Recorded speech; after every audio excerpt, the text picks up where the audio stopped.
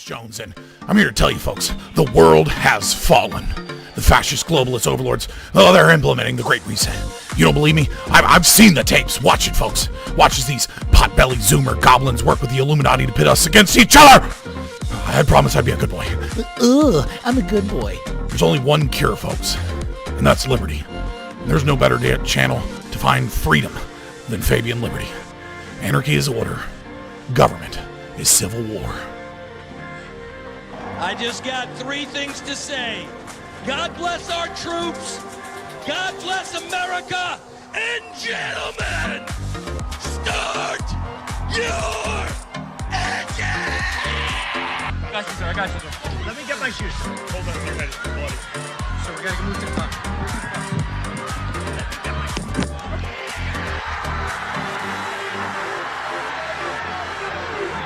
Not only do you have a micro penis, which is an important point, but on top of that, you refuse to share your Pokemon cards, and that's not nice. So first of all, a 2-inch penis is not a micro penis, okay? And for your second point, my Pokemon cards are all mine, and I don't have to share them if I don't want them. I work super hard to get them, and they're really special to me. So I'll keep them. You don't understand. You can't continue to play with us if you refuse to share your Not fair. I'm Ukrainian, and this is my bridge. I'm Ukrainian, and this is my gas station. I'm Ukrainian, and this is my school. 2 seconds earlier.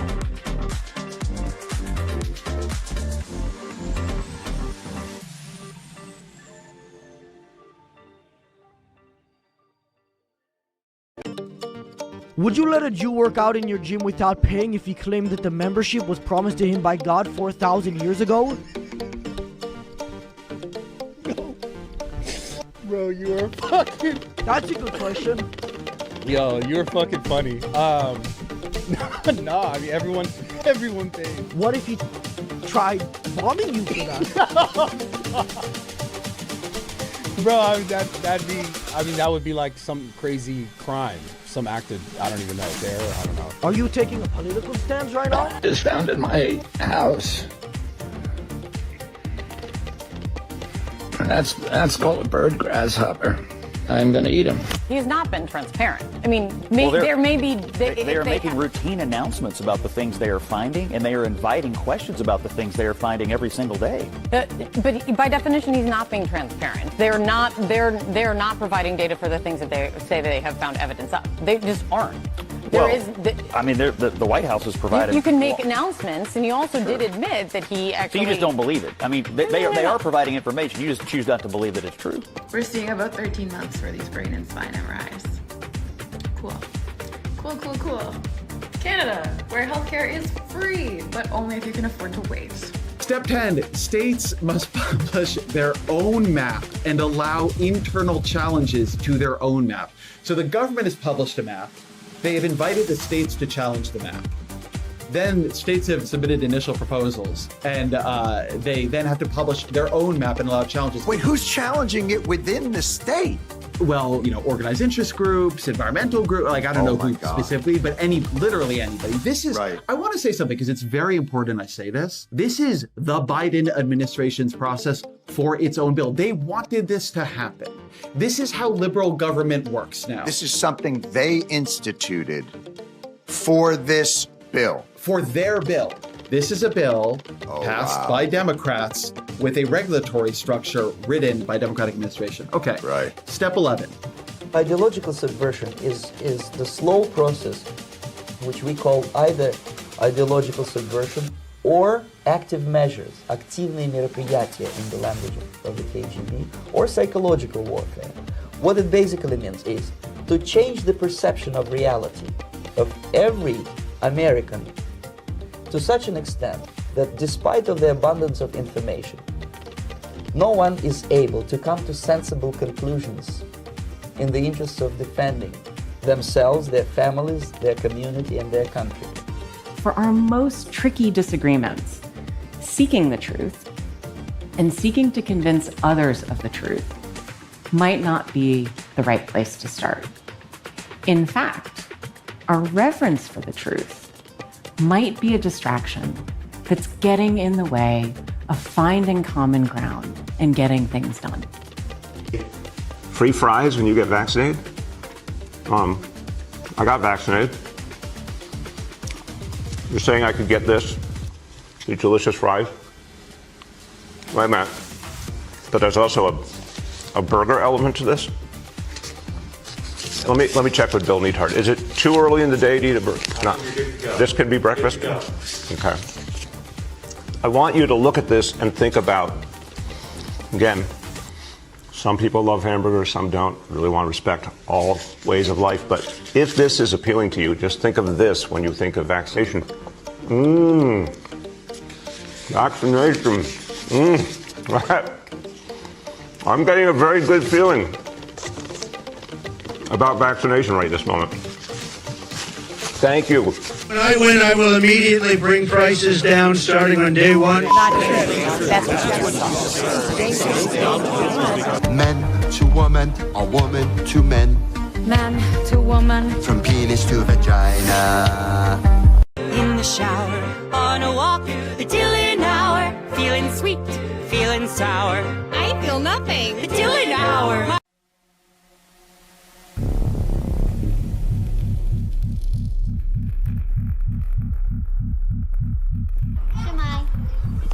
Hello and welcome to Wales. We understand being a refugee isn't easy. They're going through so much. Fleeing your country is difficult, but Wales wants to help you feel welcome. The Welsh Refugee Council is here to help you. Tell me you love me. Say it like you mean it. Say it like you mean it. You message one other guy ever again whether we're together or not. You understand me? But if you're a man who's stuck with a woman and you don't even get along with each other and it's a show marriage and you have to be together and you argue all the time and you're sexually repressed and you're being promised in secret that you can go to an island and finally be pleasured and satisfied, no one's ever going to find out, that's how you end up on the island. So this whole monogamy garbage that's being pushed by the West, especially amongst our elites, is the reason we have the biggest problem with pedophilia, and they don't have this problem in South America. The whole point of this is for me to begin to reintroduce myself. I'm doing this both personally for me, but in a professional capacity. Moving forward, the majority of what you will see will be me speaking in a professional capacity. My goal is to continue to help give a... And I'm always arguing with them, hey guys, if no one pays taxes, then who's going to stop the fires? Who's going to stop all the violent crime? Dummies. And then the LA fire happened, and the fire department didn't stop the fire because I guess they ran out of budget for water, and the police didn't stop the looting because I guess they didn't want to get near the fire, and so I guess I lost that argument. My bad.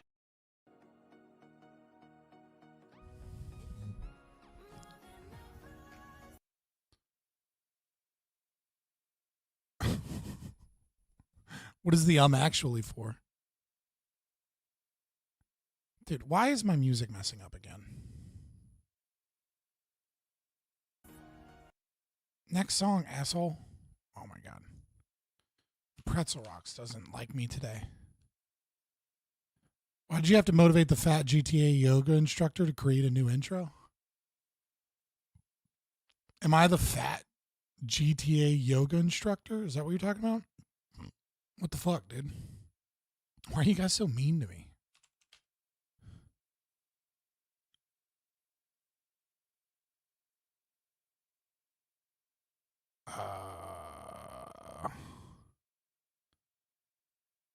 What is happening? Why is this crashing? Yes, I accept. I did not like it because I didn't accept cookies last time? What is happening?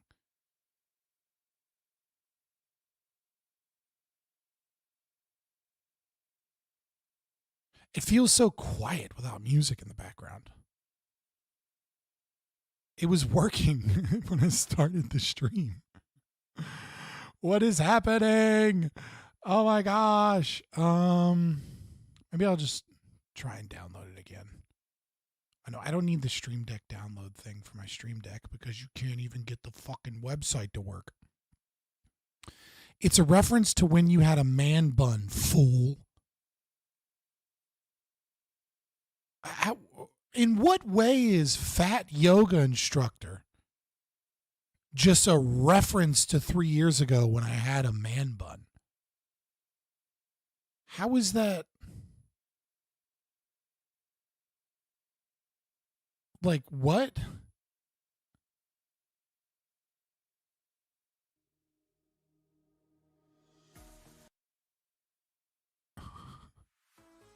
There we go. The fat part isn't a 3-year-old reference. Let's see a picture of you, fucker. Like, I'm getting my health under control. I'm doing better, boys. I didn't take a nap today. I fucking went out. I got shit set up. I'm doing good. Same boat, then shut the fuck up. Better show me your six-pack before you start talking shit on me. And just so you know, I want a picture of your driver's license like GTA 6 to put in my database. Not because I want to dox you, but because if you aren't fatter than me, I just want to prove I'm taller than you all. So you can still shut up.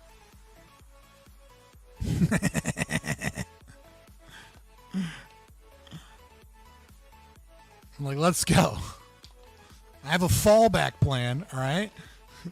It's where if you do look good, I still got you.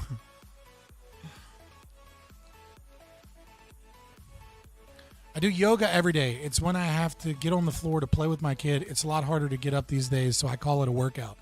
Dude, the amount of times I have laid down to play like Dollhouse or fucking play Legos with my son or something like that, and I lay down and I'm like, my sleep schedule's all fucked, and I'm like,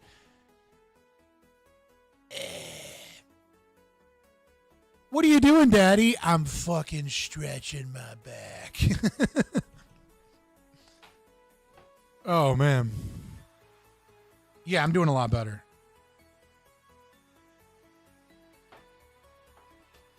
I'm 5'8". Kill yourself. Just, I mean, not really. YouTube TOS. It's a joke. Just give up. I can see why you became a libertarian. You had all that time on your hands from not getting pussy.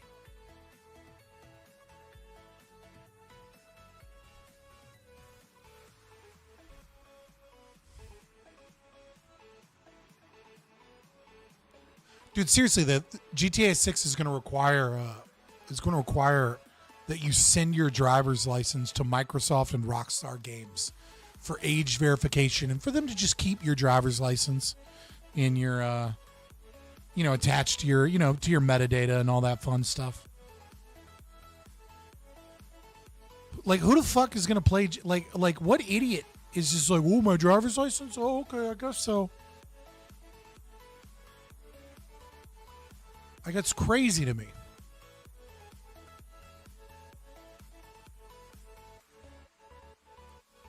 Three inches from tolerable? Oh yeah, you have to be 5'11" and lie and say you're 6 foot. Anything other than that is just, you're not making it in 2025.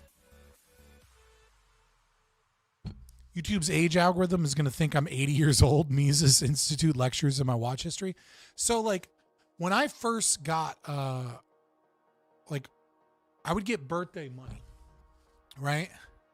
And as a kid growing up, right? And because nobody knew what to give me for Christmas. And so what a lot of people ended up getting me was Barnes & Noble's gift cards because I was always, like, buying a new book and reading it.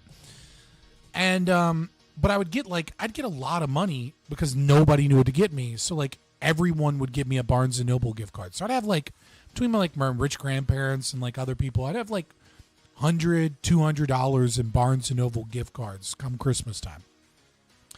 And so it was so much money that when I would go to make my big purchase, buy all the books I've been waiting to get and stuff like that, it would be cheaper for me to get a Barnes & Noble membership on that purchase because you'd save like 10% or something, and but it costs like $20, or like you'd save like 15%, but it costs $20, something like that. And so I have to give them my email address to my Barnes & Noble account or whatever to set up the membership. And because they had access to my membership, they knew what books I purchased. And for like a good 2 solid years, I was sent a lot of Viagra emails and a lot of are you prepared for retirement? Like a lot of like, here's how to do a reverse mortgage. Like I got so many ads of emails for like for like elderly citizens based off of the fact that I had mostly purchased a lot of classical literature. I mean, I had a lot of Star Wars books too, but they were like, apparently that doesn't cancel out. They were like definitely convinced that I was like an 85-year-old man.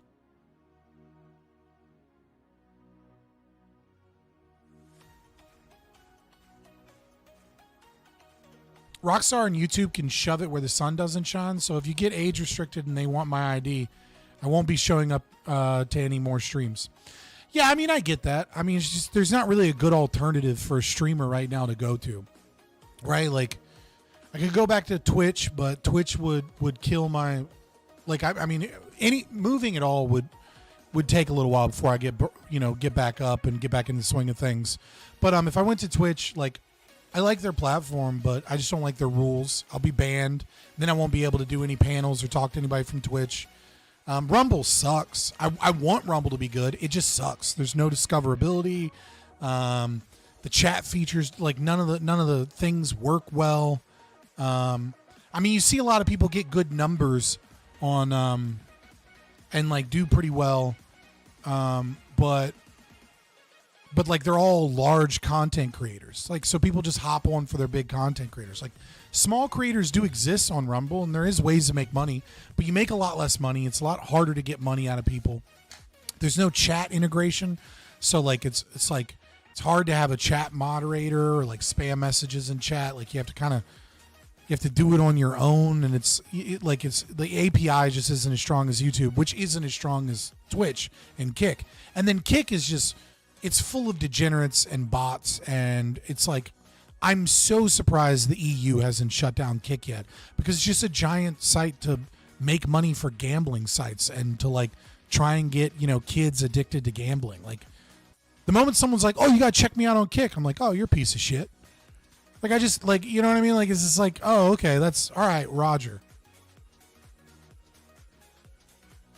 This is a yerba mate. I'm not drinking Tall Boys on stream.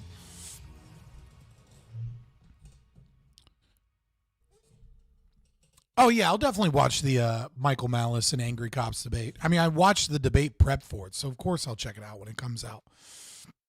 It's not what we're doing tonight. It's not out yet anyways. It's not what we're doing tomorrow.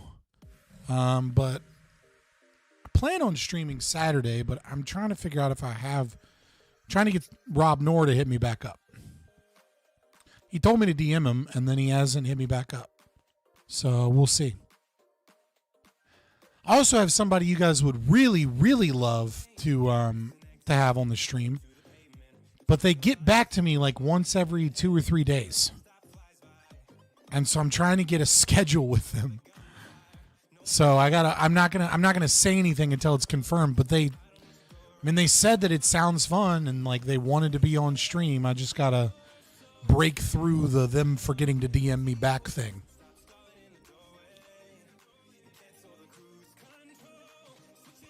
India LP? No, I've already done the India LP. Liquid Zulu? What? Okay, it's not the India LP because obviously I've already talked to the India LP like 2 weeks ago. It's not Liquid Zulu because I don't feel like you guys would be that excited for Liquid Zulu. Don't get me wrong, you might be excited to have a conversation with them, but it's not like really a big get. Like, if there was a topic or a debate that Liquid Zulu wanted to do, I could probably just DM him and get it. Hans Hermann Hoppe has done like 2 interviews in his whole life with content creators. Some Russian guy and Michael Malice. So no, I didn't get that, or I'd be freaking the fuck out. Mentis will not. I don't think Mentis wants to do. He hasn't like ignored me or anything. I just don't think he likes doing any type of live conversation. I heard that he might be doing a podcast or something soon. But I've tried to get Mentis Wave. But Mentis Wave hops in chat. He talks and stuff. I don't think he dislikes my content. I just don't think he wants to talk to any streamers for some reason. I don't know why.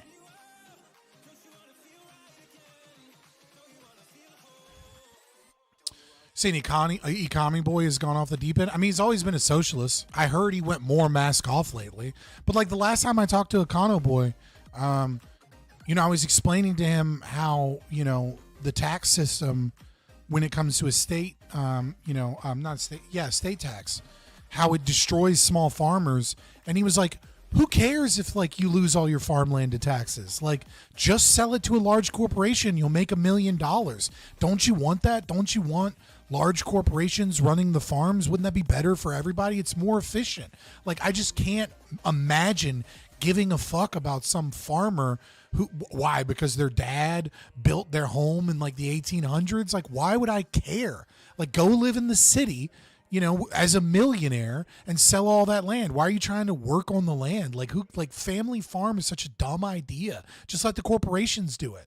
And I was just like, oh, okay. That's like, and he wasn't joking. Like, he was full on serious. I was just like, oh, wow. You just have no fucking empathy whatsoever. Got it. Fuck history and family lineage. Let John Deere own you. Exactly.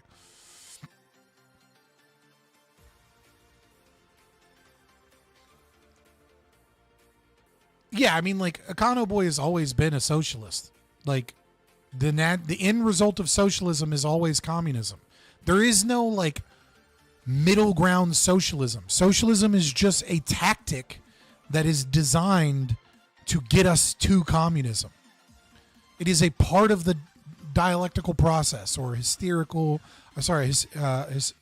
materialism, or whatever fucking commie term you want to use.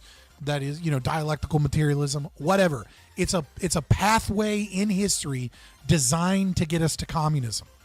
It has the exact same axioms as communism. He's moved on to government should own basically all wealth. Private businesses tolerates if they can exist. Government funds wealth funds through stock investments somehow. Yeah, I mean, he's a communist. Like, to proudly say you're a socialist is to just be a communist. There's no distinction. The only difference is that, like, a socialist either doesn't understand it or is, you know, like, isn't a communist in the sense that they're not revolutionary. But yeah, I mean, it's just a difference of strategy of communism.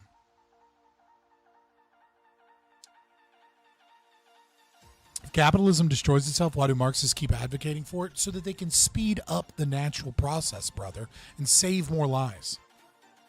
He has a gay Nazi flag background. I mean, yeah, he has the progress flag in his background last time I checked, which is, I mean, it's not Nazi.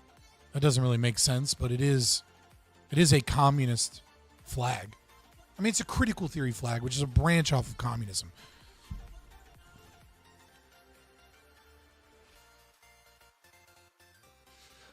Marxist Sprite Zero socialism, Diet Sprite communism, Diet Sprite Zero. Yeah, exactly. Though to be fair, Diet Sprite is like a 10-calorie Sprite or something, probably. Like, there probably is a difference, but I get the joke. But yeah, I've been doing a lot better with my health. Even like I got sick like one day and I was only sick for a day. So I'm full of fucking energy. I'm feeling better. I'm feeling grand. 10 calories is all you get under communism. You'll be dead so quick. What are the chances a critical thinking class in my university is just critical theory? Critical thinking is critical theory. That's why I don't like the term critical thinking. Like, just because boomer conservatives adopted Marxist language doesn't make it like good to continue down that road. Like, critical thinking means thinking aware of critical consciousness.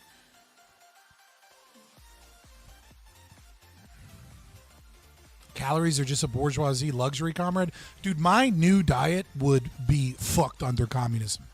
Because all I eat now is meat, spices that I know I can have, fruit, and like some vegetables. And dairy. That's it. That's all I can really eat. Can't have any carbs. Can't have starch-heavy stuff. Can't have anything with rice in it or I'll get sick. Can't have too many carbs or I'll get sick. Can't have It's been rough. It has been. I will say that. The diet has been rough. The energy has been great. The feeling healthy has been great. But I would starve to death under communism because they would not allow me the rations of meat I need.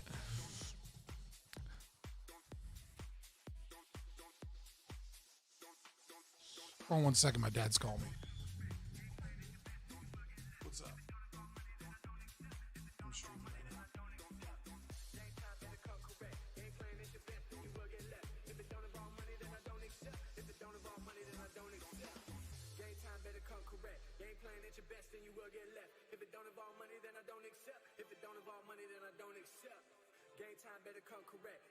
Back. Recently been listening to the history of the Chinese army, and it's wild listening to just how deprived they were even before the Great Leap in Cultural Revolution. I mean, that's kind of the history of a lot of developing nations. When you going back to the military PT routine, 6 a.m., 5-kilometer runs, running is not good for anybody. Your family can't be comedians because they have no sense of timing. Yeah, I've told my family, like, when I stream, like, at least the time of day that I stream. And, like, they never get it, but it's okay. Yeah, no, running's not good for anybody. Like, it's just not good for you. Like, I mean, like, aerobic exercise is good for you, but, like, high impact on your joints is just not, it's just a bad idea for everybody. Unless you're, like, training to run. You know what I mean? Like, I get it if, like, you're an athlete of some sort. But other than that, like, it's, like, there's just better ways to get aerobic activity. Would you consider martial arts good for you? I mean, it depends upon what martial art. Some of them suck and are useless. And then you got to be careful, especially starting off, that you don't get hurt if you do like Brazilian jiu-jitsu or something. You got to be careful rolling with like overeager, you know, like people that are like low in belts so that you don't get injured. But so long as you're like careful not to get injured, you know what I mean? Like in like an MMA gym or Brazilian jiu-jitsu or something, that's good. And then like, you know, you're fine doing like taekwondo or kickboxing or something like that. Probably not going to injure yourself. It's a good workout and it's going to train your mental resilience and make you decent at protecting yourself. It's good all around and probably humble you if you spar. They think they're shaming me, but I'm at peace with my porch beer at 5 a.m. Oh, I was like, what are you talking about? We bought in a nice neighborhood. I watch all the runners when I get off at 5 a.m. and sit on the porch drinking my beer. That's funny. 5 a.m. is a wild time to sit and drink beer.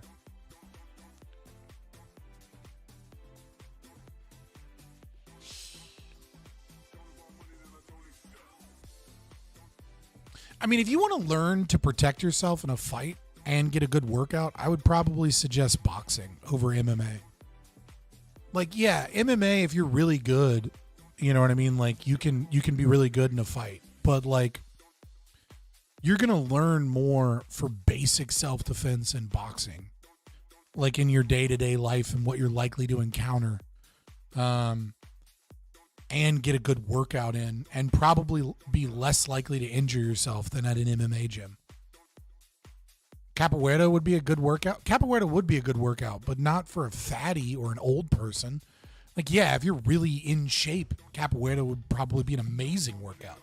But at that point, you're like, might as well be doing like advanced Thai bow. Like, you know, like you're not, like at that point, you're there more for the workout than anything else. I'm sure capoeira is an insane workout. I don't know enough about it though to know if it's like good for your joints or something. I need to fix my taskbar. Taskbar behaviors, automatically hide taskbar.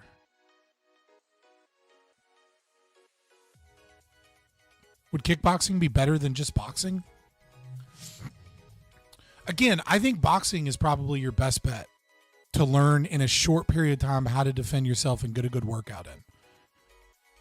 Like if you want to add in like protect yourself, kickboxing, Muay Thai, Taekwondo, boxing, MMA gym, Brazilian Jiu-Jitsu, and Judo are all good ways to learn self-defense and learn how to protect yourself. I think Brazilian Jiu-Jitsu probably is more humbling, maybe, you know what I mean? But, but that just is, you know what I mean? But like, I haven't taken martial arts since I was a teenager, so what the fuck do I know? And I took Ishinru, which was fucking useless. Taught me how to throw a punch. That's about it. I did a whole bunch of katas so I could learn how to fight in hallways. It was stupid. It's like, it was one of those dumb martial arts.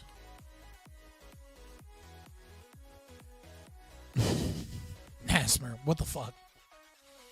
Boxing and Taekwondo in particular, teaching distance from attack is important on the streets. Yeah, exactly. Like, you'll learn striking, you'll learn how to avoid a punch or a kick. Like, you'll learn basic fighting and like be better than someone who's untrained. Judo looks more like a sport martial art than actual defense. Yeah, for sure. But judo will teach you like takedowns and like some elementary grappling. And might be a good workout. Again, I'm not telling you how. I'm not trying to give you advice on how to become a perfect fighter. Go watch Joe Rogan. You know what I mean? Like, there are people that know more about this than I do. You asked my opinion, so I figured I'd give it. These are the ones that seem to have some level of learning self-defense, learn how to strike, learn how to protect yourself. Yeah, I wouldn't take judo, Mark.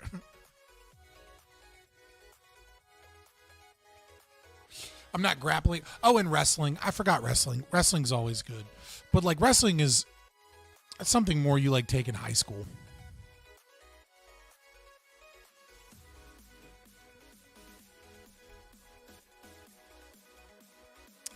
That's the ultimate way to defend yourself from what? Gotta learn gun kata from Equilibrium. Dude, Equilibrium was a fun movie. I haven't seen Equilibrium in a long time. It has my favorite poem in it, though. That William Keats poem, like, I don't remember, like the tread carefully for you tread on my dreams, or it's like, but I being a poor man, have only my dreams and I lay them before you, or like I lay them before your feet or something. I can't remember the exact line.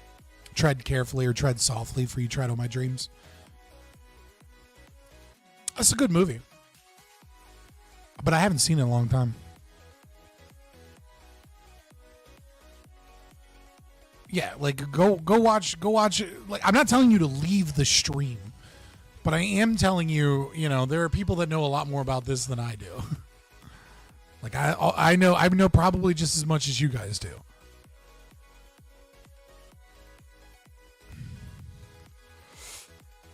Oh, pardon me. All right, let's get into some fun things I want to talk about. Some fun little random things to share and have fun with. So, 7 o'clock, sometime in the next hour and a half, Kasimir is going to hop on. Kasimir I wanted him to explain something, because there is this socialist infiltrating that seems to be like a pattern that's occurring. And there's he has a presentation or like a discussion on something that he's kind of been talking about that I wanted to talk about. There's something else, about, Torch trying to push some shit into the LP. We'll do before we talk about that. And then we'll react to infrared video, Kasimir and I, for a couple of reasons, but I'll go into that more when we get to it. But I find it to be an interesting kind of thought. And I think you guys will like it. One, because we'll probably get mad and we'll yell about communism and how it's retarded. But two, there's another reason I want to get into it, and another reason I want Kasimir there. So it should be fun. So I'm not the only one noticing this. I feel like the LP has been getting subverted this whole time. It's just a resurgence of what was there before, which are the Prags. But there is a serious problem with, and we'll talk about it more when Kasimir's here. But that's kind of like the content we'll do here in about an hour, or maybe 2 hours at the most. That being said, let me pull up some stuff I want to talk about. Some things that I find funny. Okay, we'll start this one off. This shit was just hilarious to me. I know that you guys are going to like this. I just think it's funny. I saw this video. This isn't a true reaction, okay? I saw this video and was like, we gotta show this on stream. I know my audience is gonna love this shit. So let me get just a second. Yeah, here we go. So this is guy talks to a police. So this is some First Amendment auditor, and he does the most amazing thing, which is he's at a police parking lot and he just talks to the cops the way cops talk to people. What's this about? Is that a problem? Yeah, this is a police law enforcement parking lot. Yeah, it is a problem. Oh. Who are you? I'm Detective Mike Jardine. Oh, yeah? First Amendment auditor. Okay, so First Amendment auditor. I didn't realize I had to explain this. Hold on. So a First Amendment auditor is someone that goes out and films the police. Now, a lot of them, what they'll often do is they'll intentionally create situations that get the police to come on First Amendment grounds. So, for example, they'll go to a police parking lot, or they'll go into town hall, or they'll be on a sidewalk somewhere near a business that they don't like or something. And what police will do is they'll show up and they'll tell them, hey, you got to leave. You're not allowed to be here. And they'll be like, hey, dude, it's public property. And so these people basically are there to antagonize the police in some way, shape, or form. And they're kind of assholes, most of them. They're not great. They're usually libertarians or liberty-minded Republicans. And some of them are cool. Some of them are assholes. Most of them are assholes. Some of them are cool. And they're just there to protect our rights, right? Like it's a noble goal. That often is done in a shitty way. And the noble goal is to ensure that we get to keep our First Amendment rights, that we're allowed to be on public property, that we're allowed to film police doing their jobs, and things like that. Some of them are dicks. Some of them know their rights very well. Some of them don't know their rights at all. But the goal for some of them is the hopes that they'll get their ass kicked and arrested when they shouldn't be arrested, and then they can sue the police department, and then they're like, and see, I did a good thing because the police department was sued and they fired that guy and they changed their policies, and now there's going to be education. I'm here to protect your rights. Except the problem is that your taxes pay those fucking payouts, and usually nobody gets fired and nobody really cares if they don't change. I don't find it to be a good strategy. But nevertheless, there are some of them that are cool and they're good people, but some of them are assholes, and they kind of make us look like assholes. I don't think they give us a good name most of the time, but some of them are hilarious, like this one. I'm Detective Mike Jardine. Oh, yeah? What are you working on? What are you working on right now? Several cases. Okay. What is this about? Are you working on something right now? Am I? Yeah. I am. All right, what are you working on? What are you working on? It doesn't matter what I'm working on. I'm asking you, what are you doing here taking pictures? Where have you been today? Have you been here all day, or have you been out and about a little bit? What is this about? Who are you? I'm asking the I'm asking the questions. Hold on, let me get that. What is this about? Who are you? I'm asking the questions. Where have you been today? And the cop's brain breaks. He doesn't know how to deal with this. And it's like the tactic has never been reversed on him. The way that they talk to people and like kind of trips them up is like the tactic he uses. It's not working on this fucking 95. It's like completely working on this 95 IQ cop. He's like, huh? Have you been here? I'm asking the questions. I'm asking the questions. Property. You're on this property, so you need to answer my questions. Are you drunk? And then as soon as he starts flipping up because he's like pressured, he's like, "Are you drunk right now?" This property, so you need to answer my questions. Are you drunk? Why are you slurring your words today? So have you been here all day, or have you been out? Have you been to the bar today at all? Who are you? Have you been to the bar today? Who are you? I'm an investigator. Investigator for who? Investigative journalist. I investigate corrupt officials. So I'm wondering, where have you been today? Have you been here all day, or have you been out at the bar at all? Working on a fraud case. That's Okay. where I've been. Okay. Have you been to the bar at all today? No. Okay. You got any drugs on you? Have you used any drugs today? What a ridiculous question. Yeah, what a ridiculous question. It's funny. It's like he doesn't even notice the irony. He doesn't get the joke at all. He's just getting frustrated. Like the cop can't get it in his mind that like, hey man, this is what you do to people all the time. The way you feel right now at being asked irrelevant, stupid questions that are designed to make you look like a bad person and designed to make you trip up so that we can do some bullshit road sobriety test or something. The thing you've done your whole career, I'm doing to you. And it's like, he can't fathom it. That's not a ridiculous question. Do you know where he's been today? I don't keep tabs on him. Okay. Out and about. Do you know what time his shift started? Not off the top of my head. Okay. Does he usually drink on the job or no? Not that anybody knows of for sure. Have you guys ever breathalyzed him while he's been on the job? To be fair, this guy's a detective, not a beat cop. I mean, how did he become a detective? You can go be an FBI agent. You can like go to college and then go to Quantico and then go be an FBI agent. You can't become a detective. You have to be a cop before you're a detective. Like so, like he did this shit before at the minimum, and he probably still uses the same similar tactics when he's questioning people out on the road and shit. He knows of for sure. Have you guys ever breathalyzed him while he's been on the job?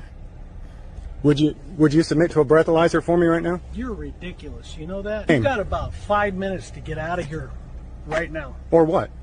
Or what? You're on my law property. enforcement. This isn't your Yeah, it is. property. Shut the hell up. Get out of here now. What'd you say?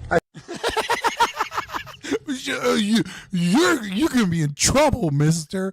Like he sounds like a fucking toddler imitating a parent. He's broken him so bad. My property. This isn't your Yeah, it is. property. Shut the hell up. Get out of here now. What'd you say? I said shut up and get out No, of here. you get out of here now. Hey, you better get your boy.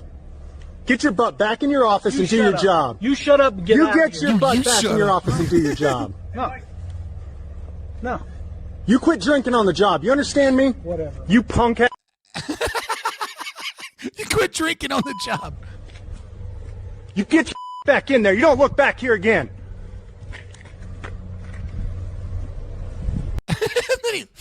We'll look back.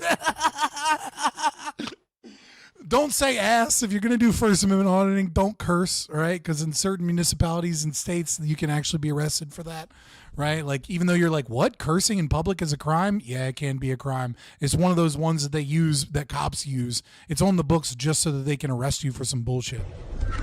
I'll be watching you. You are now under investigation. To be clear, it has not been proven that Detective Mike Jardine is or was drinking on the job.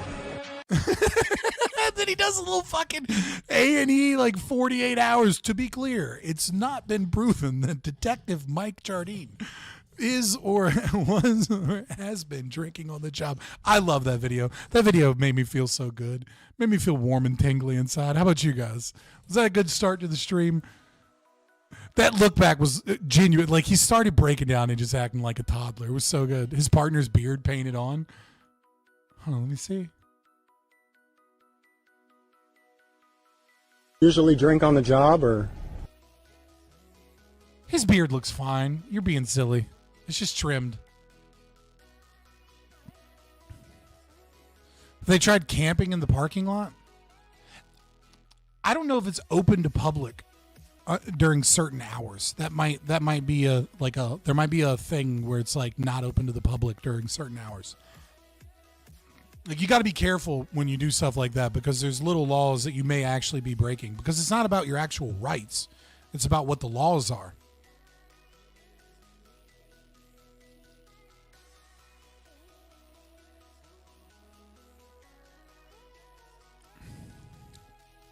Oh God, I thought that was funny. Fuck you guys if you didn't find it funny. He just got it lined up at the black barber shop is all. True. That's almost certainly what happened, actually.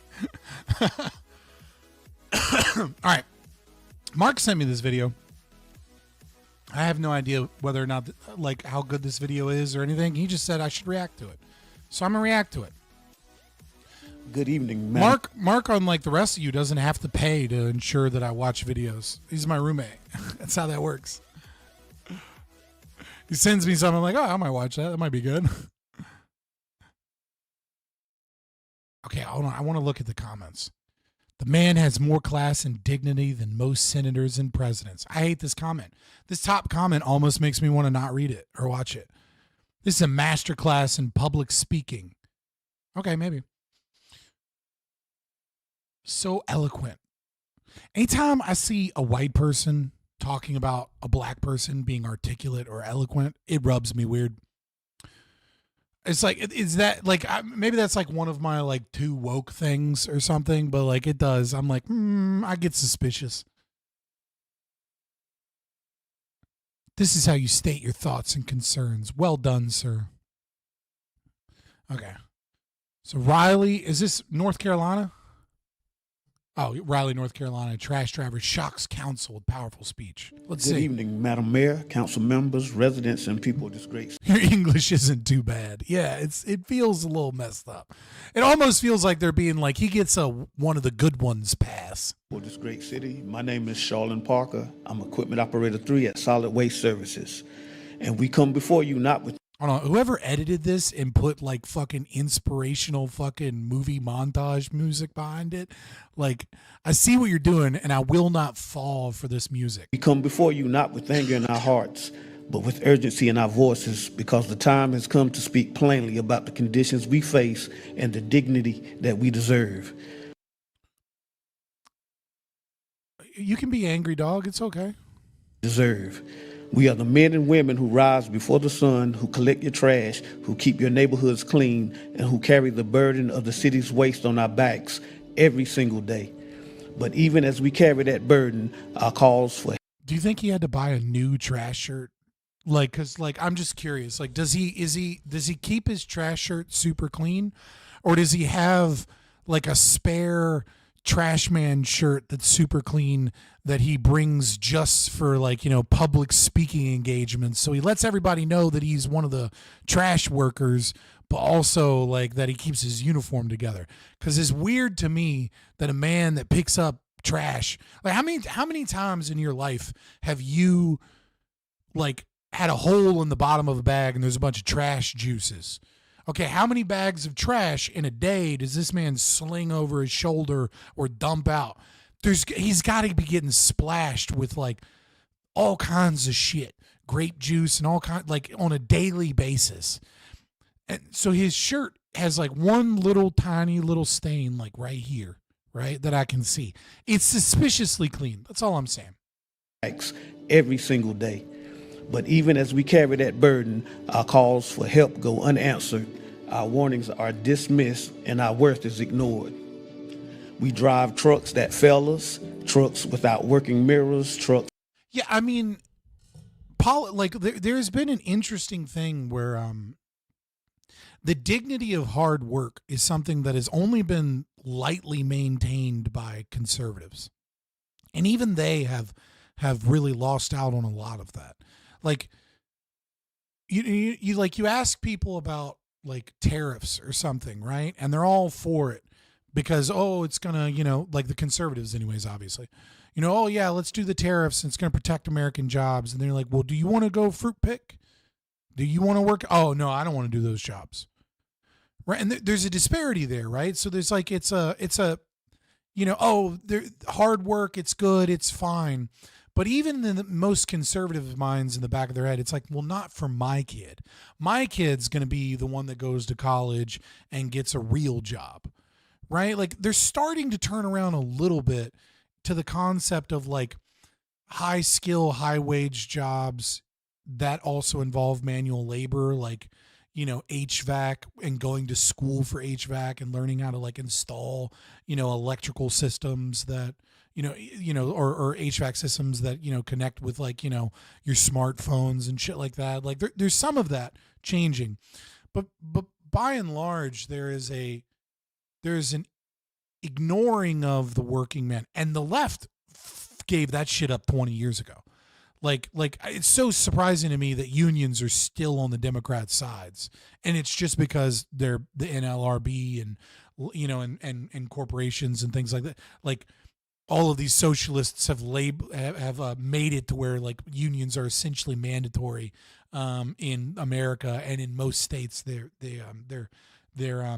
or most northern states especially they are mandatory and they're deeply protected.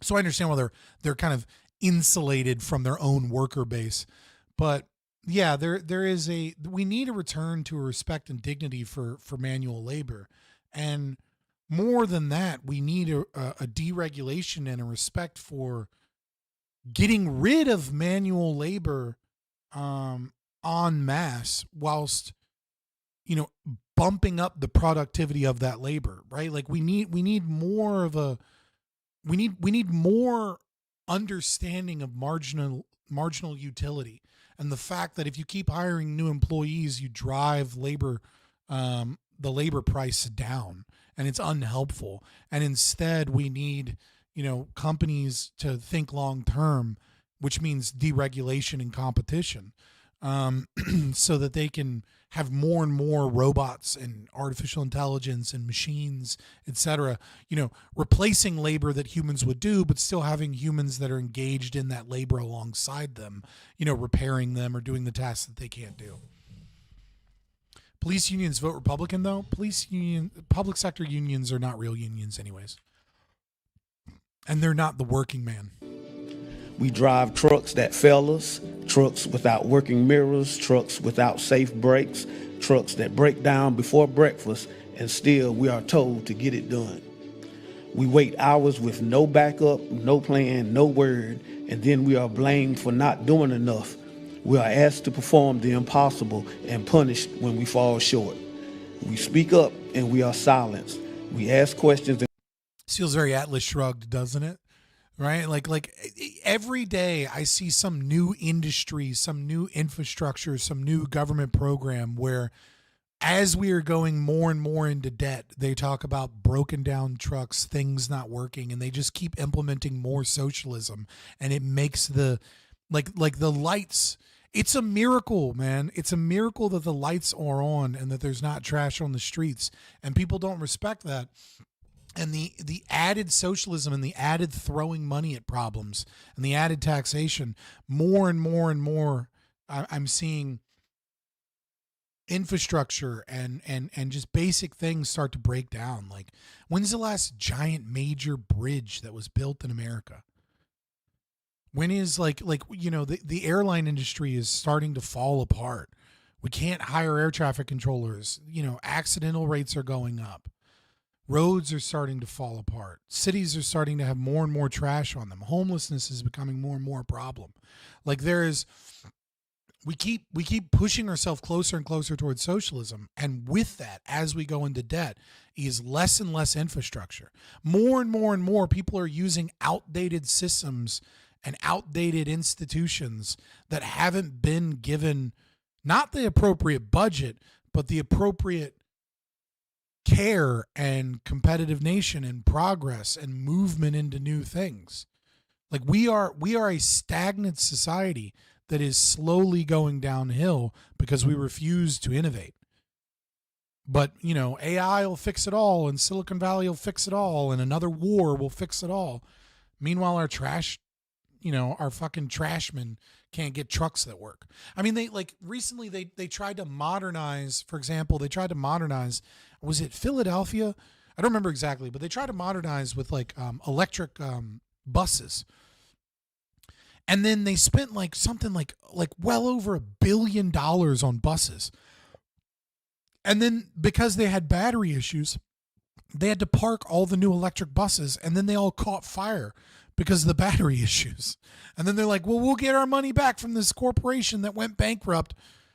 It's like it's cronyism and socialism paired together is like the worst fucking nightmare. And so what did they do? They just went back to the old buses, and they're a lot cheaper. And by cheaper, I mean, sorry, not cheaper. They're out $1 billion, and now they don't have any new modern buses. Said they're just using the same old broke down buses.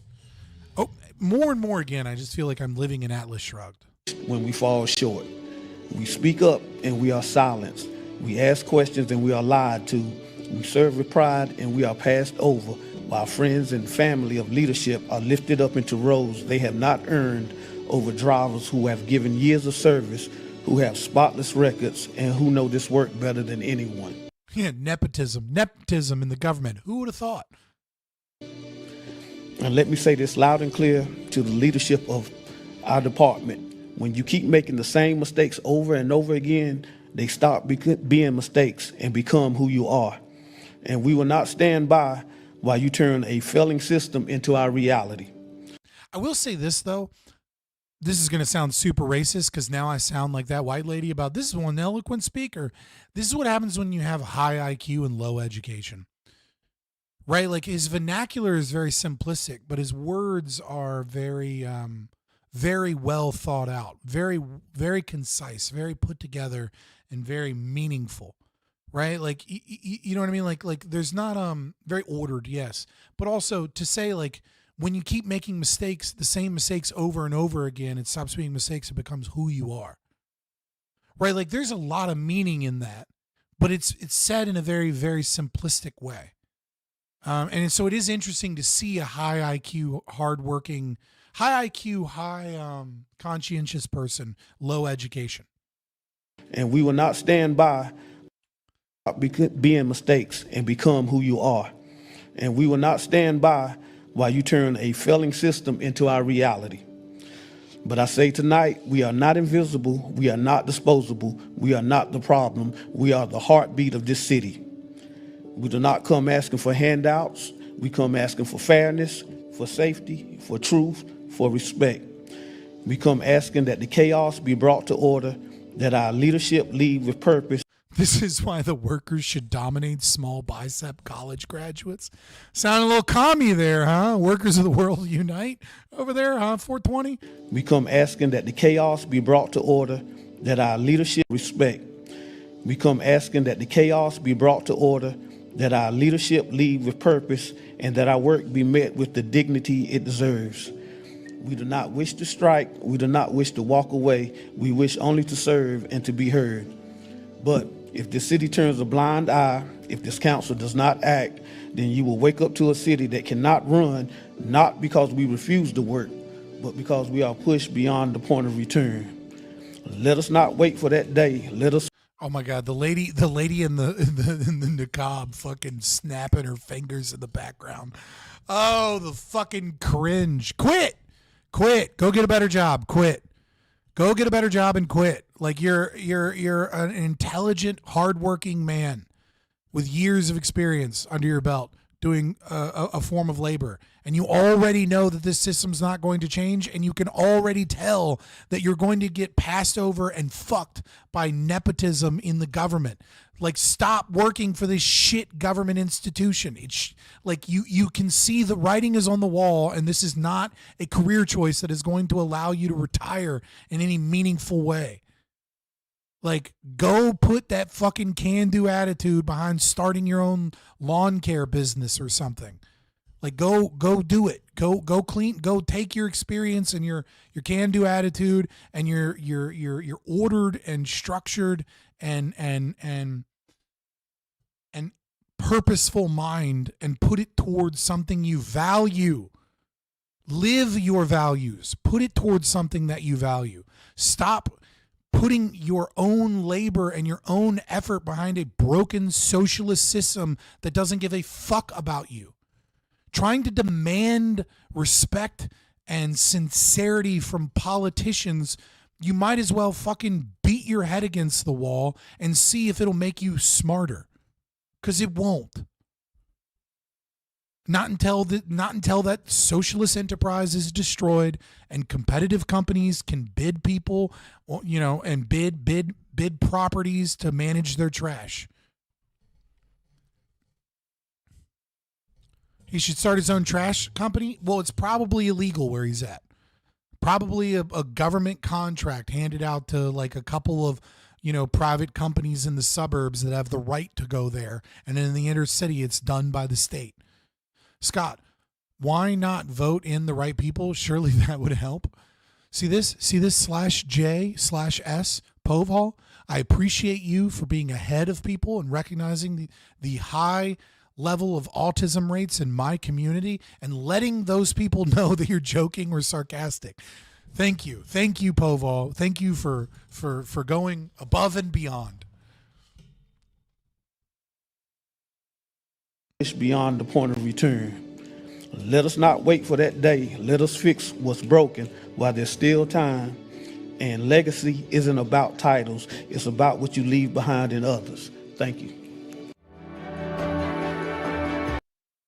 Yeah, I mean, like, I appreciate this guy's sentiment and I appreciate this guy's struggle, but it's a classic case of, I mean, but like, it's just like, you're not going to fix a system that is incentivized to be broken.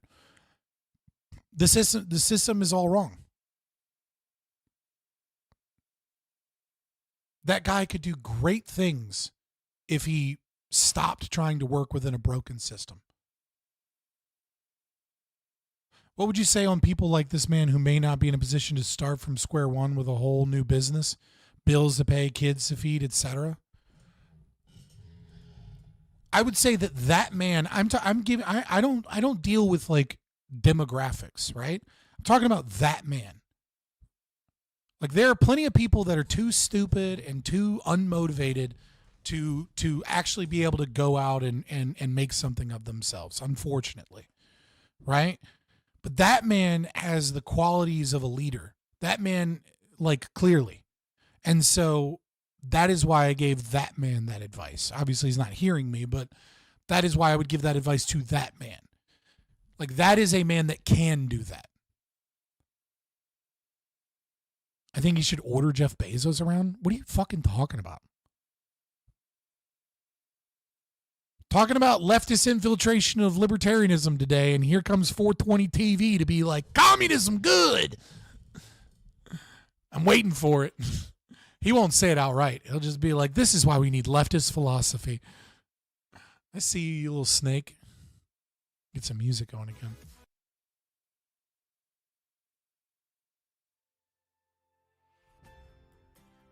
Yeah, 420 was the one that thought Somalia was a good example of anarcho-capitalism and was telling chat that we need more leftists and that leftist philosophy is good. Okay, but what if his speech was written by ChatGPT? ChatGPT would have written a more verbose and specific speech. I'm pretty sure that guy wrote that speech. He might have had help, but it wasn't ChatGPT.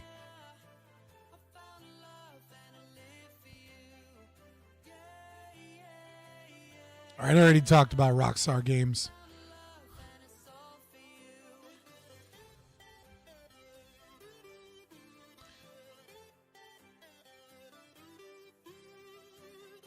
$71,000 a year for truck driving in North Carolina. He could do that. Is that really how much you make for being a oh, you mean that's how much it is to be like, to get a CDL, like after he gets his CDL? Yeah. Problem with 71,000 is that's like, if it's just truck driver in general, then it's comparing owner operator versus employees. So employees might be making like 50K, whereas like owner operators might be making 80, 90K. And then the average or the median includes both groups. Right, so if you're in the owner-operator category, that means you got to get a loan to buy a fucking 18-wheeler.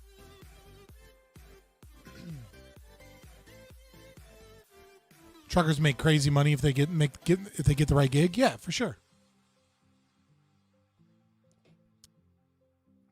I used to be good friends. Well, my family used to be good friends with somebody that linked up truck drivers so that they could like get another job on their way home. And it was like her whole business.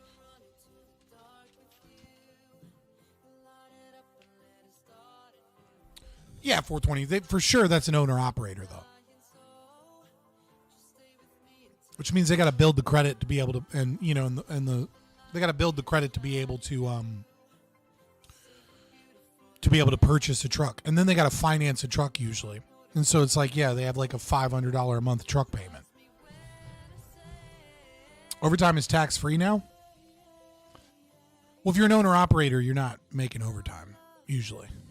You're doing contract work. But yes, overtime is tax-free now. Not my favorite policy from Trump, if I'm being honest.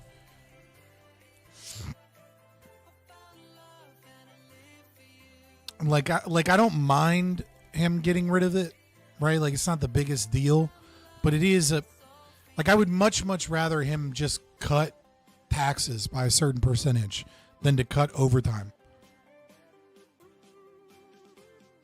Like, I think it's a bad tax cut because it's likely to lead to some unintended consequences by preferencing or incentivizing one form of work over the other. Because, like, overtime work is dangerous. Not in every profession, obviously, and not for every person. But people get tired. They start making mistakes. It can cost the company money. It can cost the person money. It can cause unemployment insurance to go up or workman's comp insurance to go up. A lot of things can come from overtime.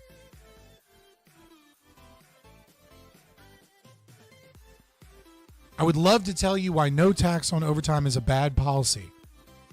That's literally what I'm saying. What, are you going to come in and educate me on how you agree with me? And if you can do it in a few sentences, just do it in chat. You know what I mean? Like, there's no reason to...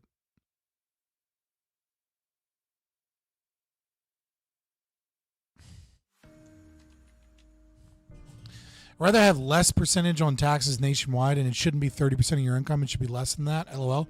Well, it should be 0, but you know what I mean? One step at a time. Working 1/3 of your career for the state is kind of crazy. Poval, those aren't the right numbers. You're working 60% of your career for the state. If you make decent money, it's like 60% of your life is for the state. Because you're just looking at taxes that come out of your paycheck. Okay? So, number one, 7.2 or 7.1% of your paycheck goes to Medicare and Medicaid, Social Security, Medicare, right? Well, your employer has to pay payroll taxes, which match that. So, right off the bat, whatever your tax rate is, you need to add another 7.1%. Because that's taxes your employer, when they hire you as an employee, is forced to pay the government. So that's money they could be paying you instead, but they pay the government.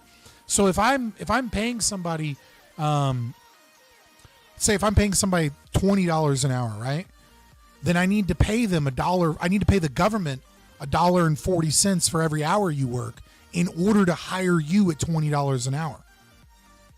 So even though you're making $20 an hour before taxes, you're actually making $21.40 an hour.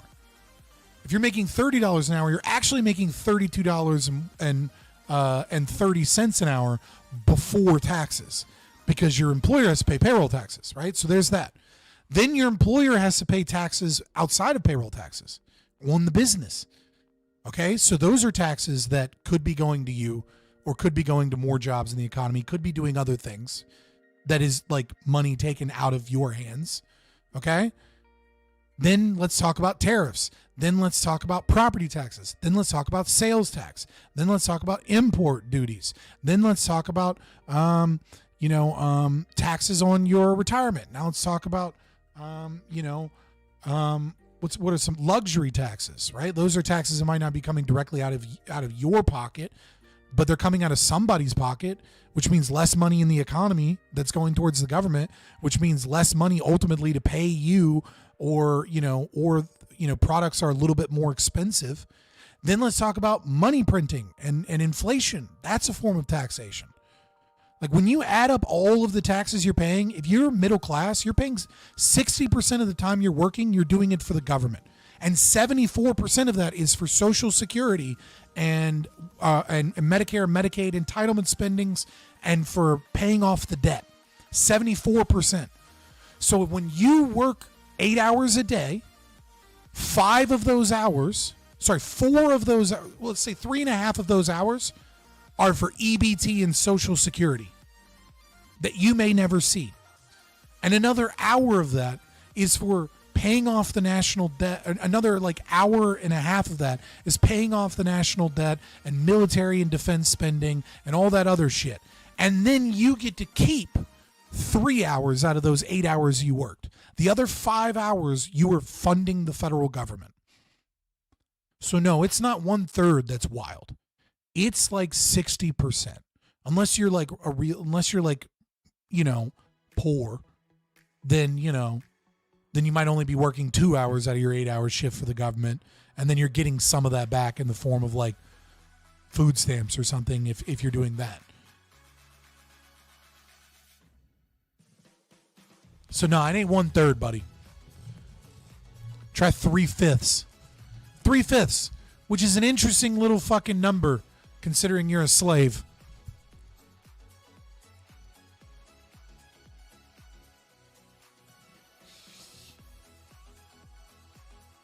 I was gonna say most people.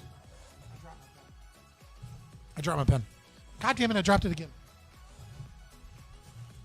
I took a shower and then I put body butter on, and then I put tea tree oil in my hair and my beard, and then I shaved too, and then I came out here and then I put beard balm in my beard and brushed my beard. There's a lot of random ass oils on my fingers right now. 3/5 compromise my paycheck. You got the joke. I was gonna say most jobs that pay people out crappy wages for at least $13 to $19 an hour, wouldn't most of that be low due to government regulation to undercut more jobs to be less paid more? I don't understand the question. Scott putting on body butter so you can slip away from the incoming IRS agents. You guys have given me a grand total of $4 since this stream started. All right. So currently, at the current rate, I'm making about $3.50 an hour. Minus maybe like the 10 cents I've made on ads. All right. So the IRS isn't coming for me, buddy. I'm sorry. And that's a membership. YouTube takes a fucking 30% cut. So I've made like $2.90, all right, an hour right now. Like maybe like $2.85 an hour. That's what I'm making currently in this current stream. All right. So the fucking, the IRS isn't coming for me, boys. I'm fine. Fabian says I shaved and gestured down his body. I did not shave down there. I shave my nuts. I shave my dick. I trim the surrounding area. You went there. I answered the question. You happy now? Do you feel better knowing that about me?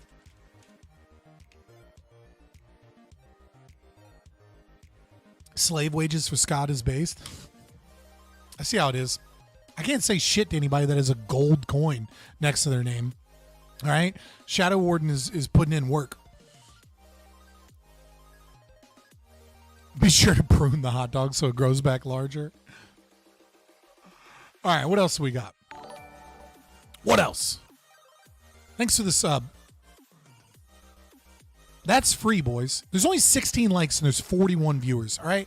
I get that you guys don't want to give me your hard-earned money. Times are tight. Groceries are getting expensive, all right?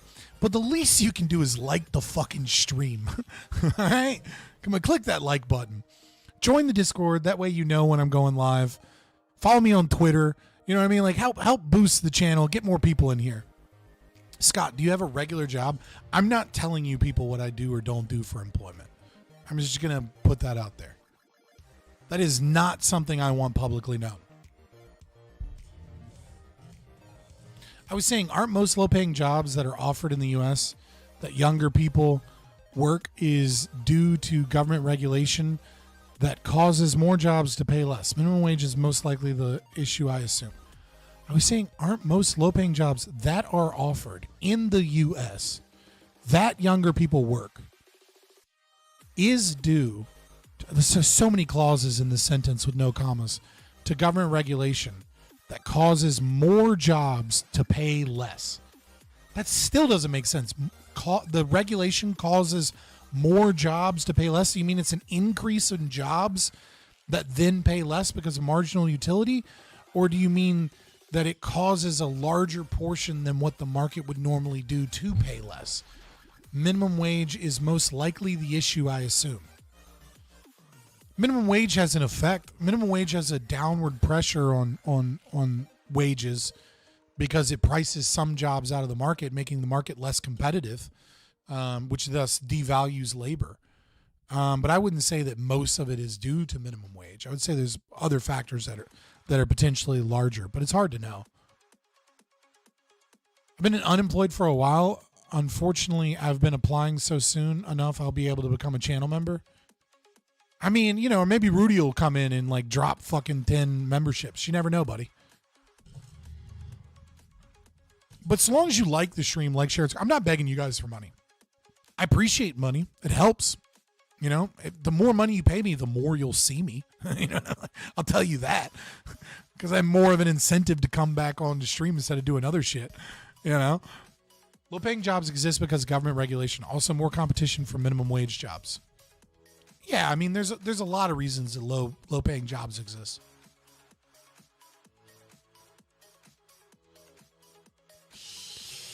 Keep putting in the good work, Nicola. Keep going for your third round of interviews. I know it's rough. All right, let's see. I do have so much shit I want to talk about. All right, I'm going to do something that's crazy and controversial. All right? I'm going to do an incredibly unpopular opinion. That's what I'm going to do. And nobody here is going to like this, and this is going to be really uncomfortable.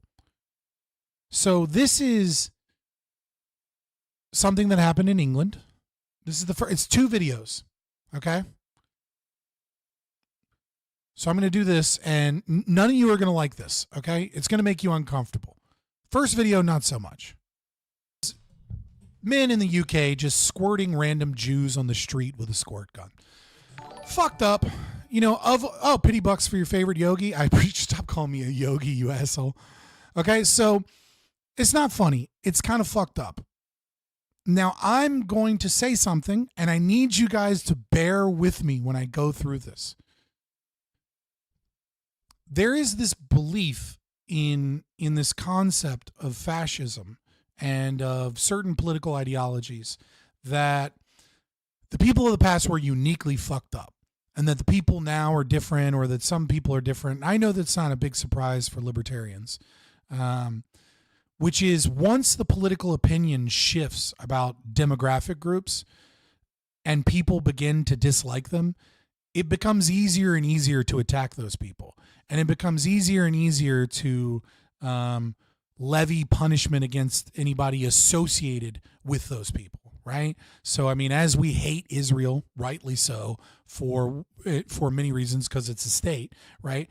A special hatred of Israel I find to be stupid. You know what I mean? Like a lot of people have a special hatred of Israel compared to other governments and things like that. I find that to be silly and dumb. Hold on, let me, Kasimir, I just...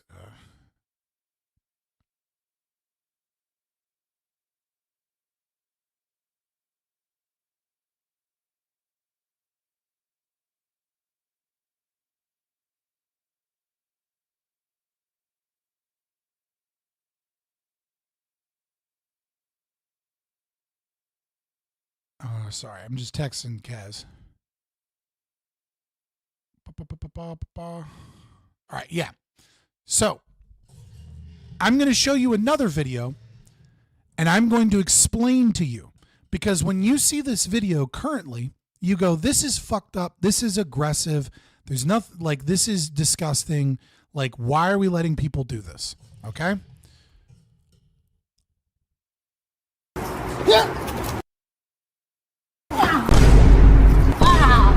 As far as I'm concerned, this is the same video. Are you gonna tell the truth now, buddy? Bro, what the fuck, man? I didn't do anything. We know you was trying to a little kid. No, I didn't, bro. So what the fuck were you gonna do? Leave me alone. Why would we leave you alone when you was trying to fuck a little boy? I didn't do anything. You didn't get just tackled right here by Dr. Pepper? You know what the fuck is going on, bro? I said I'll be 15 next month. He's all for it. Show the check. Whoa. Show me your please after that. Why'd you say that?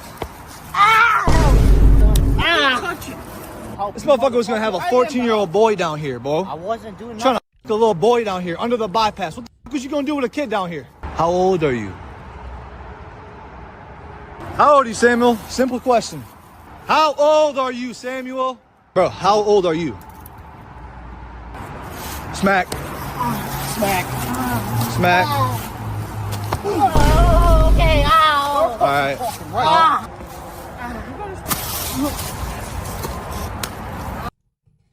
You feel a little differently about these two videos. I imagine a lot of you feel righteous indignation and think that this video is correct. The dude is presumably a pedo. I don't know how much I trust these guys, but let's assume that he is for this video. He's a pedophile that wanted to abuse a child. And so you feel righteous indignation. You feel like this guy deserves to get his ass beat. But the more I look at it, the more it's kind of obvious that this, every time I see one of these videos, they're very clearly like fucking, like not right in the head.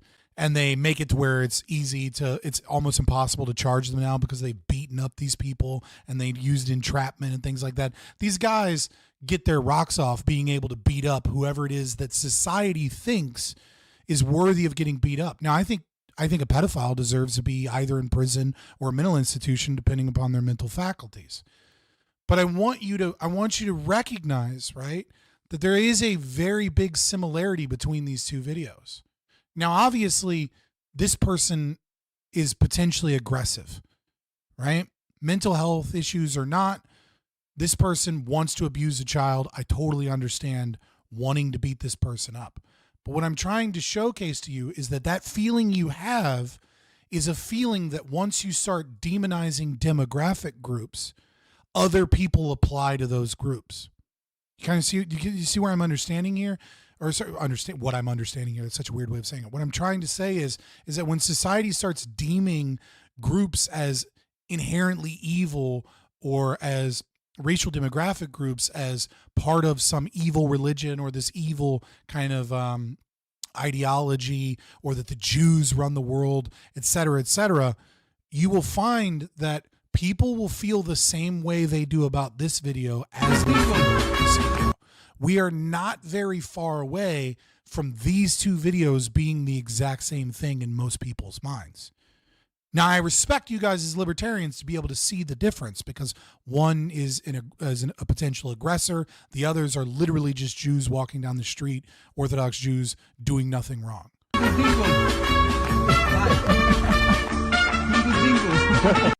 But they're feeding off of the same mentality, that these people deserve it, that these people are other than human, that these people can be attacked because of whatever it is that they represent. I feel disgusted by both videos, to be fair with you. Not because I think pedophiles deserve any fucking protection or anything, but because most of these people look like they're mentally ill. I don't trust these people to have done enough to believe whether or not they are or aren't. But even if I do believe them, most of these people look like they need to be in a mental institution.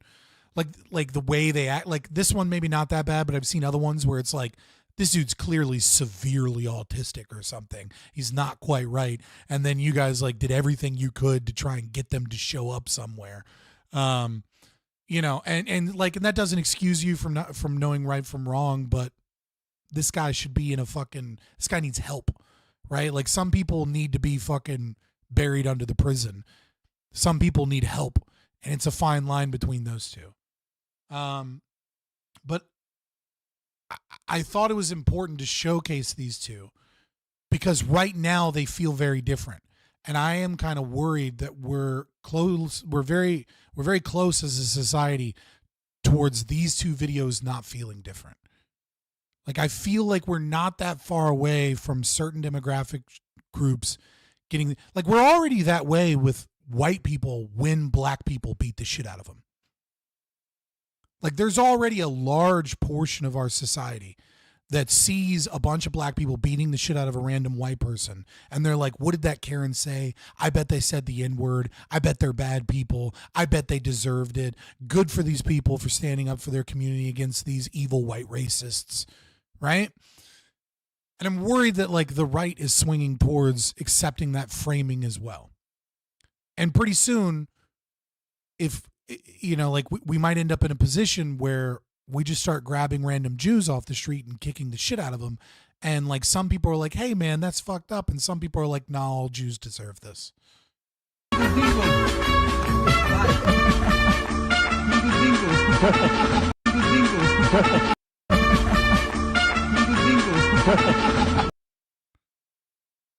So yeah. That being said, let me check in on Kaz. Kaz is in the chat. Let me see if he's ready to go. It's a me. Cannot share while offline. What? More options.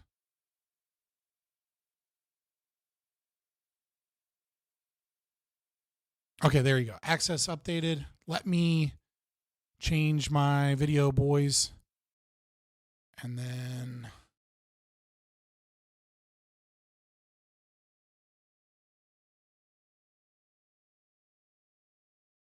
we will hop in real quick. We're doing this. Let's get some music going.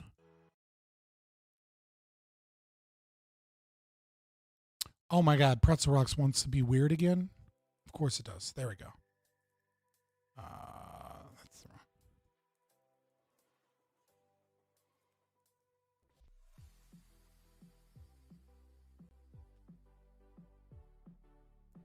Why are you using OBS Virtual?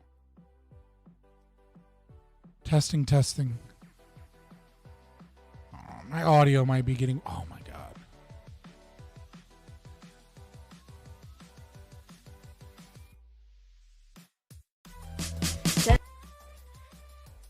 Testing. Oh, my God. Why does it do this? Of course it's doing this again. Testing. There we go. All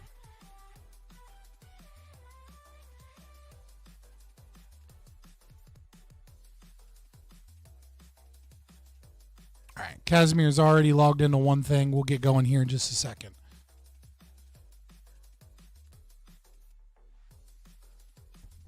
Now that's a beautiful background.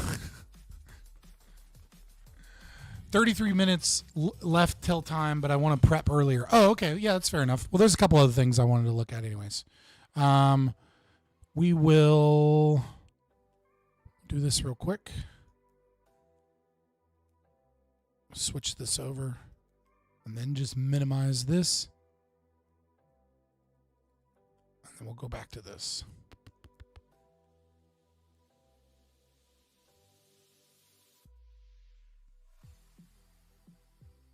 When did my graphics driver gave me AMD privacy camera or whatever? I got to figure out what the hell that is. I guess it was some big AMD thing.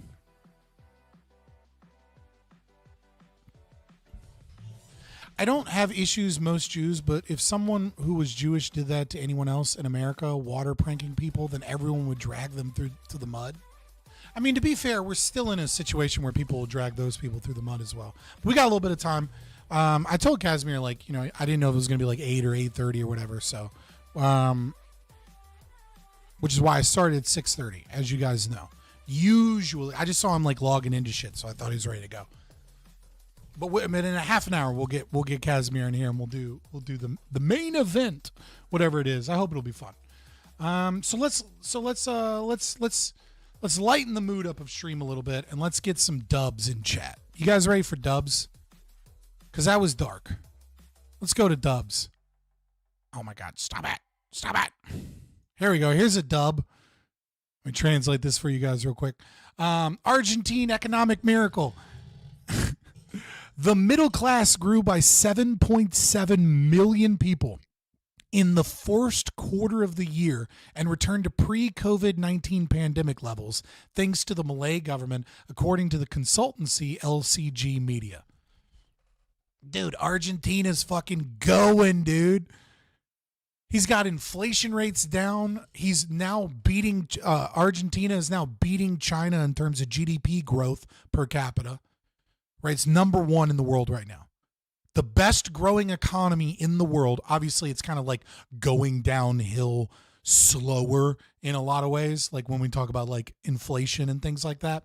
But holy shit, did they fucking do everything they could to demonize Argentina? But Argentina is just rolling with the punches, just can't stop fucking winning. What was the other one that that happened recently? The other economic metric, if I can find it.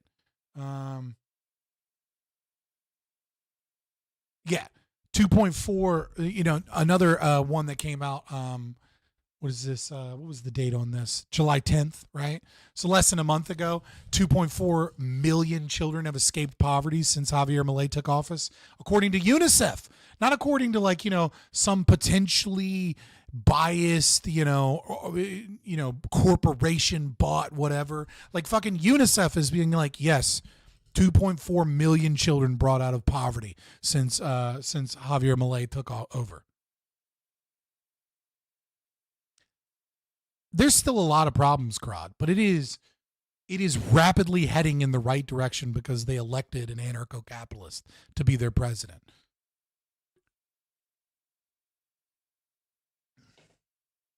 I mean, UNICEF is definitely biased.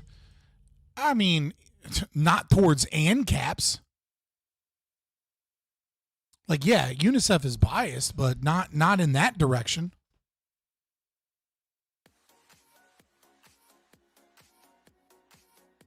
The Libertarian infiltrated United Nations. Also, he went to the United Nations and gave a speech and told them all to go fuck themselves. He called them all a bunch of, he said the United Nations should disband, and that it was that it had given up on any semblance of what it was when it was first established to be and that it was full of corporations, trying to exercise, control and power over other countries, that it was anti-liberty and that it was a disgusting institution that didn't resemble any of the original ideals behind the neoliberal movement that birthed it. So, I mean, if anybody was to lie about Javier Milei, UNICEF would be one of them. Yeah, remember when he went to the World Economic Forum years ago and gave a speech, and then people were like, see, he's bought out by the WEF. And literally he went there twice to just go shit on the WEF because he's an economist and they let him speak. Dude, he's crushing it. 2.4 million children escaped poverty as of a month ago. 7.7 million people in the first quarter of the year entered the middle class. They're back to pre-COVID numbers.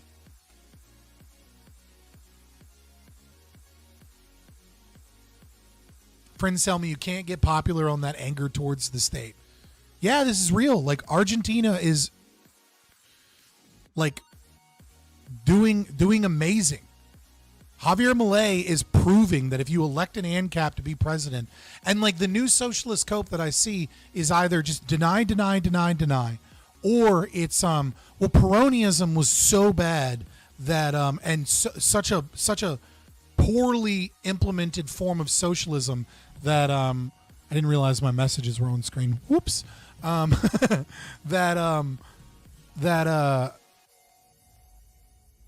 It's such a poorly implemented form of socialism that even neoliberalism in this instance might be a little better in the short term.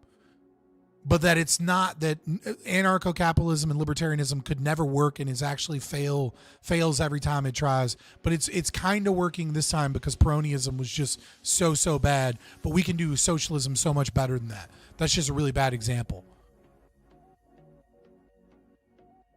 If they re-elect him, imagine the level of meltdown the socialists will endure.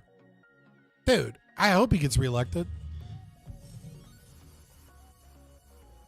Hold on 1 second. Now my sister's calling me. Why does everyone have bad timing? Hold on.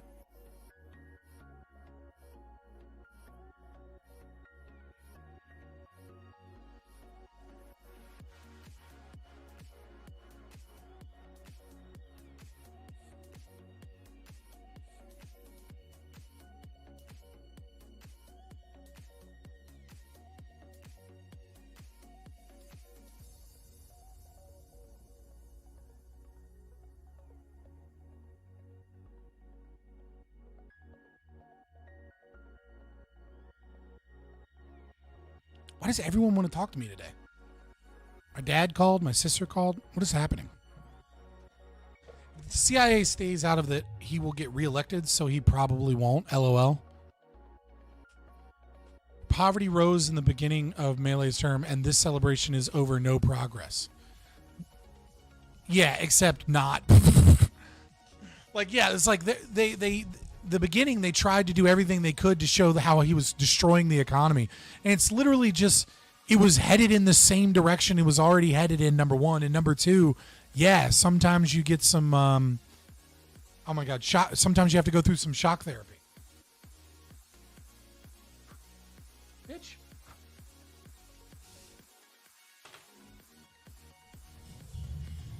But no, dude, fucking, he's killing it right now.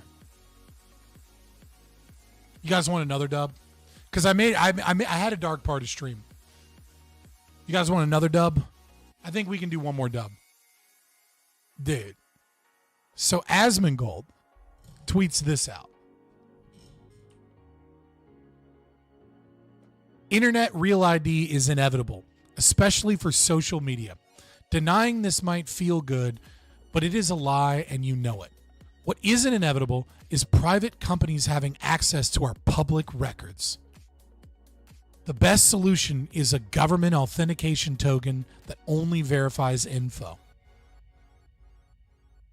So Asmongold just being like, yeah, it's inevitable, so we need the government to do it. Wouldn't it be so great if we just have the government ensure that they know exactly what every social media account is online and exactly which American is behind that social media account? Really dislike that cockroach, man. He's good sometimes. He's terrible other times. He's just a normie. Like, I like some of his content. He's a normie. He's like lefty on some shit, righty on some shit. He's like a... Asmongold is a good weather vane for like where normal Americans are at. He sounds very stupid. He's not stupid. He's just not philosophically literate, especially not with political philosophy.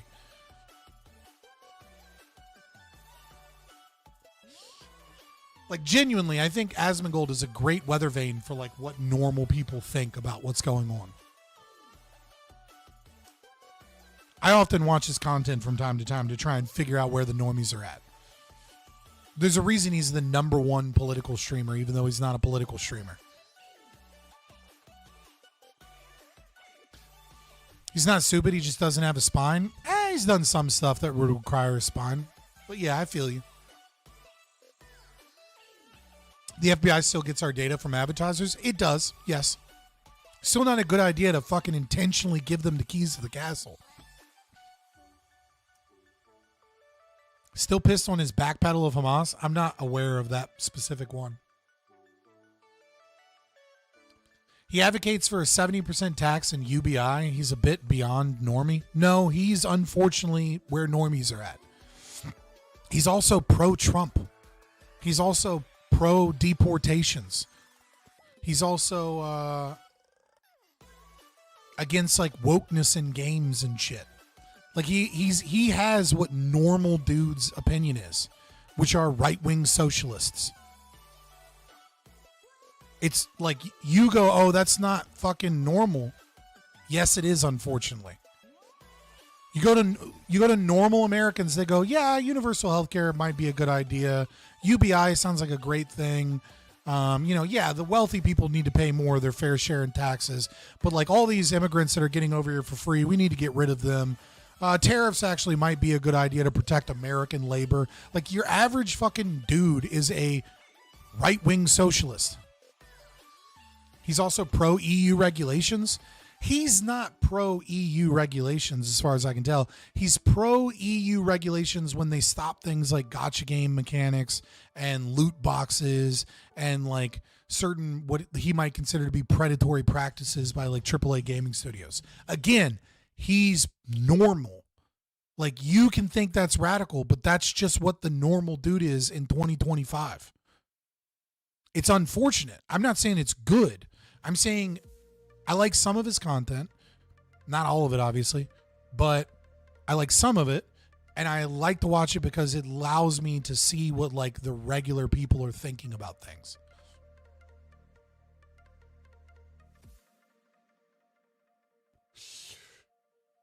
I mean, didn't he also start streaming on Twitch, Yoshi? I'm sorry, on Kick, Yoshi? Like, hasn't he already kind of moved off of the platform a little bit? He also, like, for the longest time was streaming on Zakrar, which was not monetized.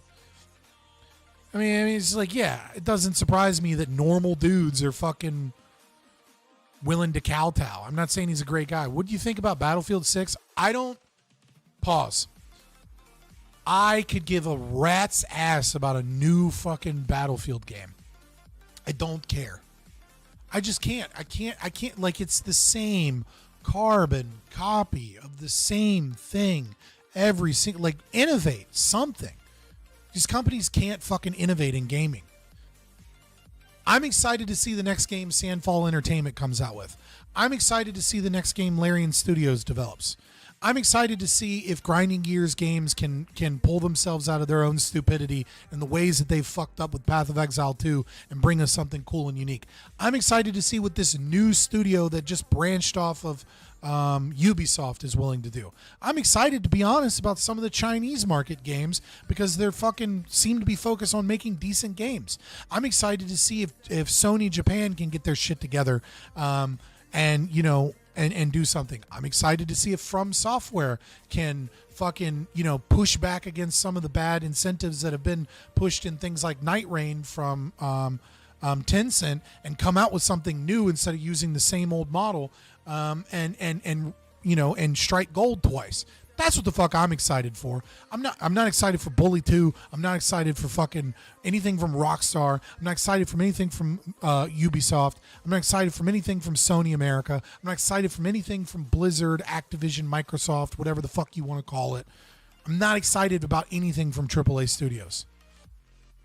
I am hoping that CD Projekt Red pulls its thumb out of its ass and does okay with Witcher 4. But you know what I'm way more excited about? That fucking where that Lone Wolf Studios branch off of CD Projekt Red that's making that vampire game. I'm excited about that. I'm excited about small studios utilizing Unreal Engine and being able to have a small team that fucking gets shit done because they're passionate and because they still are in it for the love of the game and that they're not more focused about fucking marketing tricks and whatever woke ideology the fucking random person that stinks at the end of the fucking table in their cubicle, you know, wants to self-insert into their fucking game. Like, basically, I have zero level of excitement for every single AAA studio right now. And I have a small modicum of and then what was who's the studio behind Destiny and Destiny 2? They have a new branch off as well. I just can't remember the name of the studio. I'm excited for these little small splinter studios that are able to use Unreal Engine and Bungie. Yeah, I'm excited. Witchfire, that's it.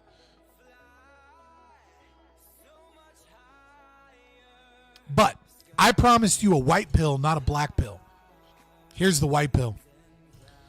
Government, from Elon Musk. Government is much worse than any corporation, or you don't understand government. Government is simply the most powerful corporation and with a monopoly on violence.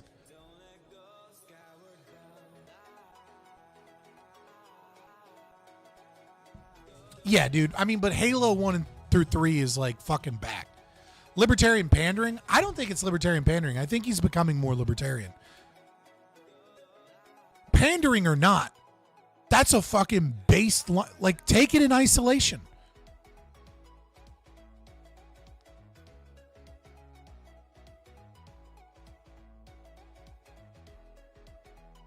Elon has the tism. Hopefully he becomes more libertarian. Like, that's a fucking ANCAP tweet. 100%, Poval. Like, that is, those words could be tweeted out by any legitimate anarcho-capital. Like, Stephan Kinsella could have fucking tweeted that out. Right? Like, Jack Lloyd could have tweeted that out.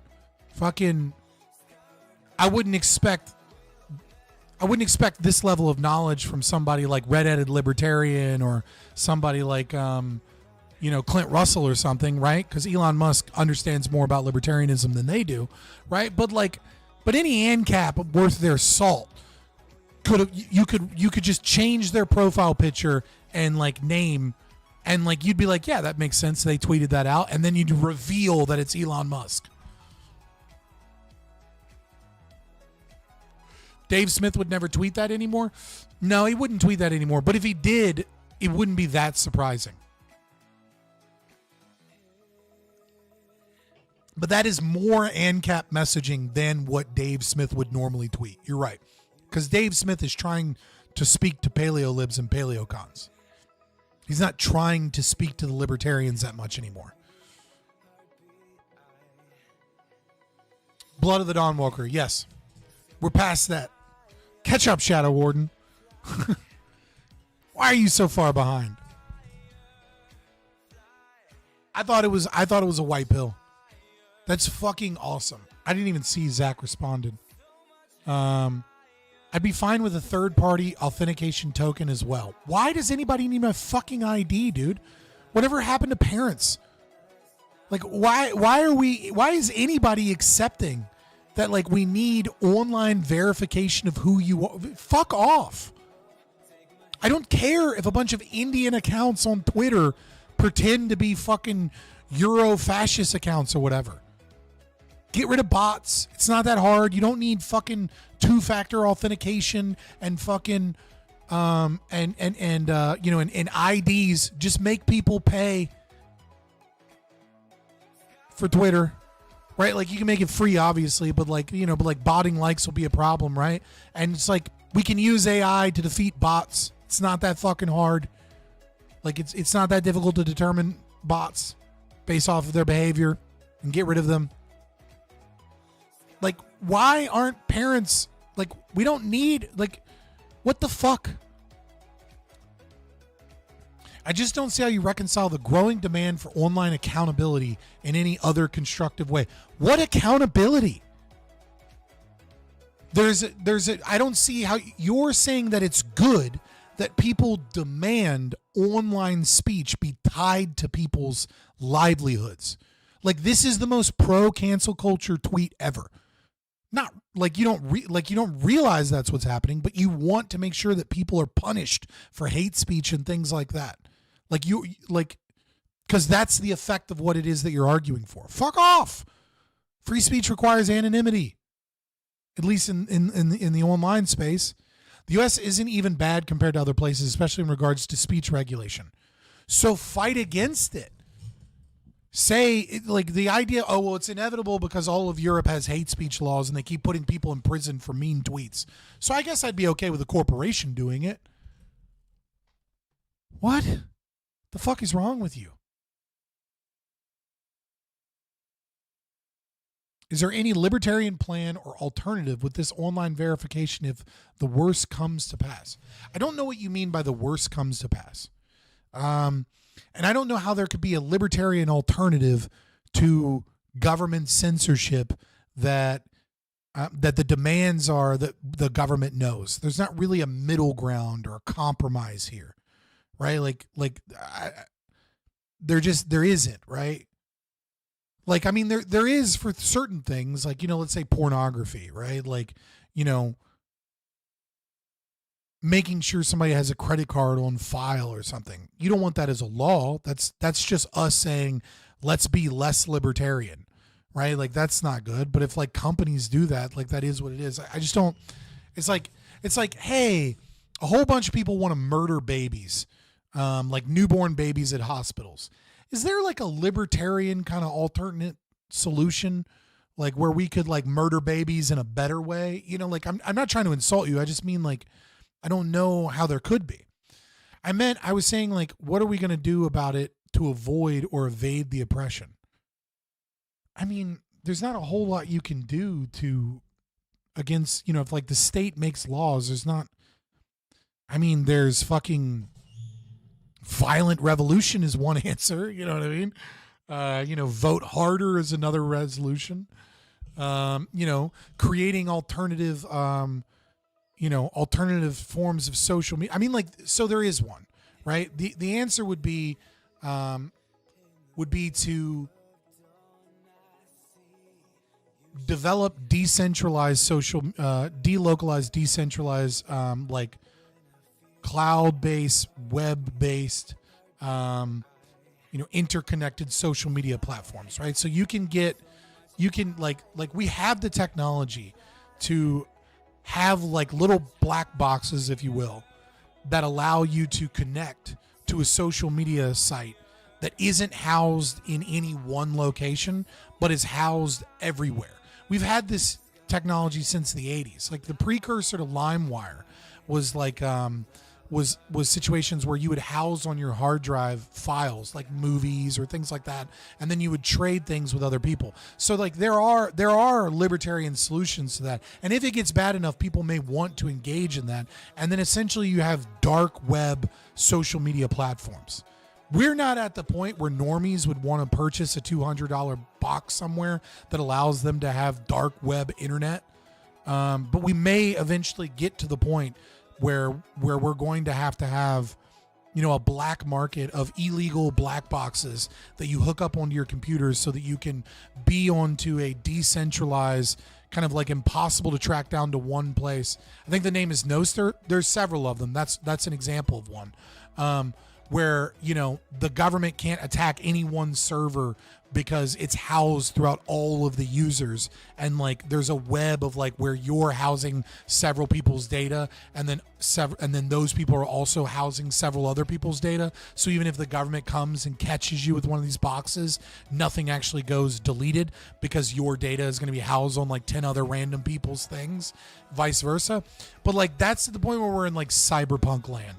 Right, like we're not there, but it is a future that if we keep seeing more and more government censorship and demands for IDs to try and control our speech and make hate speech illegal, where like we're going to have alternate black market, dark web social media websites that aren't housed in a specific server, that makes it really difficult and expensive for the government to take down. So that is. There are solutions, right? But like we're not there yet. At least cyberpunk would be cool to just a boring and shitty dystopia. I mean, I guess. I don't know what the life expectancy is in Night City, but I don't think it's good. The Fediverse is a global social network of interconnected servers that allows people to communicate across different platforms. Never tried it. Yeah, like there are several solutions to this. It's just that people haven't widely adopted it because it's just like not necessary yet.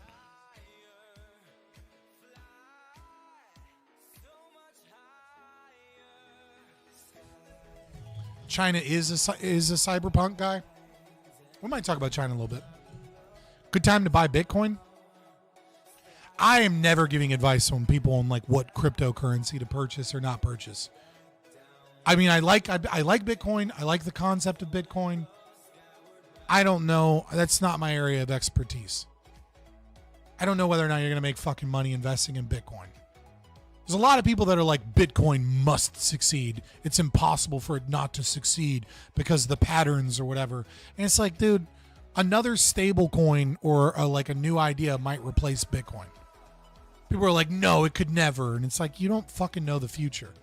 I don't think it's a bad investment. I just don't know. JQ win? Oh my God. I've gone over the JQ several times, buddy. You're just, you're too stubborn and too stupid to get it. Monero, I guess. Monero's fallen off. But Monero is, Monero is used for a lot. Monero used to be useful, especially during like, like kind of Silk Road days, right? Because it was a lot harder to trade. You use it for a lot of illicit shit. Yeah, I'm ready to rock. Let me just let me change this. Go to center. This over here. What the fuck? That's not what I wanted to do.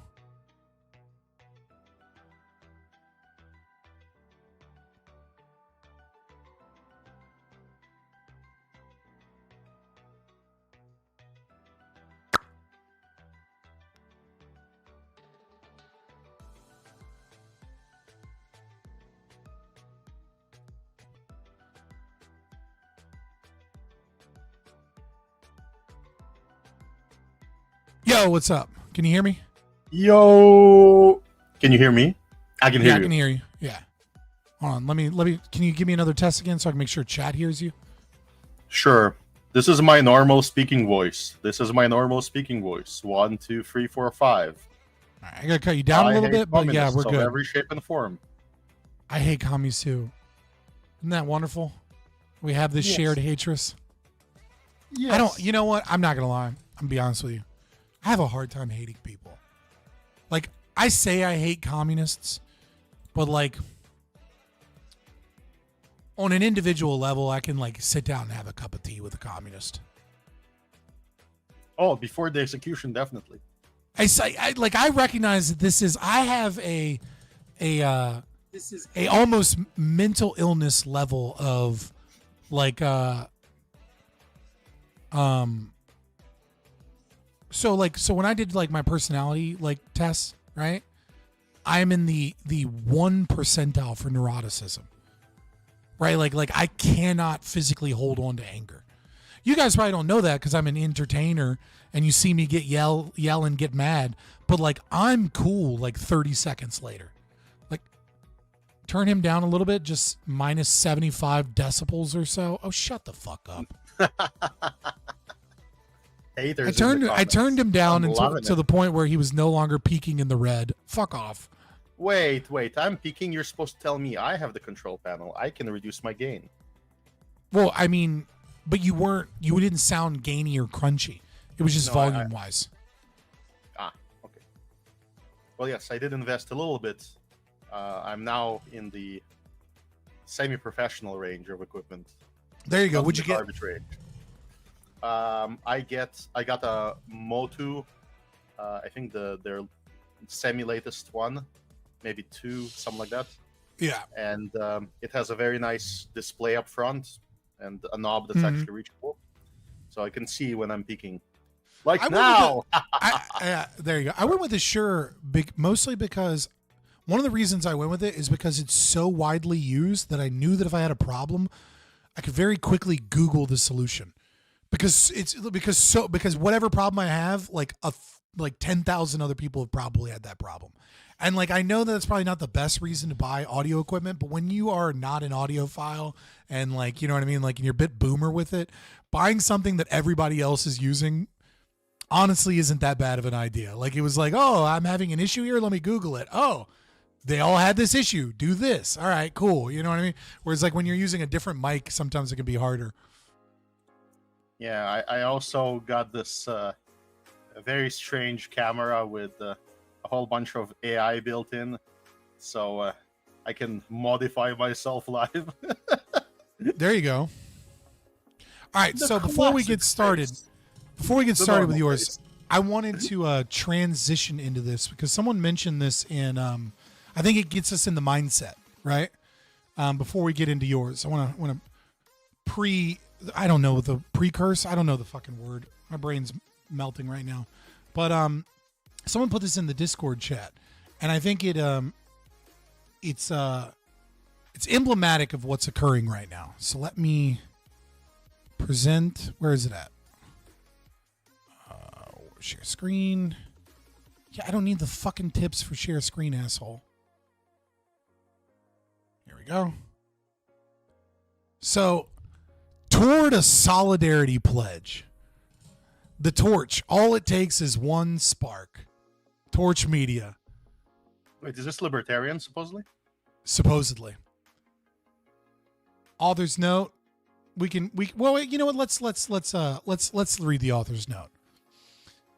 Rarely in life do we find ourselves surprised by the good faith of others, and even more rarely still in politics. Yet, in all my writing and speaking on the non-aggression principle and non-aggression pledge, I've been grateful for and humbled by the near universal good faith of my libertarian interlocutors.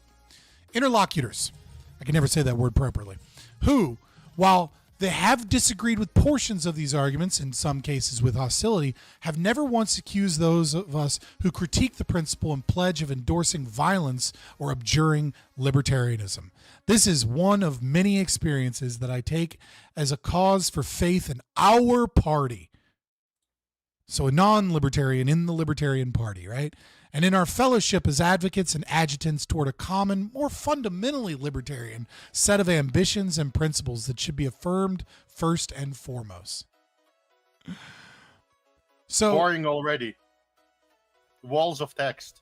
Yeah. So long story short, they want to get rid of the non-aggression principle in the Libertarian Party and just push towards vague concepts of like more liberty and like, you know, less government involvement. And this is their critique of like, you know, all of this situation. So what do you think about this? What do you think about Torch Media, huh? I can sense a little communism. Do you sense a little communism in the LP Alliance? I sense a little bit of communism. Oh, let's just get rid of your heart and soul, and let's just see what happens. Let's all bend the knee, and to various Marxist groups. Let's do that, right?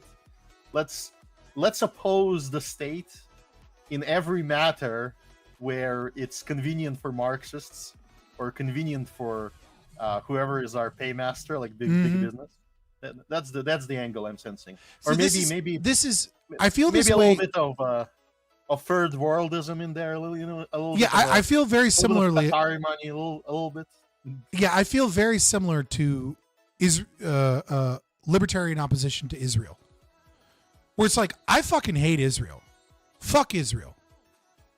It's a nation state. It's an abusive, unjustifiable institution that violates people's rights on a daily basis by its own existence. But I don't hate Israel in some special fucking way compared to every other country. And I have a lot of reasons to prefer Israel to a lot of other countries. Obviously, I hate China more. They're more aggressive. They're less free. They're less of an ally in certain matters. Now, look, there's a lot of things that, I don't like allies because they're allies because of, Israel and Saudi Arabia both being, kind of part of propping up the petrodollar and things like that. And, they're spying with us. Israel is an evil entity. Every politician that isn't fighting for more liberty in Israel, which I'm sure there's probably just as little of them as there are in the United States, right? It's like Thomas Massey, maybe Rand Paul on his good days, and then the rest of them are all evil pieces of shit, right? But I do notice this thing where it's like, Nick Fuentes is so based for this. It's like, no, he's fucking not. Just because he's right on one 30-second clip about how this government does a fucked up thing doesn't mean we should be attaching ourselves to people that don't believe in any of our fucking values and like spreading their message and spreading their platform as best we can. So in the hopes that we gain some relevancy and clout and grow this big tent. Like, fuck off. I don't want Nick Fuentes to have a goddamn thing to do with my libertarian movement. And there's a ton of other examples, right? But I just mean, like, I see a similar thing happening on the right as well as the left. It's like we're being attacked from every side right now from all different variants of socialists that are trying to water down our fucking messaging. And I thought that was a good intro to kind of something you wanted to talk about. Yeah. What comes to mind, and this is how I view things recently, there is a fairly decent lecture. It's not perfect, like any theory, by a current enemy, actually, which is kind of funny. Academic agent, who's also now a socialist. Mm-hmm. But socialists can make valid observations. And his fundamental observation is that there are at least 3 generally recognizable power groups in the world right now. Maybe 4. So let's, I can identify them really quickly.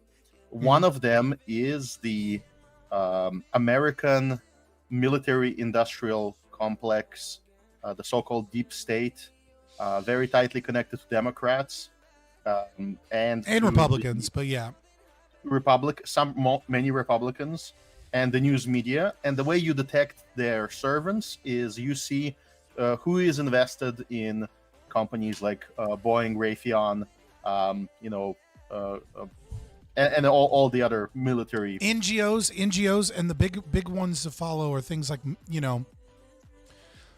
fuck all that. Follow Mike Benz on Twitter. He's wrong on a lot of shit, but if you want, but he is obsessed with pointing out connections between the CIA and NGOs and politicians and where their money goes and certain aspects of the deep state. He is compromised, right, in that he is a statist. He wants a state. He wants an FBI. He just wants to clean them up, right? But nevertheless, before we go into him, you can see a let lot the of those outline. connections. Let me finish the outline. We'll try. I just didn't want to forget. Yeah. So let's go from the top. The American military industry, with all the deep state, all the servants in the media, the war pushers, and on top of that, there is the sort of the so-called Israeli lobby, AIPAC, which is closely connected to them, using this connection to the state of Israel and to the Middle East to push a policy that's supposedly pro-Israel, but if you analyze it carefully, really isn't. It's more pro-military portfolios. And this is one group, very distinct, easy to identify. Another distinct and easy to identify group is the European globalists, which is sort of the European Union is more closely held by them. But this is like the World Economic Forum, the WEF, those types of types. IMF. Yeah. Their real center of power there is, so let's identify the centers of power. The real center of power of the previous bloc in the United States is the corporations connected with the Federal Reserve and military industry. They are the extractive forces there. The big hedge funds as well are deeply connected, right? Yes. Like BlackRock, Vanguard, kind of the correct ones we know about all the time. That's the power group. In Europe, there are also similar entities. However, in terms of location, there is an identifiable one, which is the City of London. So the London within London, the little quarter where all the banking system of the former empire exists, that is like a giant power base. And then another one, which is the political one of the European Union in Brussels. In Brussels, and other places. That's where a lot of WF meetings and shit are in Brussels for a reason. Yes. Now, the third group is very broad. Is called Third Worldism. Now, the third worldism. I thought we were going into BRICS, but okay. We will. That's the fourth. Third Worldism group is supposedly playing favors for various third world countries, so-called, but really it's mostly like a mercenary in the hands of everybody else. And the primary player there is George Soros right now. Yeah. So I mean, I'm playing both sides, kind of because BRICS and because the U.S. and because Europe want to be involved in, wars in Africa for precious metals and things like that. And so I'm the group, the center, the power players that kind of have some skin in the game in this region, and so I play whichever team might give me the advantage in this scenario. Yeah, his investments are to a great extent in all over the world, and the profit of that family is basically on the failures of one of the other groups. It's mostly his son now, by the way. Yeah, when one of the groups fails, like a government collapses or like an economy is close to collapse, this is how they made their money. They basically play for they're like the bears. They come in when the economy crashes, they benefit, buy and sell, buy low, sell high, but they're not really invested in local markets. So this is why, for example, they're supporting all the organizations that are bringing in all of that suicidal stream of incompatible people into Europe, and they're trying to push the same thing about in Israel as well, and they're supporting all so-called independent journalists to a great extent as well, supporting the Democratic Party in its efforts to dismantle American cities in the U.S. So it's not exactly the same interest. These are the people who can support the AOC group in Congress, but not, say, the Clintons, right? They're in opposition to those. But they prefer the Clintons over Republicans, obviously. So it's sort of a weird balance. And there's BRICS. Now, BRICS is not exactly a uniform bloc because the secret is if in the United States there is a central power, the United States that holds all the vassals in control, or pretends to, at least, right? And there's some consistency. Nothing like that exists in BRICS because secretly they all hate each other. So they're all actual competitors. Like the I in BRICS is ostensibly India, highly competitive with China. Yeah. And well, it's a loose association of powers that kind of fall out of the box. Right. And they're united in their opposition against the first two. But like they're not necessarily against the other two, but they recognize that they're not necessarily working in their interest in any moment. So they have a coalition to kind of advocate for their own interests. Right. So now we can subdivide a little bit more. We identified the 4 groups. For the sake of this conversation, we need to identify a couple of others. So in BRICS, very important to identify who is the player that interests us. Obviously, China. So India does not really invest much into propaganda. It's mostly Indian propaganda online is the billions, the millions of Hindus that absolutely despise Muslims, that fight Muslims directly with Pakistan and in the north and in their communities. And so, there's just individuals cheering for Israel and the US against China and BRICS and the Arabs. That's more or less the case, I think, that you observe online. Brazil, a lot of bots, though. A lot of online activity. Well, of course, and mercenary bots, of course. The Brazil is sort of just real quick. There's always one of two countries when your music gets copyright striked, or when you get like 7 or 8 copyright strikes on like your YouTube channel, and then you're like, you know what, I'm going to fight this one. And then you find the company, and then you go and you search down where the company is. The company is always in China or it's in India, because what all of these IP fucking pieces of shit do is instead of having Atlantic Records manage their IP, what they do is they sell the rights to a company in India or in China that has massive amounts of AI bots to then find every 2 seconds of their song and automatically copyright strike you and steal all your revenue for your entire video, and then block your video in like 70 countries, and then you have to dispute or fight it or trim that little section out. And if you don't fight it, then you end up getting, a quarter or half of your pay one time. I'm speaking from personal experience. They've attempted to steal thousands of dollars from me now at this point, and it's all fucking bot farms in India and China. Anyways, that's just a personal gripe. Our video. This is fucking calm down, Torch Media.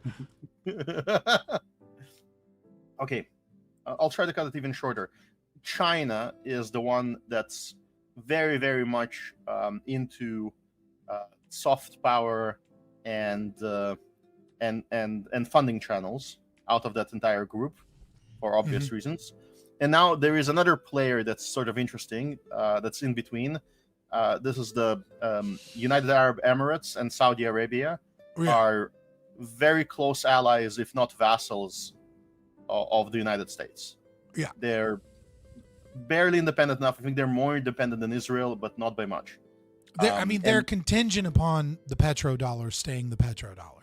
That's really mainly what it is, right? So long as the petrodollar stays, things are good. And BRICS doesn't have the power to protect their economy. China doesn't have the power yet to protect their economy in switching off of the petrodollar. And so long as that is the case, we're helping them with money, and they're helping us with that, and with destabilizing regions that might sell oil to another country or in a different currency, like Iraq did in the 90s, or Syria did, or and now Iran. There is another group in that region that's more recently emerging. There's 2 actually. This gets more and more complicated and granular. Qatar. Now Qatar is initially a gas and oil power, but now more so banking and logistics power. They have the largest airport that ships everything from China and connects China to the rest of the world. through air in a major way. So if it doesn't land on California via a tanker, and doesn't land in New York in a similar fashion, it lands on a plane, through basically more or less through Qatar. And the other part of Qatar is obviously oil and gas interests in competition with UAE and Saudi Arabia. And Qatar has been heavily investing in various power struggles in the Middle East and in various so-called or actual terrorist groups.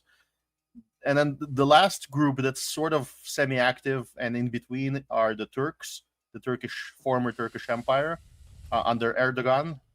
And they are very much nationalists. They have an interest in the border with Syria, and they through their straits, which is basically their power base, they're supplying Europe with Russian oil, and they're interested in sort of supplying weapons and things. Yes, kind of. Yes, you know, and on recently the U.S.'s withdrawn, interests and things like that. Yeah, so they're like a mercenary that currently works for the U.S. in terms of drones. It's like an economic mercenary. Yes. And the recent attack, for example, the collapse of the Syrian regime has been a good example.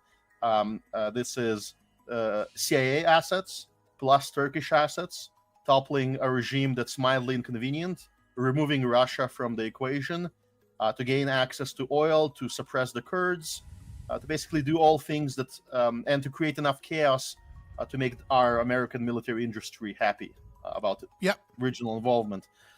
So now, how does this influence us Americans and the online realm?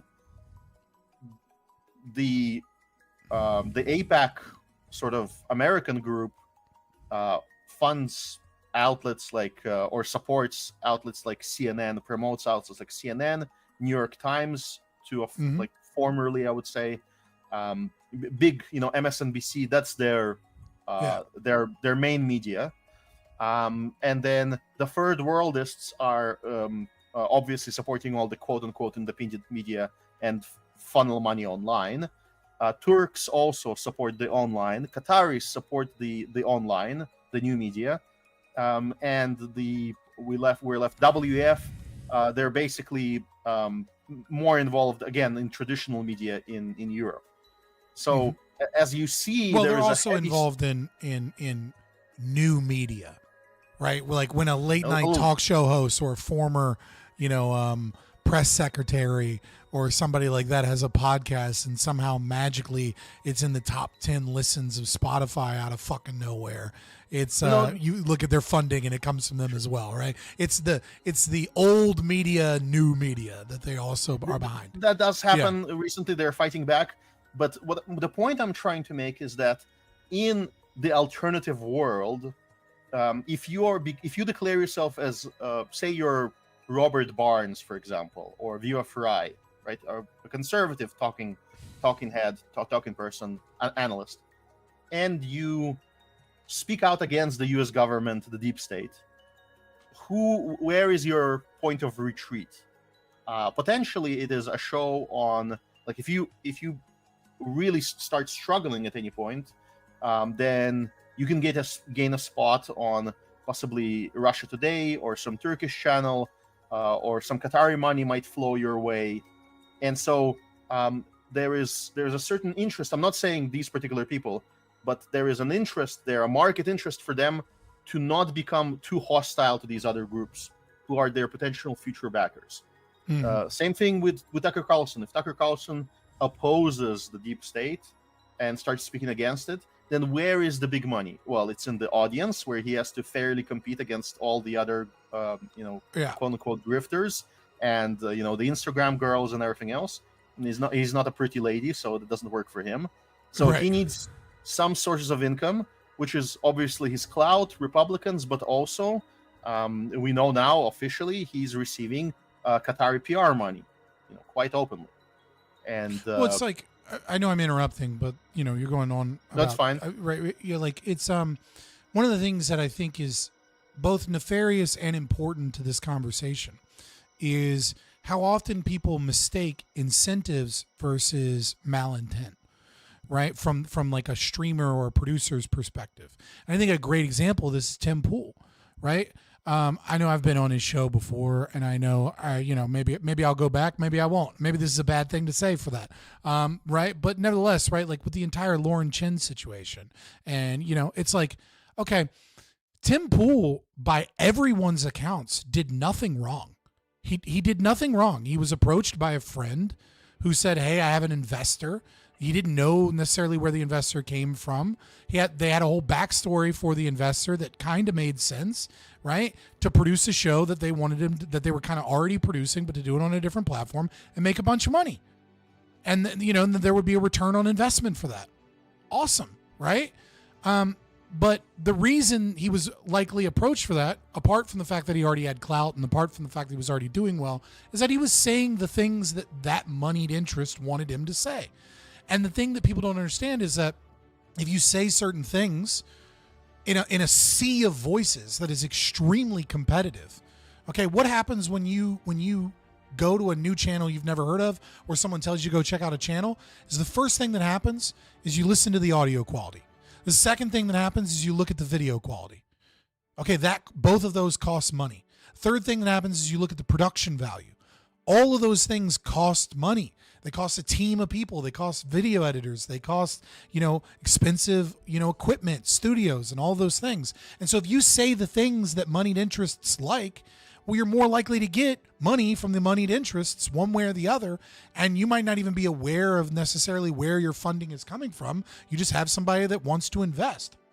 And if you say the things that are like hardcore ANCAP shit, and you don't talk to like Dave Smith does to the normie Republicans, well, then maybe you end up staying a small channel forever and you don't get any fucking funding. You don't see me with any sponsorship deals, right? Because I'm fucking toxic to most sponsors. I know that my content is not good but if I cursed less and if I had more normie politics and I had the same amount of views I have now, maybe a little bit higher, well, I don't know. You might see me with a fucking little ad read every now and then, right? And so it's not.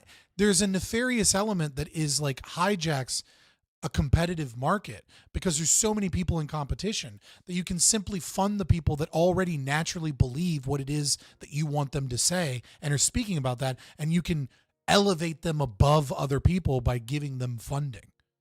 There is that, but there is also the bump, which is. Go in Russia Today or go somewhere and then all of a sudden you get a little bump. Well, more like yes, but more like wear a dress as a joke once on stream as a leftist streamer, and you get a love bump, and you get a view bump, and then you want to wear a dress twice, right? Because you got a bump the first time, and then suddenly your identity is as a cross-dresser for jokes, just for fun, And then gradually, time after time, love bump after love bump, the pressure increases. I don't know if it's YouTube safe for me to give too many opinions on that. I can say that the pattern you have displayed is a story we all know, and I'll leave it at that. Agreed. Now, imagine the same thing, but you have the entire online community of people in the Middle East where you just expressed an opinion that they liked, and suddenly your views jumped.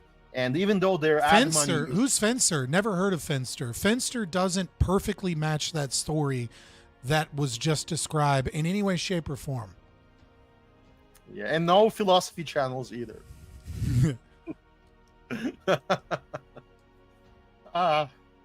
Hegelians, always with us in spirit.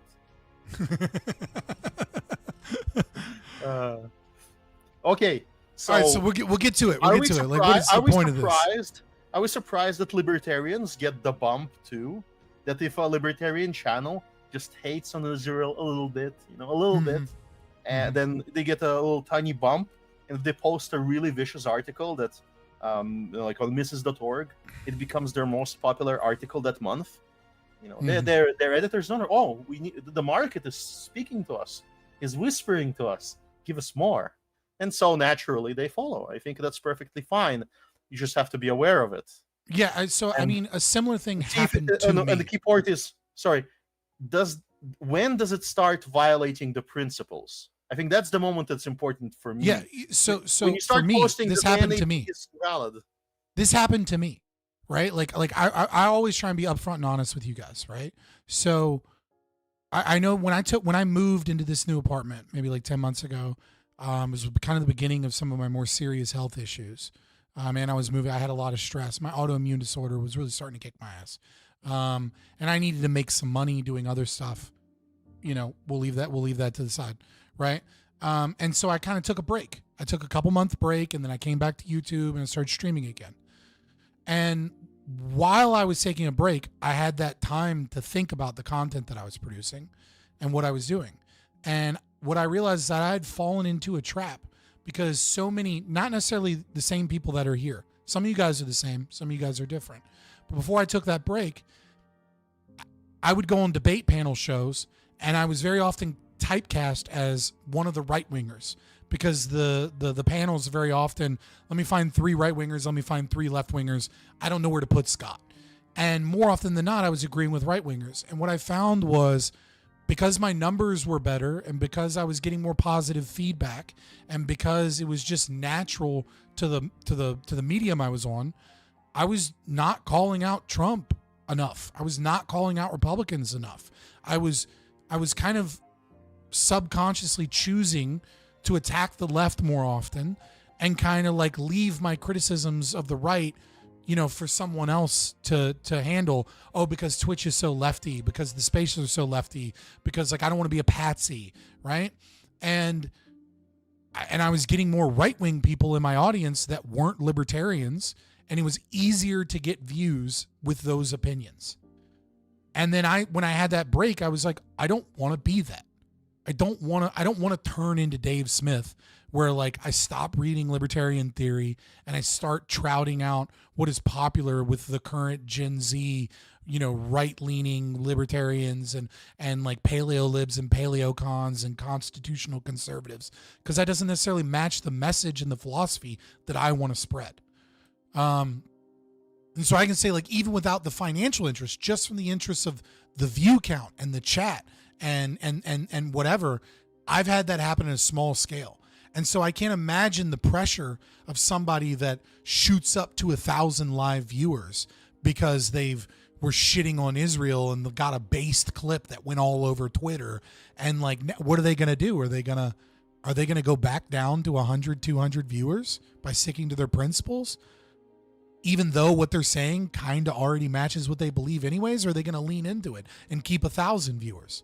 It's a fucking hard choice. It's not easy. It takes a lot of introspection and self-reflection and principle to be able to maintain that. Yeah, totally agree. Oh, I shared the link that this conversation, sort of the scheduling of it began with when I posted this. And I don't know if it's one of your sources, but I think we could possibly take a look if you want. I didn't mean to do that. Sorry, I clicked the wrong button. Here we go. What is this? Okay, let's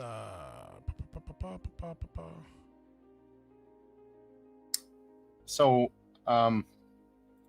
the way this story starts, let me give it a little bit of a prelude. Is I get suggestions for libertarian content. A lot of my followers on X are libertarian, and I have an analytical mentality. I like. Actually, this might be. Hold on, before we get too deep into this, do you have more stuff to share? Because if you have more stuff to share, do you have 2 monitors? I can not right now in the current setup, but okay. Well, then I'll do it. Okay, if you don't have 2 monitors, it's easier for me to share it then. I just didn't know if it'd be easier for you to share a screen. I think we should we can. It's fine. It's fine. We'll figure it out. Just send me all the shit you want me to put on the screen. This is what we'll do. I just want you to experience with me what happens when I read a tweet. Okay. Okay. And I find something strange. My communism senses are tingling. Make sure for the audience you explain who each name is, by the way. Absolutely. So let's go to the person. So I wrote that Oscar Grau, who is the editor of Hanshoppe.com, which is the website where most of the articles by Hans-Hermann Hoppe are posted. This website gets linked regularly by our dear friend Stefan Kinsella. It gets linked by a whole bunch of libertarians. It shows up on Mises.org. It's basically an ubiquitous, like a central place. And Hans-Hermann Hoppe is, present-day important thinker in the movement.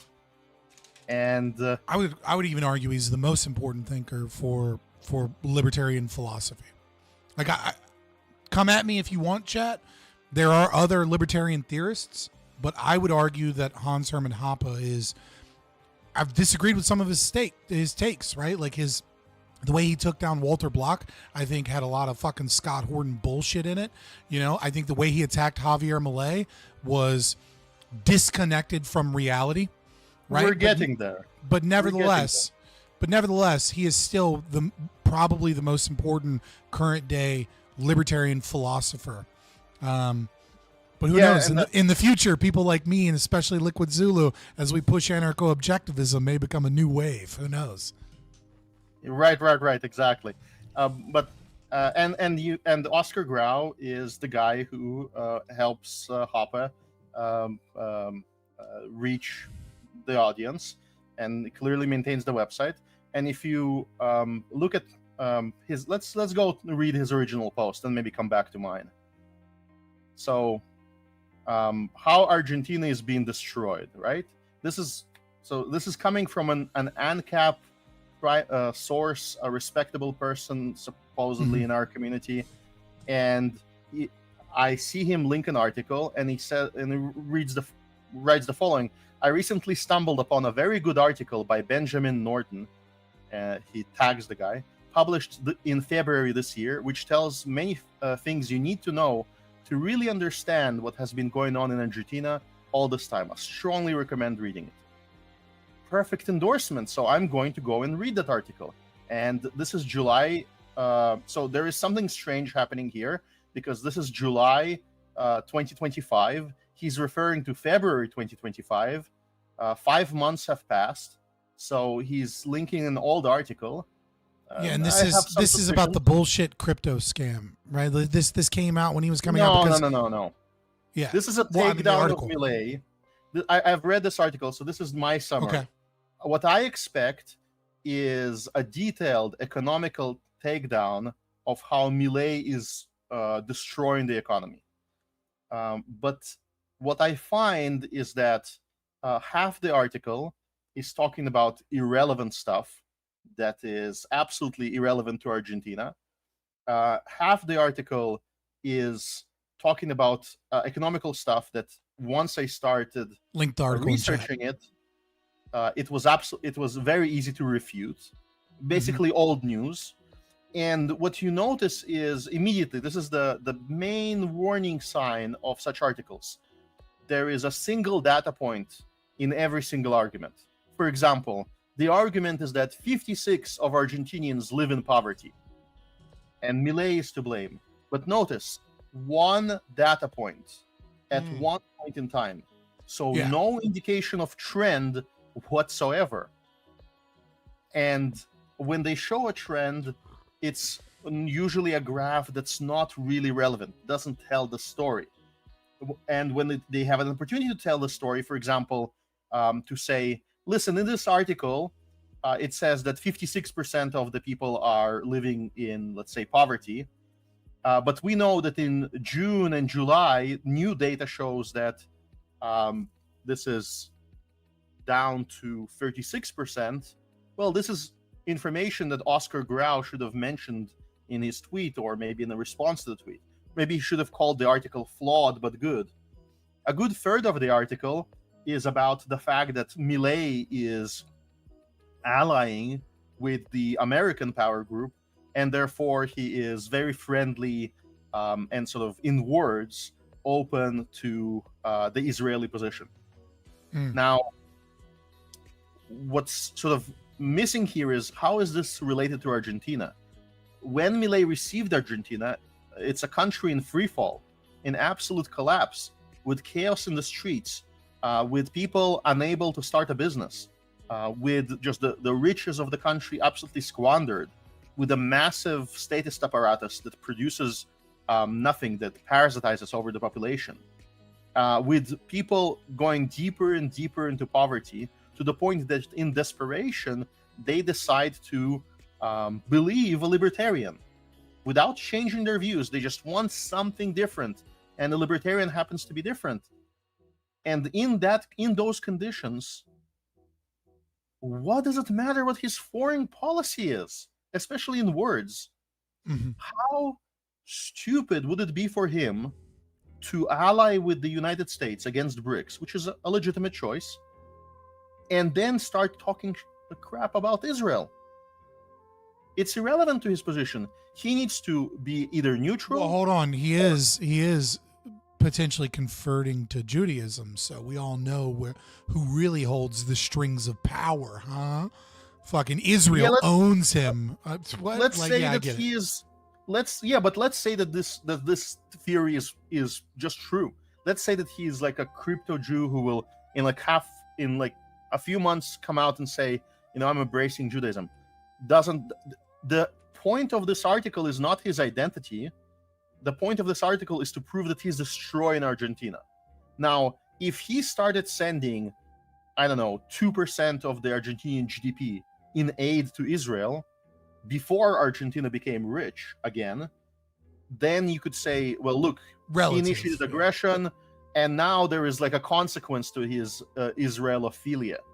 But without that evidence, it's nothing but buzzwords to appeal to a particular group. And we identified which group this appeals to. This appeals to the Arabs in the audience. This appeals to the Jew haters in the audience. This appeals to the third worldists in the audience. This appeals to some types of conspiracy theorists in the audience that want to be paranoid about everything. And this also appeals to the globalists and the groups that want to eventually suppress Milei. Why? Because it sort of undermines his message, right? He's not good because he's rescuing the economy. It's actually because this cabal is helping him somehow, which is irrelevant. Yeah, and for the record, I just want to point out, the best data we have thus far. 1 month ago, UNICEF, after Milei went and trashed the UN at a given speech, talked about how the UN is a useless, fecal organization that's abandoned any of its original neoliberal kind of like attempts at world peace and is, a power player in economic suppression, said that since his term, he's eliminated 2.4 million children from poverty.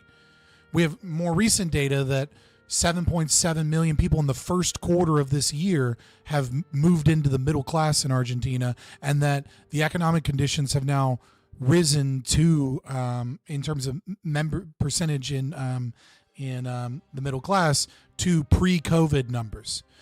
We also have the fact that Argentina now is the fastest growing GDP per capita in the world, and China's number 2, and that's if we believe all of the fucking lies that China constantly tells about their own data, right? Even with all of the lies that China constantly tells, where they try and hide like 1 billion people in poverty and all these other things, he's still beating them. And that is, and we all also know in the last month that he has decreased taxes as a ratio to GDP whilst cutting large governments. Now, he hasn't in real terms cut taxes, but he has cut massively inefficient government institutions, and because of legal reasons, he can't just give that money back to the people.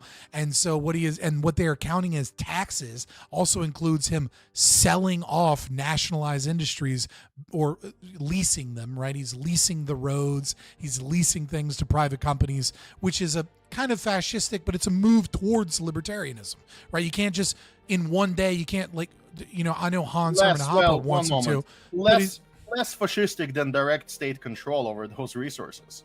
Right. It's like, he is one man. He's not the fucking God Emperor of Argentina. He's a coalition government, right, where he has to work with the Conservative Party, and he is moving things. So Every metric that we have coming out of Argentina should be a celebration.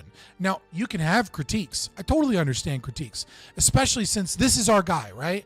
And I know libertarians love to gatekeep. And so I understand being like, hey, man, this isn't libertarian enough, or this isn't that. I get that impulse. But, like, we finally have our guy. We, for the first time in fucking world history, we have an anarcho-capitalist that is the prime minister and or president of a nation that is in charge of the ship, and every economic metric that we accept from the lefties on everything else is improving. And this should be cause for celebration with the mildest of critiques. This is not the fucking time to have our messaging be like, fuck that guy because he didn't do this, or oh, this guy fucking put a kippa on and fucking kissed the wall. Like, oh, this is bad. Like, fuck off. Yeah, and there is a problem there because Hoppe and his circle are not even consistent with their prior messaging. Now, we understand that you don't have a positive obligation to solve all the problems of humanity. You have an obligation to not increase the aggression. So, for example, if you join a government and you have a bill in front of you that says we're going to increase taxation by 10% over everybody. But then part of that bill cuts government spending and limits currency printing by a much bigger margin. Then can you sign that bill as an ANCAP? Yes. The answer is absolutely yes, because what we're interested in is it a true package deal, and if it is, does it reduce aggression? And we understand that raw taxation is almost irrelevant. What's important is spending. When somebody that's what taxation is. When the government spends money, that's what taxation is. I understand taxation, guys. This is a really important thing that I think people forget. And Kasimir, you brought up a great point, and I know it's a bit of an aside to the general conversation, but it's important to recognize, right, that there's two ways to look at taxation.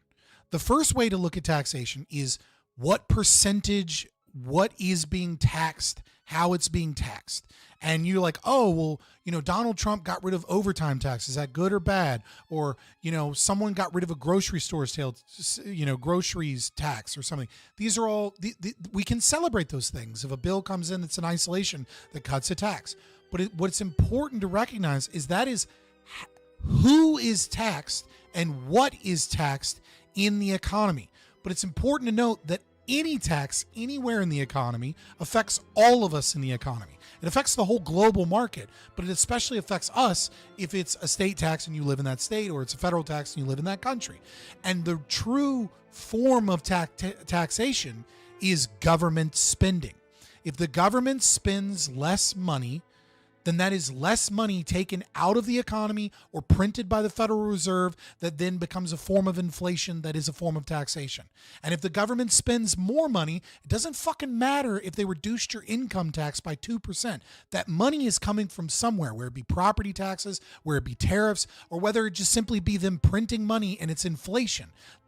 Now, you may celebrate a tax reduction somewhere on the individual because that's, happy fun. But at the end of the day, if the government spends the same amount of money, then we've all collectively been taxed and the economy has been taxed.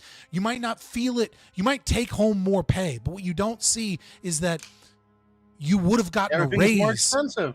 Or if everything's more expensive, right? Like maybe the tax got shifted to the company, which means they don't hire more employees, which means you're less likely to get a promotion, or you're less likely to get a raise, or it means that the food at the grocery store has gone up 150% in the last 4 years, and the Federal Reserve is lying to you and telling you it's only 15%. And it's another very important point that's related, and it will show up later in the stream, is when the money goes from the Federal Reserve, it goes directly into the so-called fascistic parts of the economy, into the big corporations, big spenders, BlackRock, into those types of entities. It's a Cantillon effect. The Cantillon effect, right? When money gets introduced in the economy, it primarily benefits large corporations and the government first, and then it trickled. The real trickle-down effect is that tax is not the Reagan trickle-down effect where we cut money from the rich and then it trickles down to the rest of us and it's good. The real trickle-down effect is every new tax, every new regulation benefits corporations and the government long before it ever benefits you. economically speaking. Yeah, and we're competing against them. And when you work for a small business, this is your opportunity, if you are industrious and you're strong, to expand that business, to become a manager, to rise from among the ranks, and you feel like you're making an impact. I can tell you that from personal experience. Whereas when you work for one of these big corporations, there is nowhere to go. You are in basically a tiny Soviet Union, and you have an allocated role. And if you are productive, you are not going to be the kind of guy that gets promoted, very likely. So it's a much different scene, especially in these government corporate institutions. You got to be like in the 60th percentile. That's where you want to be to succeed in corporate America or in government. You want to be more productive than the average person, but only ever so slightly. Yeah, but politically, you have to make all the right political moves. Grease all the right bombs, right wheels, and palms, and so on. So this is what Milei is doing. He is reducing that sector of the economy. Now, what's another relevant thing here is, what do we know about Argentina? Argentina used to be part of BRICS. It used to be under the previous government, trying to play along with China, trying to get Chinese investments. And Chinese investments, the whole Belt and Road Initiative, is basically getting the government to apply for loans, controlling shares of major pieces of infrastructure like ports and airports. And then when the government naturally goes bankrupt and can't pay back those loans, then China gets more and more and more direct control over those resources globally. That's all you need to know. All you need to know to understand the Belt and Road Initiative is and it's not Belt and Road for many of you people that are trying to Google it. It's Belton, O-N, right? Read Confessions of an Economic Hitman and understand how the IMF works, and know that the Belt and Road Initiative works almost exactly the fucking same way. The only difference is that there's more of a military interest from China in port cities, but basically it's the same thing. Yep, and then Argentina under Milei turns around from that, turns away from China, and suddenly turns almost entirely to the United States. Now, why does he do that? It's very simple, because when you switch from one benefactor to another, you get the benefits. The benefits is that he's now under the protection of Trump. He's under protection of this new wing in the government. And also, by the way, he tries to be under the protection of the future government, which is, the Democrats potentially. So he's playing he has to play both sides. He went and spoke with Hillary Clinton, and then I saw a bunch of libertarians being like, how dare he? And it's like, dude, Argentina is not the United States. They don't get to be a king, a queen, or even a rook. They're a pawn. Okay. And he's doing what he can as a pawn to ensure his safety. Yeah. At best, his best play is to say, I want to be the sort of American Switzerland, right? I'm going to trade with America, and I'm going to allow, the introduction of Chinese goods with some limited. This is the gray area he wants to be in. He doesn't want to be a complete vassal, but in terms of the actual power there politically, he has none. If the United States wants to shut him down, the United States controls the dollar. The sanctions that can be put on him, the political assassination through the media that can happen. Obviously they can, and China won't be able to help much. Also, there's that good old strategy that works in South America, which is, funding communist revolutionaries and then having a CIA agent put a bullet through your brain and then blaming the communist revolutionaries and watching your country go into chaos. It's been, we've done it a few times, Yeah, there's that chance as well. So looking at that from that perspective, now, why is this relevant? Well, look who Oscar Grau is quoting. I've criticized the article a little bit. You should read the article, notice how much nonsense in the article, and then look at the writer, who is Ben Norton. Let's look at his posts.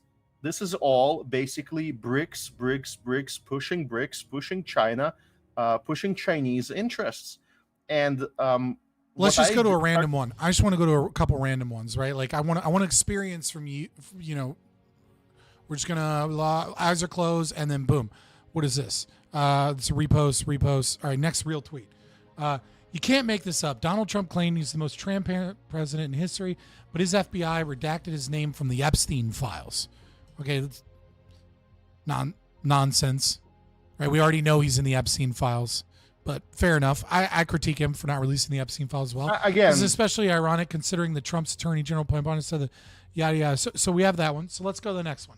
I want to experience it with Trump. everybody. Okay, another random. This is a great paper. The section explaining the limits of GDP as a metric is important. That's a good. No, you gotta look at political posts. Not, I mean, I'm just going to random ones, right? But like, Trump's tariffs. This is good. Gaza. This article is leading peer-reviewed medical journal, The Lancet, clearly shows how Israel is committing genocide in Gaza.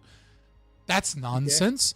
You can't have a paper on deaths to determine what genocide is or isn't.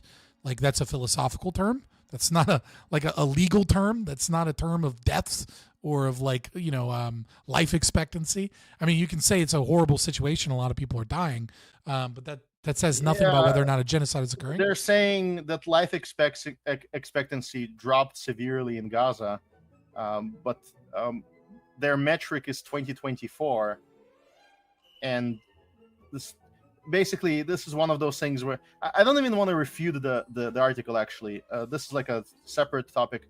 What's interesting is what is the focus when he talks right wing. There's like 4 posts in a row, just like how dare these evil right wing people in in Peru.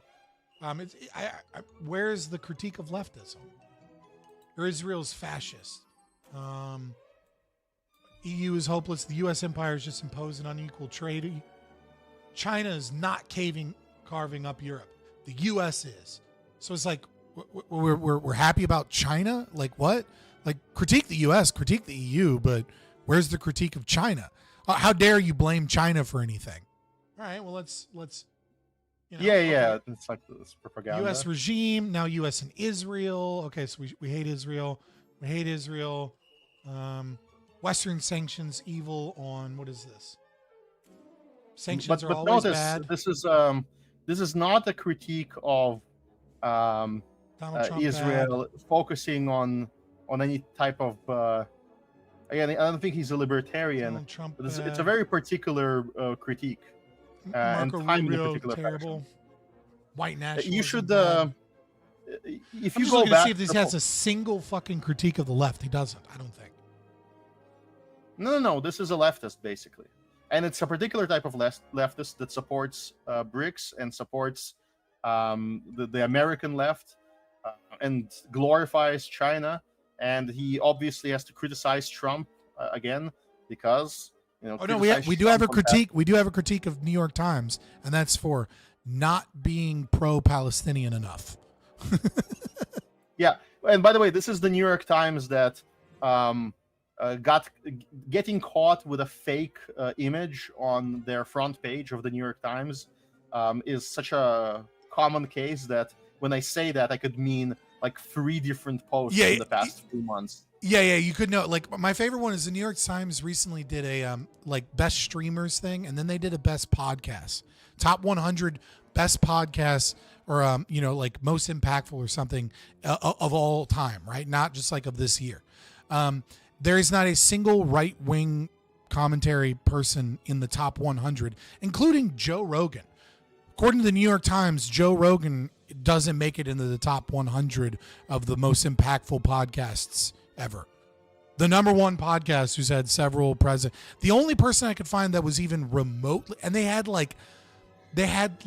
late night talk show host podcasts, and they had like Jen Psaki on there, right?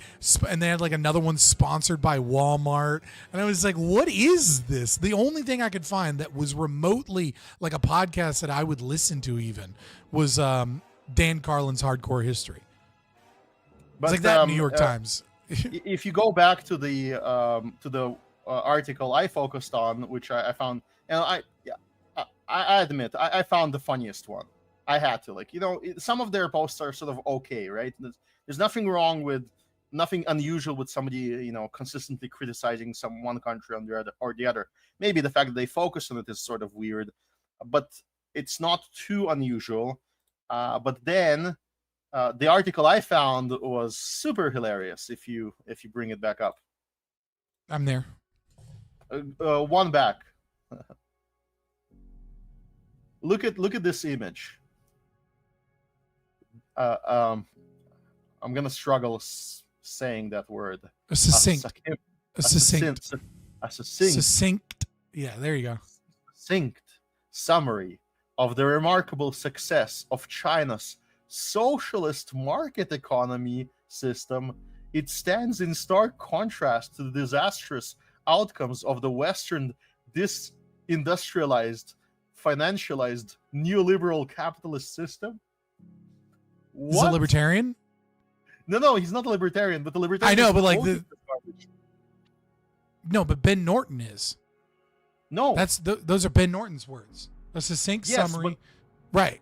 Ben Norton is a third worldist, a BRICS supporter. I know, but like he's China presumably he's an editor for Hanshoppe.com. He's presumably no. one of you us. Mixed up the names.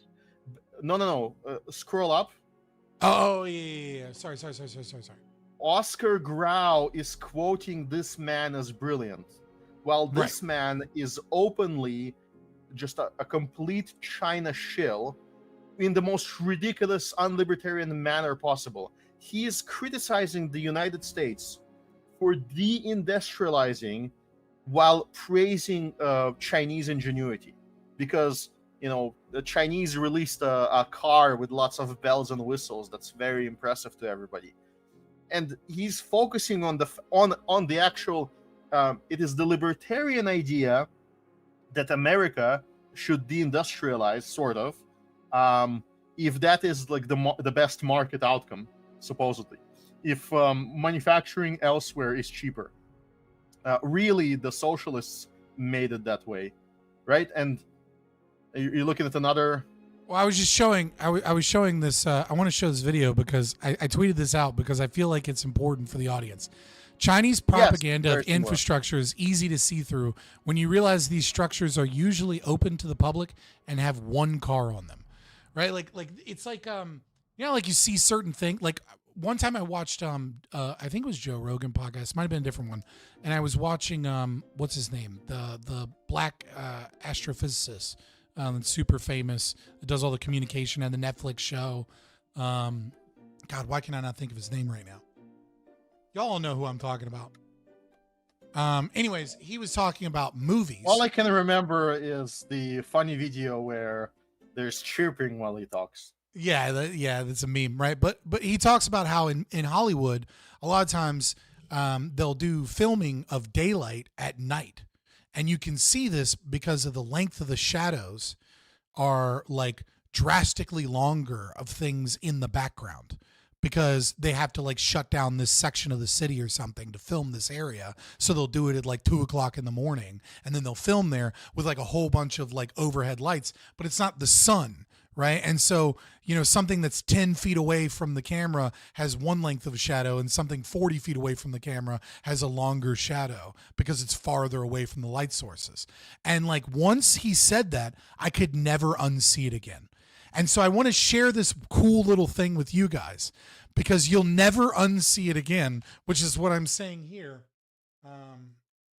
which is Chinese propaganda of infrastructure is easy to see through when you realize these structures are usually open to the public. Anybody can be here, and they have one car on them, right? So this is them bragging about how amazing they're, they cut through the mountains for some fucking stupid reason. And isn't this so amazing? The Chinese are so amazing. Just watch. Where's the cars? This is open to the public. There's not a single car on the road. Oh, there's one on the side of the road. Oh, I see one. I see like one or two. No fucking cars. Oh, there's one broke down on the side of the road. Oh, look. A car with the same broken down car and a dude on a bike. It's like this huge thing. It's this huge fucking thing. But guess what? There's all of their people are impoverished and they don't fucking own cars, and they're stuck in the city that they work in because they work in insanely high hours. Yeah, if you go in Beijing or you go in Hong Kong or you go in, like certain areas that are densely populated, you'll see those bridges have a lot of people on them. But all the time they're showing off these amazing, you are bombarded with so much Chinese propaganda. Like on a daily basis, I see, like, for example, they did another thing where they have the, where they heat up salt to like extreme degrees. Wait. To increase. Scott, go ahead. Let's comment on this thing, please. So the principle that applies here is this is central planning. This is the ECP manifest, the economic calculation problem. Because what happens in the market is there is a highway and a railroad between New York and Boston and Washington. And a whole bunch of people want to do business between these towns. Somebody wants to send a truck between these towns with a load of some goods. And somebody wants to return a truck. And somebody wants to go by car to visit some job site. And so they have a choice. And the infrastructure is full to the brim with people, just driving around between American cities, or, taking the railroad or flying. And as soon as you open a second highway, the very next day, as soon as it gets, the permits are there, it's going to get a massive amount of traffic.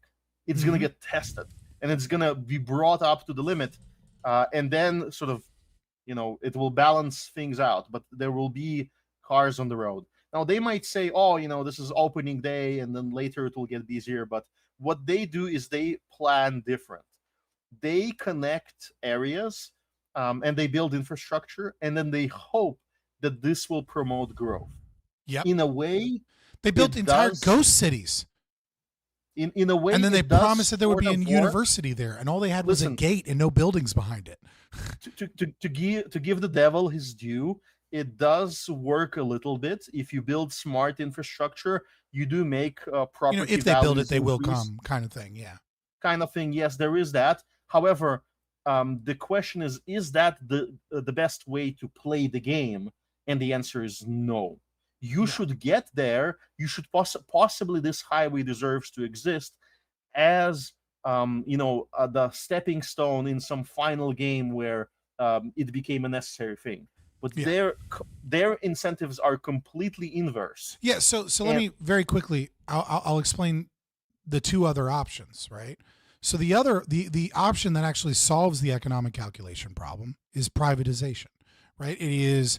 If some company realizes that there's a ton of money to be made by building a bridge somewhere that allows people to get to work 10 minutes quicker, and so they invest, they build it because they want a return on their investment, and they build it exactly where it would be, where they would make the most money given the available prices of land. And they may have to build a bridge somewhere else where they only get to work 8 minutes quicker instead of 10 minutes quicker, because the land where they want to build the 10-minute bridge is more expensive, because that's actually very valuable farmland, and the land that's a little bit over the side. And that is what price does, is it shows us, it has billions of human interactions and economic interactions involved in it. The price of engineers, where engineers needed most, where is stone needed most, where is metal needed most, what land is more valuable and less valuable, et cetera, et cetera, et cetera. There's a third option, and the third option is what the U.S. does, which is a mixture of the two. It is inferior to privatization, but it is superior to the Chinese model.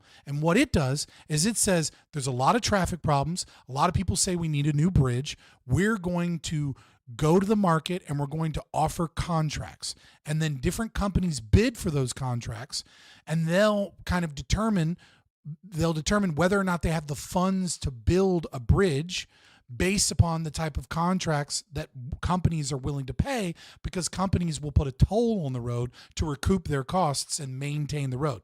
Now, this is using price and it's using the market, but it is also using central planning. And it is a failure, but it is superior to the Chinese version that is completely centrally planned, because the Chinese version has far less available information than would the privatization, but also still much less information than the kind of the pseudo-fascistic kind of way that we build infrastructure in America. But the reason I was bringing this up and talking about Chinese propaganda, right, is that you have these people such as this Ben Norton that are constantly jerking off about how fucking amazing China is when they find a random video, or pamphlets or communists or whatever, when they find a random, propaganda video from a country with 1.2 billion people in it, with like a billion of them in poverty, like, and they'll be like, look at this electric car, look at this new flying drone laser show, look at this city that has all these unnecessary LED lights on it. Isn't that so beautiful? We're going to forget that Las Vegas exists for some fucking reason, and we're going to talk about how superior China is. And it's a constant propaganda push that just does not match reality at all. But because there is a new Iron Curtain, there is a new digital Iron Curtain that exists in China. Like, there is not a Berlin Wall. Okay, people can go there, but the new Iron Curtain is that videos that get taken in China that go against China can have you fucking disappear. And the cities that tourists go to are full of fucking money, and government organizations love bringing in streamers and love bringing in popular people and giving them money and giving them tours and letting them take videos. That is this show. Much like North Korea, when some visitor comes in and goes, the grocery stores are great. Okay. But what they do is they give them a show, they give them a song and dance, and they pump money into limited tourist attraction areas. And they control their own media, and it is dangerous in China to speak out against the government. And so, and homeschooling is illegal in China because you have to go to CCP schools where you are deeply indoctrinated every day. There is a digital and propaganda and Iron Curtain that exists in China, and all we get is bullshit videos. And I wanted to show you this video in particular because it's emblematic of so many of them, where you can see the infrastructure videos really show it more than anywhere else, especially roads and bridges and dams and things with roads on them, is you can see how it's all fucking fake. Because this road is open to the public, and there's one broke down car and 2 cars driving on it and 1 bicyclist as it goes all the way through a fucking mountain range. Nobody's using it because it's not economically needed or viable right now. And what's sort of other amusing thing is all of these streamers that show, them walking through the nightlife in China. We should find one of those videos. The visuals they show, they're like cheap video game visuals. Mm-hmm. They're not images of a well-designed city. It's like, oh, let's slap Tron-like lights on all the buildings to make them look strange. And it's like a gamer's computer that has unnecessary RGB in it throughout their whole fucking city. It's so gaudy and trashy, and it's like they're trying to sell the concept of futurism with cheap lights instead of just making future technologies. And so you see the same thing with like AI with like their robots, where they got caught putting women in robot suits to pretend like this was robots, and then once they got caught, they were like, oh, these is just a concept, it's like an art show, man. But they were selling to Americans this idea that they had hyper advanced androids. Oh, did you find one? No. What I'm just I want to explore two more topics on this direction. Before we go here, can you click on the second link instead? Oh, sorry, hold on. Sorry, I'm posting too much stuff in the chat. Yeah, so in terms of the natural development of roads, you can check this study through my profile. This is the evolution of the transport network near Manchester between 1680 and 1830. And you can see how the map every sort of 50 years becomes more and more and more complex. And most of these roads that are new are entirely private. So it is private factories connecting themselves to private markets around Manchester during the peak of the sort of industrial revolution era. So that's how roads organically grow. And this study also shows that the absolute majority of the funding was private. These were local communities, landowners combined with entrepreneurs. They would all join together to create what then became the British road system. And in the 1830s, it ended because other things became more competitive, like railroads. Automobiles weren't as developed yet, and trucking didn't exist. And so the government just said, "Oh, seizing everything. Everything is ours." Interrupting because I think you might not know this. Trucking was partially illegal in the UK and the United States up until the 1980s. There were many, many laws that made it that you could not use 18-wheelers and trucks to go from one end of the country to the other end of the country because they wanted to protect the railway industry. So in the 1960s, and so in the 1940s, the 1950s, the 1960s, and the 1970s, and the early 1980s, all of the goods that were needed from factory to grocery store to Walmart to whatever it is that you buy were forced to go through a much less efficient form of shipping via railways, and then an 18-wheeler could pick it up from the railway place and then drive it to your store, which increased the price of basically all goods and services in the entire United States and in the United Kingdom for half of a century. Like, that one set of regulations and rules could have drastically changed the world economy. If we would have been able to have trucking in the 1950s be a widely used and start replacing trains that were not fucking working well, and it's especially more important in the United States than in the UK, but I bring this up because it's really important. Like, imagine a world where throughout the whole 1950s, 60s, 70s, and 80s, the price of goods and services was 5-10% cheaper completely. How much technological progress, how much economic progress, how much infrastructure, how much new things could we have gotten without the government stepping away in just one little way? Yeah, and again, the bloody roads are built by business. If you look at the percentages there, these are 42% investors that can be classified as landowners, 31% as commercial interest, meaning the factory or the market, and 27% as savers, meaning people that looked at this as investment and invested their savings into these trusts, into these leases. And this is what the other thing is.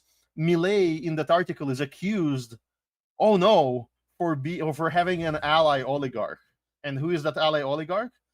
Is the Armenian owner of many of Argentina's airfields. Okay, but this is a private entrepreneur, as far as I know. Hanshoppe.com did not prove to me that this is entrepreneur obtained his money illegally without providing a superior product to everybody. And they definitely don't show me how he's better off nationalized. I think that would be shocking if they supported that. So suddenly they're against the entrepreneur, and the burden of proof is on them. So if I'm claiming that private industry built the roads, here I made a claim. Here's the burden of proof, and I've met it. This is a paper where you can track the sources. Yeah. But when they make an allegation that Millet is supported by, let's say they accuse him of being supported by oligarchs. Well, why is that bad? You now have the burden of proof to showcase that this is bad money somehow. Otherwise, you just sound like a commie. Even if it is, right? Like, one of the things I find super interesting is, like, a lot of libertarians and a lot of lefties and commies and shit, but especially libertarians and people that jacket themselves as libertarians will hate on Elon Musk.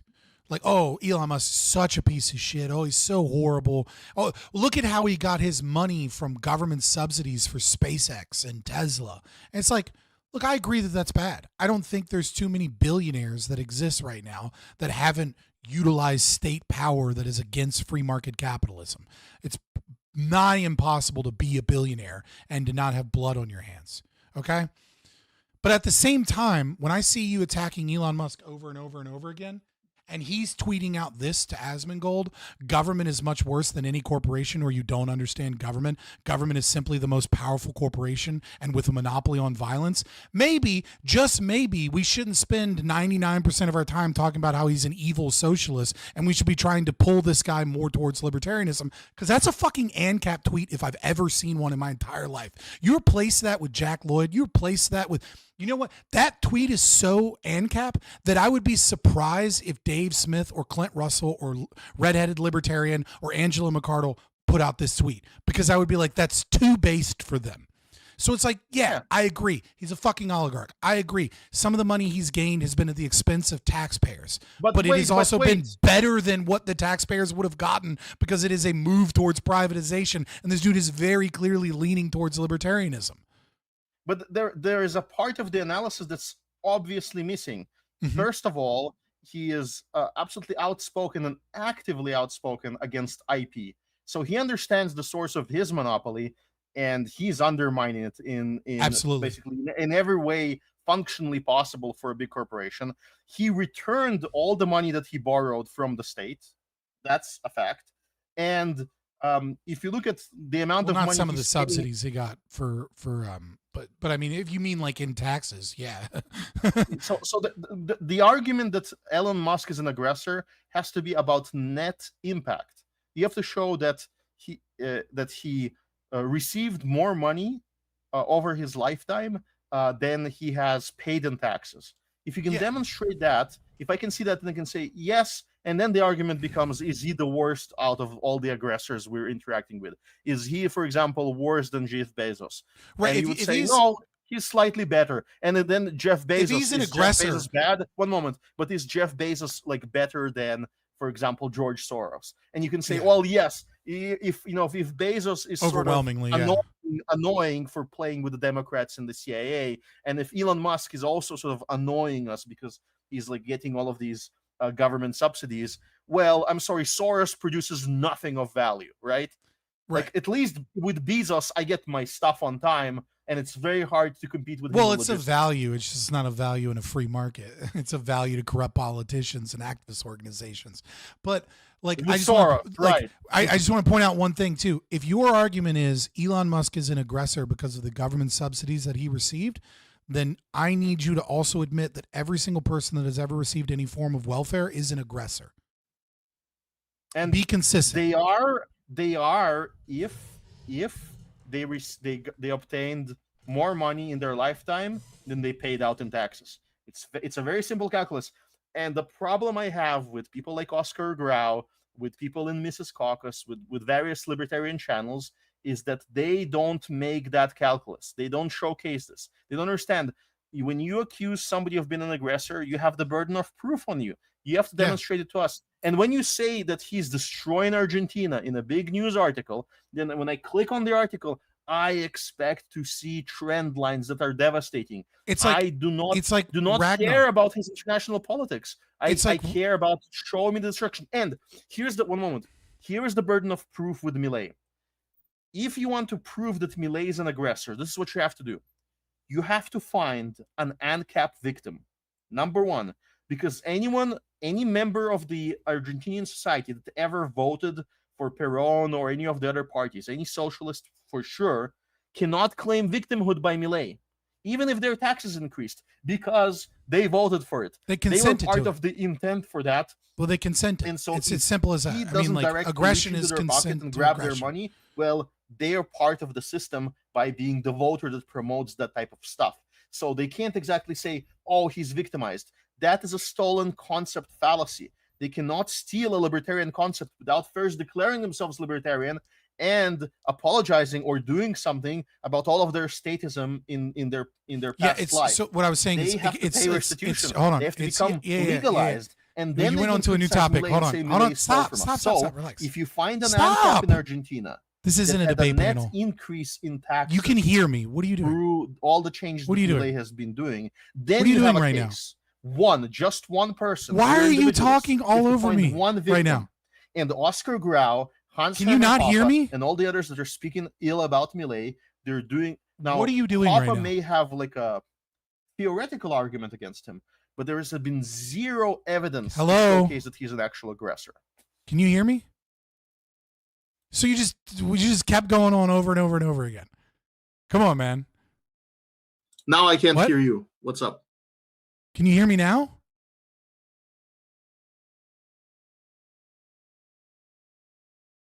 Hello? Okay, he can't hear me right now. Yeah, I get that. Yeah. Let me see.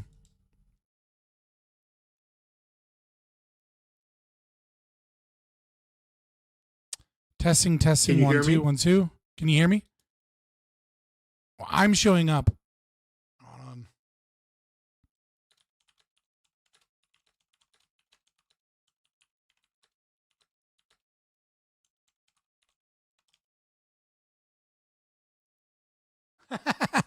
This is funny, chat.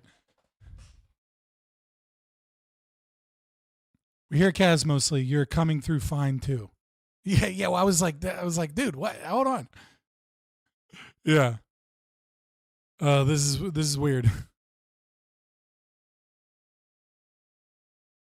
Something is going on with this audio. Let me get the music back.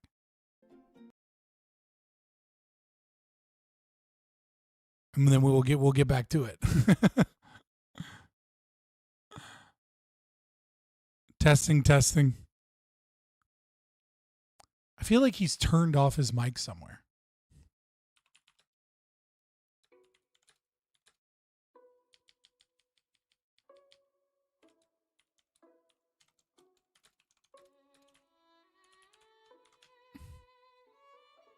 He's just giving confused face.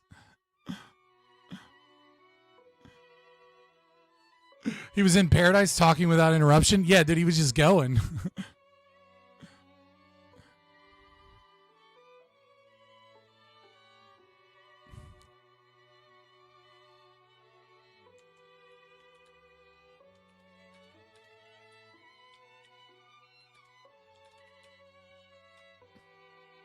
Kaz is our 35-year-old grandfather.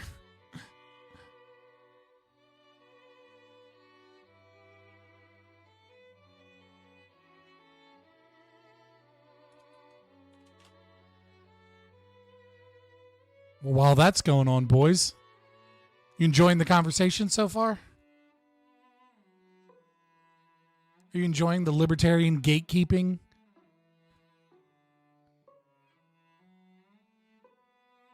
Oh, I actually like this music. Yeah, I switched it over to Calming Cinematics channel. Hello, D-Horse.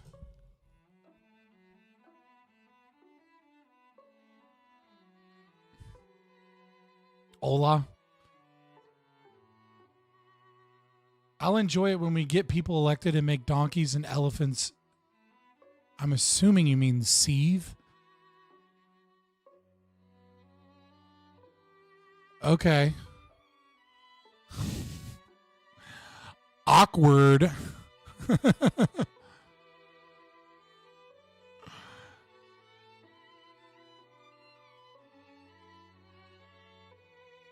Well, so while we're waiting, I'm gonna have fun, I think, tomorrow on tomorrow's stream, because we're going to do a panel.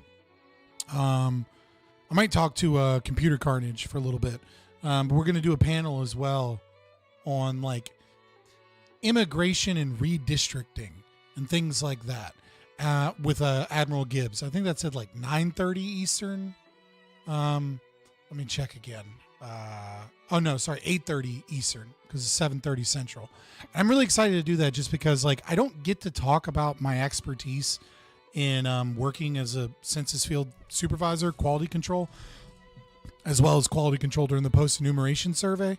So it should be an interesting conversation, assuming that it doesn't that there isn't like some artard on there that just wants to make a name for themselves by randomly yelling things.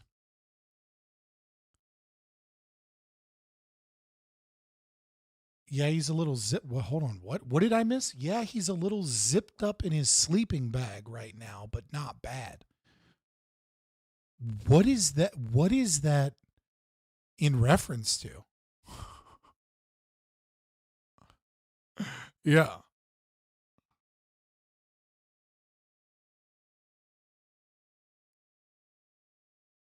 Very much.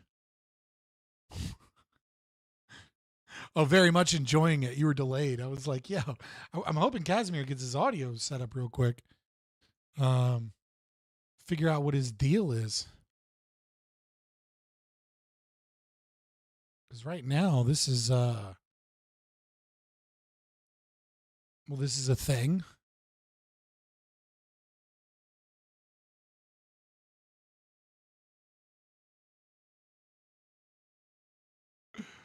Oh, God. I have system audio now and headphones audio, but not bloody StreamYard's audio.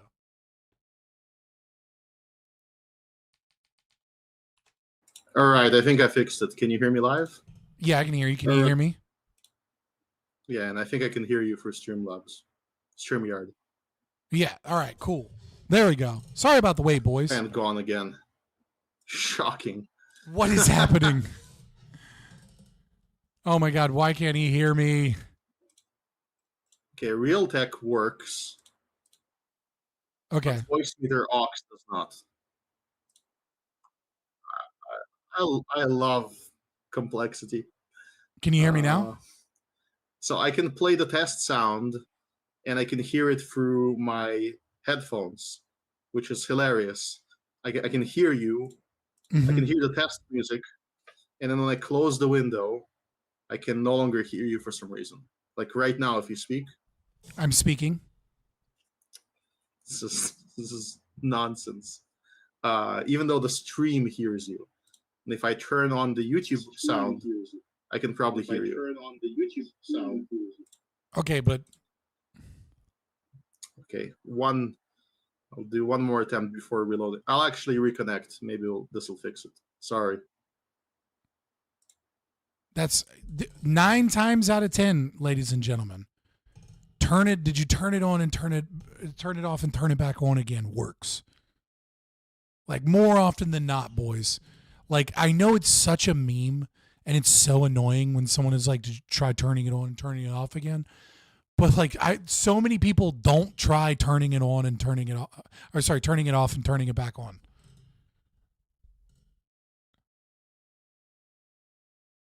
He was running away a bit on assumptions is all, but nothing egregious. Yeah, sometimes you gotta hypothesize. Are Macs good for streaming? I wouldn't buy a Mac unless you're doing like video editing or something where you need a lot of like programs that tend to work a little better on Mac. If you already have a Mac and you're trying to stream, if your Mac is relatively new, it should be fine. But obviously you can't like stream games and stuff like that. But if you're just trying to stream like, your voice and stream, you know what I mean? Like stream video and voice in, in programs like Discord and StreamYards and things like that, it'll be fine. You were trying to reel it in, but he couldn't. Yeah, I know. I was trying to be like, yo, relax. I have a point I want to make, and then we'll get on to the next thing. Yeah, but it was nowhere to be. It wasn't happening. I was like, hello, do you hear me? All right, let me check my messages. All right, we're almost there, boys. I wonder if he's like restarting his computer now. All right, why did the music stop?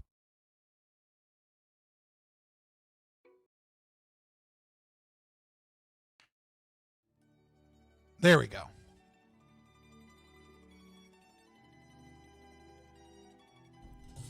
All right, do I have anything else that I want to? Let me pull up my Discord now. Let me go into my bag of things to look at while Kasimir tries to figure this out.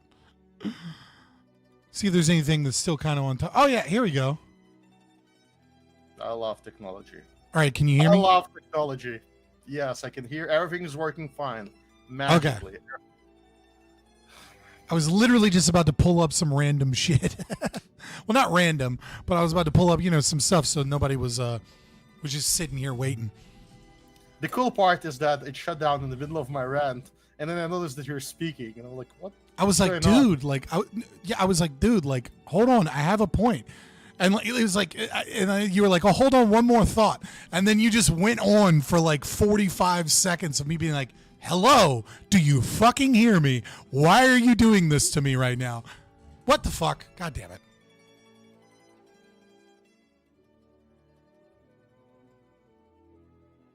Boys. What was that? That was just a... I'm not touching anything anymore. That's it. That was a crash. All right. Okay. We're back. So as you Right. were saying, what I wanted to say in reference to... I lost it. I had a good point to make. It's gone. Let's continue with our... is there anything else you want to discuss about this particular individual? This right here. Again, I'm detecting a little trend of people who are favorable to BRICS starting to show up in libertarian circles. Oscar Yes. Grau quoting Ben Norton, we discussed that, right? Mhm. And then here, the Ron Paul Institute is suddenly bringing in who? A surprise guest. Who is that? Oh, it's Jeffrey Sachs. Jeffrey Sachs, who used to advocate for free markets. Let's give the devil his due. He used to be about, advocating for liberal reforms in governments and reducing the size of the state and the economy. But then suddenly he starts shifting towards so-called sustainable development and UN 2030 agenda. And suddenly UN's you realize, 2030 is Sustainable Developmental Goals, SDG. Yeah. Just for the audience when they're like trying to look up shit, yeah. Yes, and then suddenly he's showing up on all of these various Chinese paid think tanks and shows up on Chinese TV, and he's criticizing the United States without criticizing China and without criticizing other BRICS countries, and so suddenly he's an expert on Israel-Palestine, and he opines on that conflict, and he has an opinion. Again, he has a sort of semi-correct opinion on. He makes some interesting points, let's just say, about Ukraine, Russia, but he has nothing to do with libertarianism, and he's pushing for the most anti-libertarian ideas possible right now, which is the ideas of the WEF and this idea of degrowth and deindustrialization. Mm-hmm. Well, I think one of the things that I've noticed, at least from my perspective, like talking to like the libertarian crowd, not necessarily these individual pieces that you're kind of picking apart, which is important here, is that, and I think I noticed it first with Scott Horton. And what it is there is this libertine concept that is housed within the liberty movement of a resent for domination, a resent for power, which is the same thing that communism has, right? Communism hates hierarchy. They hate, like the concept of someone else having some power over their life, regardless of a principled position of whether or not it is coercion or not coercion, but rather that their material conditions and their reality is lacking and other people have. And some of that is a good, not grounded in principles. That's a horrible worldview. Grounded in principles, that is a good worldview, right? It's a heuristic to go, why does this person have so much and I have so little, right? It's very similar to Hans-Hermann Hoppe writing about Austrian class analysis as opposed to Marxist class analysis, right? It's the same problem of like, there are these big corporations and they lord power over us and they have so much money, but like, let us actually do an analysis from principles of freedom and coercion and figure out why we do this class analysis, why they are in that class, how they are fucking us. And so devoid of that principled, really deep need to look at it from first principles, but instead that feeling, as the political power of the Western hegemonic kind of like, imperialism as it is wanes, there is this almost this desire to support the underdog simply because of the power difference. There is this libertine desire that if it's against the American empire and the evil things the American empire does, then it must be good. You can hear me, right? Okay. Yes, and I'm just I'm sort of not surprised. I think it's a very strange thing for a radical movement to sort of buddy with basically ideological enemies, just because we have like a mutual foe. Supposedly, that means that you can show up on Russia Today or on Jackson Hinkle's show as a guest, and then still not raise any libertarian points against communism, against socialism on his channel. Yeah, I mean, like I went the and spoke non-aggressive to principle. Noah, right? Like I went and spoke to Noah about U.S. aid because we are similarly aligned there. But I mean, I didn't hold back from being like, well, obviously I disagree with that because I'm a libertarian and I don't believe in that, and I brought up libertarian principles multiple times. But I go in, like, it's okay to go into the lion's den, but you can't go into the lion's den and not fight lions some.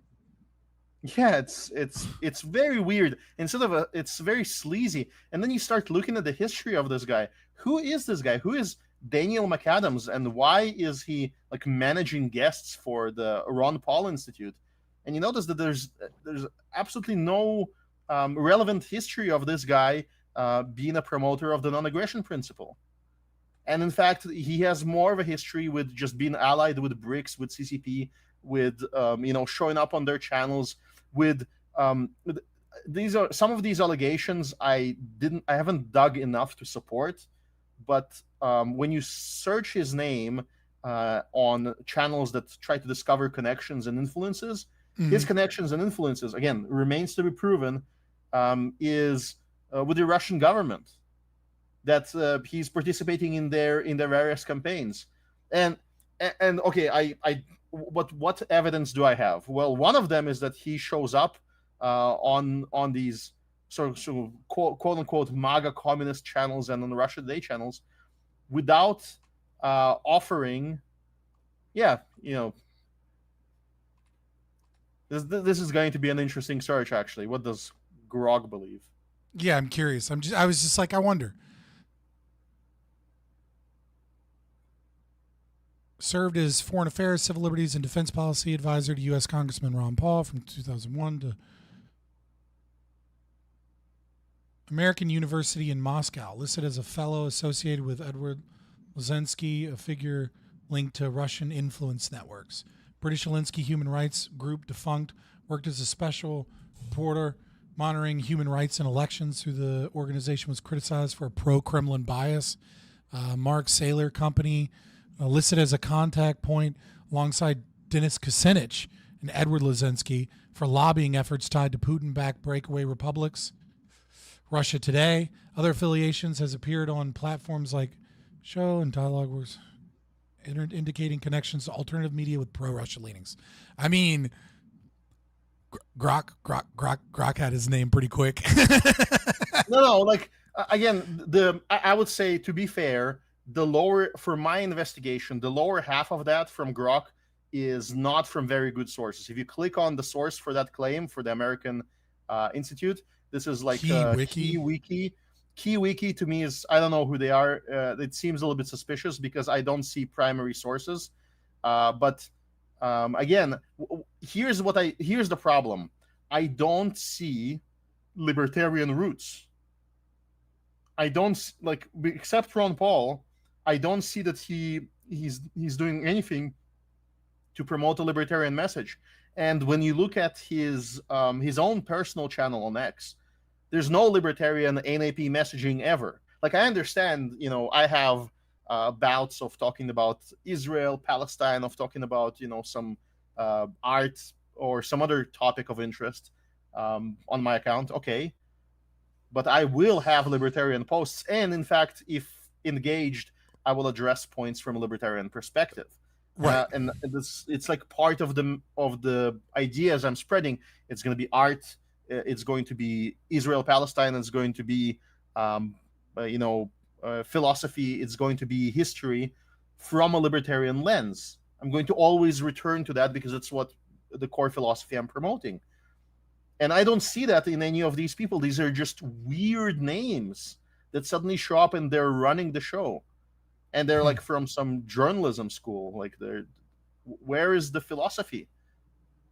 And yeah, okay, it's like I don't expect you to be, if you're working in punditry or in kind of like a networking position or like whatever it is that you're doing. But if you're at this level where you are, instrumental towards some portion of our movement, and our movement is designed to spread a philosophy, I don't expect you necessarily to be a libertarian philosopher, right?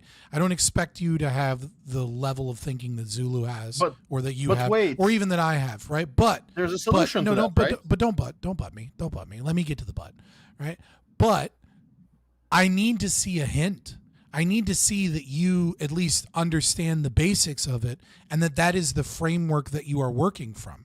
Otherwise, what you are either an employee or you are an infiltrator. One of the two. If you're an employee and that's okay, I got paid to do this thing, that's fine to a certain degree, right? Like I'm an accountant. I don't need my accountant to be a libertarian philosopher because he's doing accounting. Does he good at accounting? Is that what he's done? But if you're in punditry, if you're in, key positions that are designed to spread a message, and you have no basis, understanding, or even hint that you believe in that message, then there's something deeply suspicious about that. It's about as suspicious as an ugly senator having a really hot young Chinese girlfriend, right? Like, it's like, where did she come from? Let's ask some questions. You know what I mean? Yeah, and okay, but there's another answer from their perspective. Sure, they can be not, let's say that they are not the philosophers. Then I can expect if I click on Oscar Grau's name, I can expect that, every, let's say, 10th post will be, some requote of Stefan Kinsella, would be some video of Hans-Hermann Hoppe, would be some reference to an article by Dominiak. Part of your messages, you spread some populist messaging, you spread some anti-imperial messaging. Okay, criticize Israel, go ahead, but then also promote libertarianism, promote the philosophers.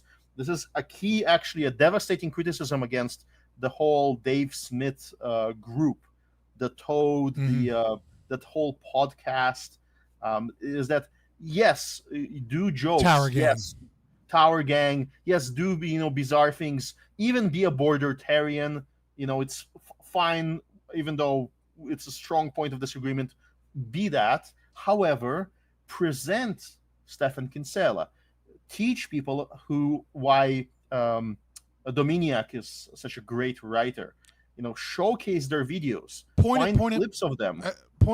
Just a point of contention here. I have a special exception in the way that I feel about Dave Smith compared to others. And I think he's an outlier. And the reason I think he's an outlier is because he does engage on Twitter, right? Like he doesn't just block people just because he disagrees with them or because they critique him for not being libertarian enough.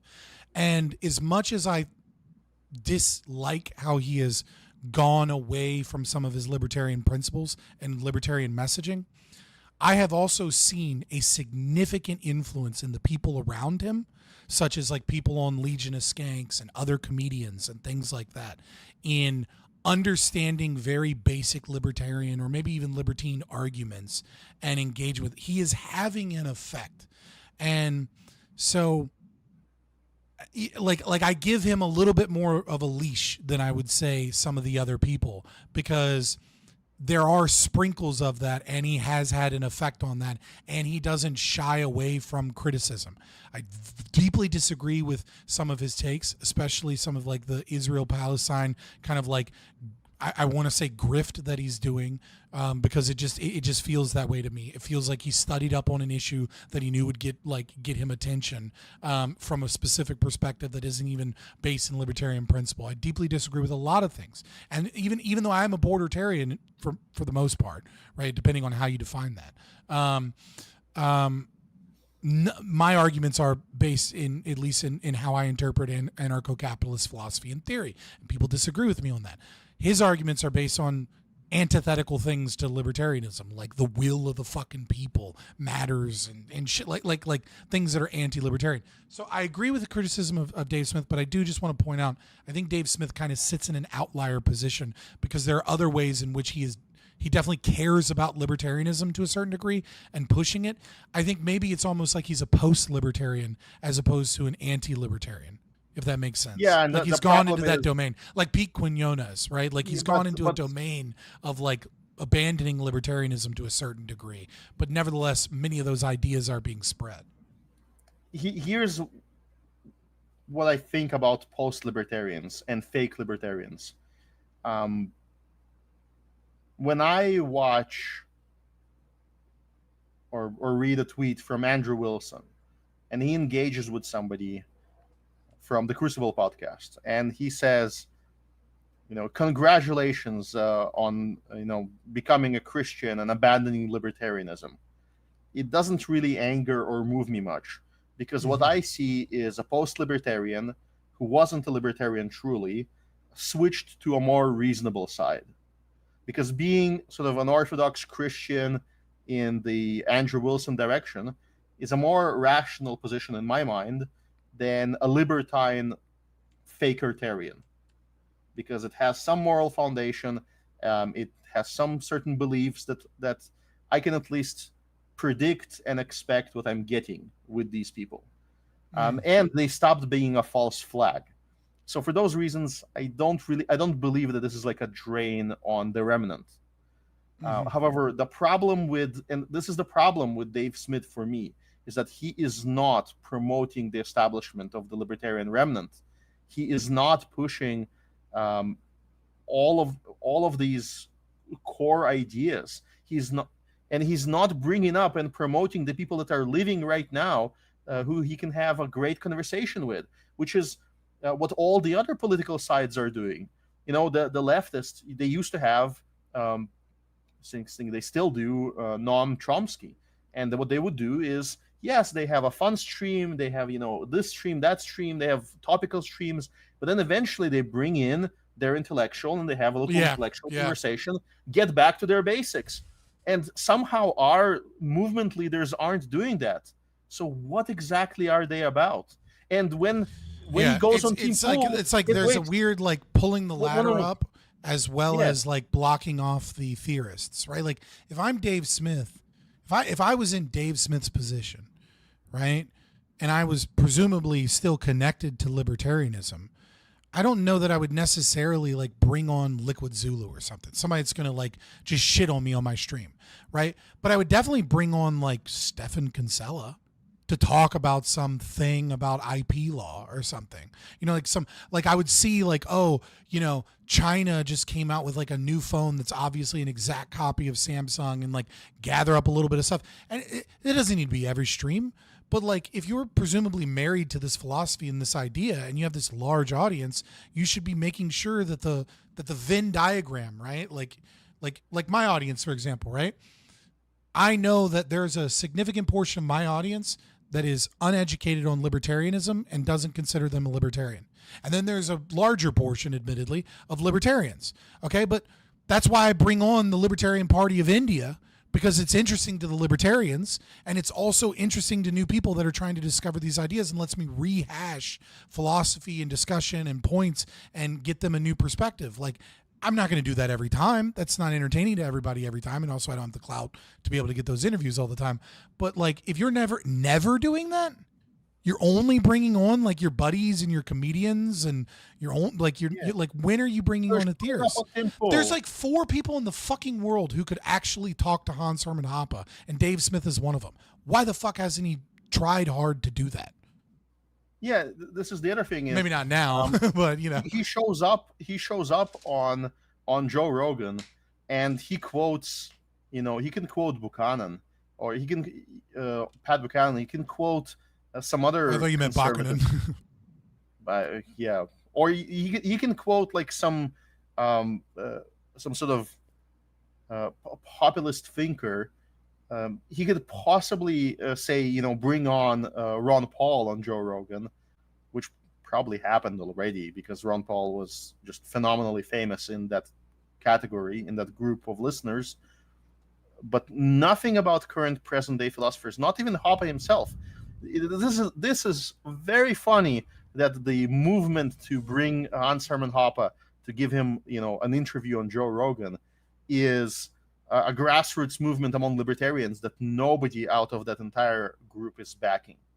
Yeah. Not even noticing, not even inventing that. Even though just bringing on Hoppe to talk about, his commentary on monarchism being better than democracy, bring him alongside Curtis Yarvin to do like a three-directional show together, so that they can poke fun at each other a little bit. I mean, like there's something I've noticed with libertarians, in large libertarian content creators, right? And what I've noticed is there is a crabs in the bucket mentality with a lot of them. And it's because, if you're a standard constitutional conservative or Republican, there's a very large audience for you. If you're a neoliberal, there's a large audience for you. If you're a communist or a socialist of some variety, there's a potentially large audience for you. And they wrongly, I think, believe that there isn't a large audience for libertarians, and that they're trying to be the bridge between like this group and libertarians, right? And they're worried almost, it seems like, that like, and I'm talking about like the people at the top that are going a lot of these shows, right? Not everybody, but some of them. The Clint Russells, the Dave Smiths, the redheaded libertarian, these people that like sit in this liminal space between libertarian, post-libertarian, and like regular Republican, but brand themselves as libertarians, as the libertarians that go everywhere. And it's almost like they're worried that bringing on somebody like Zulu or myself, or maybe even Mentis Wave, or, Tax Brass, who's a little psycho, but I love him, right? Like certain people that have deep libertarian philosophical roots, that they will do two things. One, that they will pull them down crabs in the bucket style because the audience isn't large enough. And two, they will expose this grift per se of them trying to maintain two or three contradictory philosophies. And it's like they know that like when a Zulu comes out, they're going to be like, he's going to make libertarians look crazy. That's the lie they tell themselves. And deep down they know he's going to make me look unprincipled and contradictory. And he's going to flame me. And he's going to present a libertarianism that's too radical to be popular right now. So for the betterment of the Libertarian Party, of the libertarianism as a philosophy, I sit in this place where I can speak to all of these people. And I don't want these people coming in with these too crazy, too radical, idea. I don't want a Zulu type to go, yes, people in Africa deserve to starve. There's absolutely zero reason that we should be giving food and water aid to people that bring no value, that can't build their own fucking well. They deserve to starve. I celebrate every single time an African child dies from thirst. They don't like, that's some shit Zulu would say. Sounds like a Kaufman post. Yeah, right. And it's like he doesn't want someone like that on like a Tim Pool saying that and being like, and I'm the true libertarian. That's his rationale to himself, right? But at the end of the day, I think it's like a crabs in the bucket mentality. Yeah, there is that with the people you named, but the people we named initially are absolutely neutral. So for the past decade, Hoppe is just a perfect interviewer, speaker. He will never attack you directly in a live interview. That's just not his mode. He will write a paper eviscerating you and get you like removed from the Mises Institute possibly. But that happened. But he absolutely, I don't think Walter will Block do that kind of live. deserved that. Even no matter how you feel in Israel Palestine, Walter Block went too far. Walter Block, quite possibly, even though both of them did some things. But this is the interesting part. The only exception to what we're saying with Dave Smith has been that he has debated Walter Block. So in a decade, 0 invitations to have a nice conversation about mutually agreed upon topics where, a very charismatic... This just feels like we're Walter bitching Block. at this point about being gay. Yes. No. It feels I'm not, bitchy. I'm just saying. No, making the opposite point, actually. There is no reason. The reason you applied with crabs in the bucket does not apply to Walter Block. Walter Block is content, meaning he's just positive. Yeah, that's true. Walter He's Block just isn't something trying to new. like be a streamer. Yeah, absolutely not. Hoppe is not doing that, and Kinsella is not doing that. So all of these are just very nice guests. And yes, there may be not your most popular guest, but I'm sorry, if you're in popularity, just bring in, do like the whatever podcast. Bring in the strippers. That's the most popular thing. And actually, I'm fine with that strategy. Do 90% strippers, 1% bring in an Andrew Wilson. It works. It works by contrast. Yeah. Have like a show where Hoppe is cringing in strippers. Have a show where Kinsella is like, oh my God, that would be funny. And then they might find a connection where he would show like, you as an OnlyFans girl are suffering from IP. What a hilarious sort of juxtaposition that could be. No, too boring. But let's bring in Jeffrey Sachs, who's like the absolute current anti-libertarian nonsense spreader. Oh, because he said a based thing about Ukraine, Daniel Russia. McAdams. Or is it both? McAdams is inviting Jeffrey Sachs to the Ron Paul Institute. That's the announcement. Yeah, let me just listen to it real quick, just for context. I'm going to close out Dr. Paul with an incredibly exciting announcement. I literally just got done sending a group of emails back and forth, and it's the announcement of the latest speaker at the Ron Paul Institute conference. This is a late announcement. This individual has an extremely busy schedule, and it was very difficult for him to accommodate us, but he is such a generous person that he's really moving things around. I'm talking, of course, about one of the most important intellectuals of our time, and that's Professor Jeffrey Sachs. Professor Jeffrey Sachs will be joining us, the Ron Paul Institute, at our Blueprint for Peace conference on August 16th. If you have any questions about what Professor Sachs is all about, you can find his videos throughout the internet. This is so weird. As I say, one of the most important thinkers of his time. Why it's hard for me to remember being this excited. We've had so many terrific speakers, but this to me is up there with the absolute top. People like Professor Mearsheimer, who we had last year. So I'm just so excited that Professor Sachs is going to be there. Get those tickets right now while you still can. See Professor Sachs. Sorry, I'm on screen sharing, not sharing necessarily the audio, and I just realized that. They can hear it because it's coming through my headphones, but you weren't hearing it through StreamYards. I'm fine with that, but I loaded up the stream and weird. Okay, that's no, fine. I was seeing it come through on stream side. Yeah, that is so fucking. Look, if I get someone that is anti-libertarian, my announcement is not going to be, oh my God, this is one of the most important thinkers of our time. Oh my God, I'm so excited. Oh my God, please, like, I cannot stress enough how intelligent and how amazing this person's ideas are and how important they are.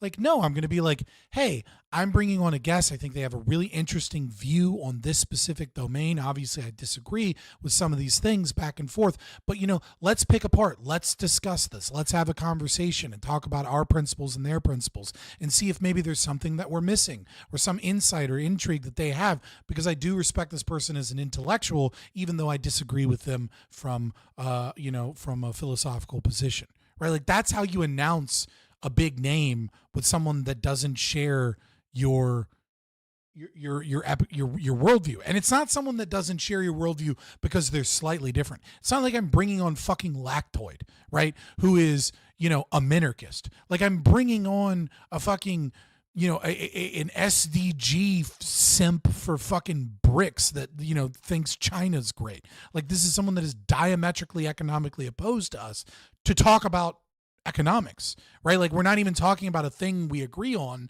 but we have, opposing views. Like, this is psycho, right? This reminds me of when I went on Clint Russell's show, right? Because I thought I went on Clint Russell's show to, and I'm still salty about this, whatever, fuck you guys. I thought I was going on Clint Russell's show because I was like making waves in libertarian podcasting, areas, and he thought I had some interesting ideas and wanted to bring me on. And then the first time we actually like talk about something, he wants to attack me for my tweet because I'm saying that it's a stupid fucking idea for the LP to bring on a bunch of communist speakers to talk about the Ukraine-Russia situation, because there's going to be communist flags there and there's going to be all this stuff, and that and for the LP to stick behind someone when it is discovered that he was trying to engage in an adulterous affair with an underage girl, and be like, the CIA likes to try and undercut people by their feet. And so we have a speaker who doesn't share our politics, doesn't share our philosophy, and is a fucking pedophile adulterer, though he didn't get a chance to have sex with the person, and never denied that thing. And then they kowtowed eventually, but they wanted to say, I was like, yeah, this is terrible. History has shown us over and over again that when we align with communists like this, that it's not good for us. It's one thing to have a conversation with the communists. It's one thing to say, hey, us and communists agree on this specific thing, and that just goes to show you how important this thing actually is, because two ends of the political spectrum both agree that this is bad. Wake up. It's another thing to host a fucking joint event where half the speakers are communists. And I brought up Proudhon's understudy, oh God, what is his name? In France, that was killed by the communists, by the Baconites in the Paris International. Why can I not think of his name? And his dying words were, after he was assassinated, because he said, we were able to protect private property rights, right? And they hated him for that. And so they fucking waited until, the Franco-Prussian War had isolated most of his camp, so that he could be outvoted to be executed. It was like, this is what happens when you fucking try and do joint events with communists. You get killed, right? This is dumb. We're like, and like, he used that to like attack me. And he was like, oh, okay. Like, that's fucking weird. You know what I mean? Like that, like it feels like that, where it's like, what are we doing here? Like, what messaging are we doing here? There's something very shifty and shady about celebration for someone that is diametrically opposed to us as a guest. I get that he's a big get. That's fine. Be excited that you got a big get. But where is the principled critique of having someone that is presumably completely different, that is against our worldview, that is actively pushing anti-liberty, that is actively pushing to take away your rights and to destroy your life, and pushing that propaganda? What? Somebody actually, in response to that series of tweets, told me that, well, look, it's not really an infiltration, because that's what Ron Paul himself was doing in the past. He would go on various podcasts with basically enemies and talk to them about things of mutual interest. And I think that when people showed me evidence of that, I think that diminishes the legacy of Ron Paul. Yeah, doesn't like showing up on Hinkle's show, and only talking to him about how the U.S. State Department messed up Ukraine and how Ukrainians are suffering because of that, and talking about how Russia was provoked, this and that. Okay, there's some legitimacy to that, but then there's also the entire Russian part that you should also be talking about. The fact that they're aggressing on many private property owners right now, that they're blowing up buildings, nobody cares, that there's never going to be any justice for these people. This is the stuff you're supposed to be saying. And this is the weird sort of energy that exists here. Everybody is extremely super principled when they're criticizing a mutual enemy of BRICS.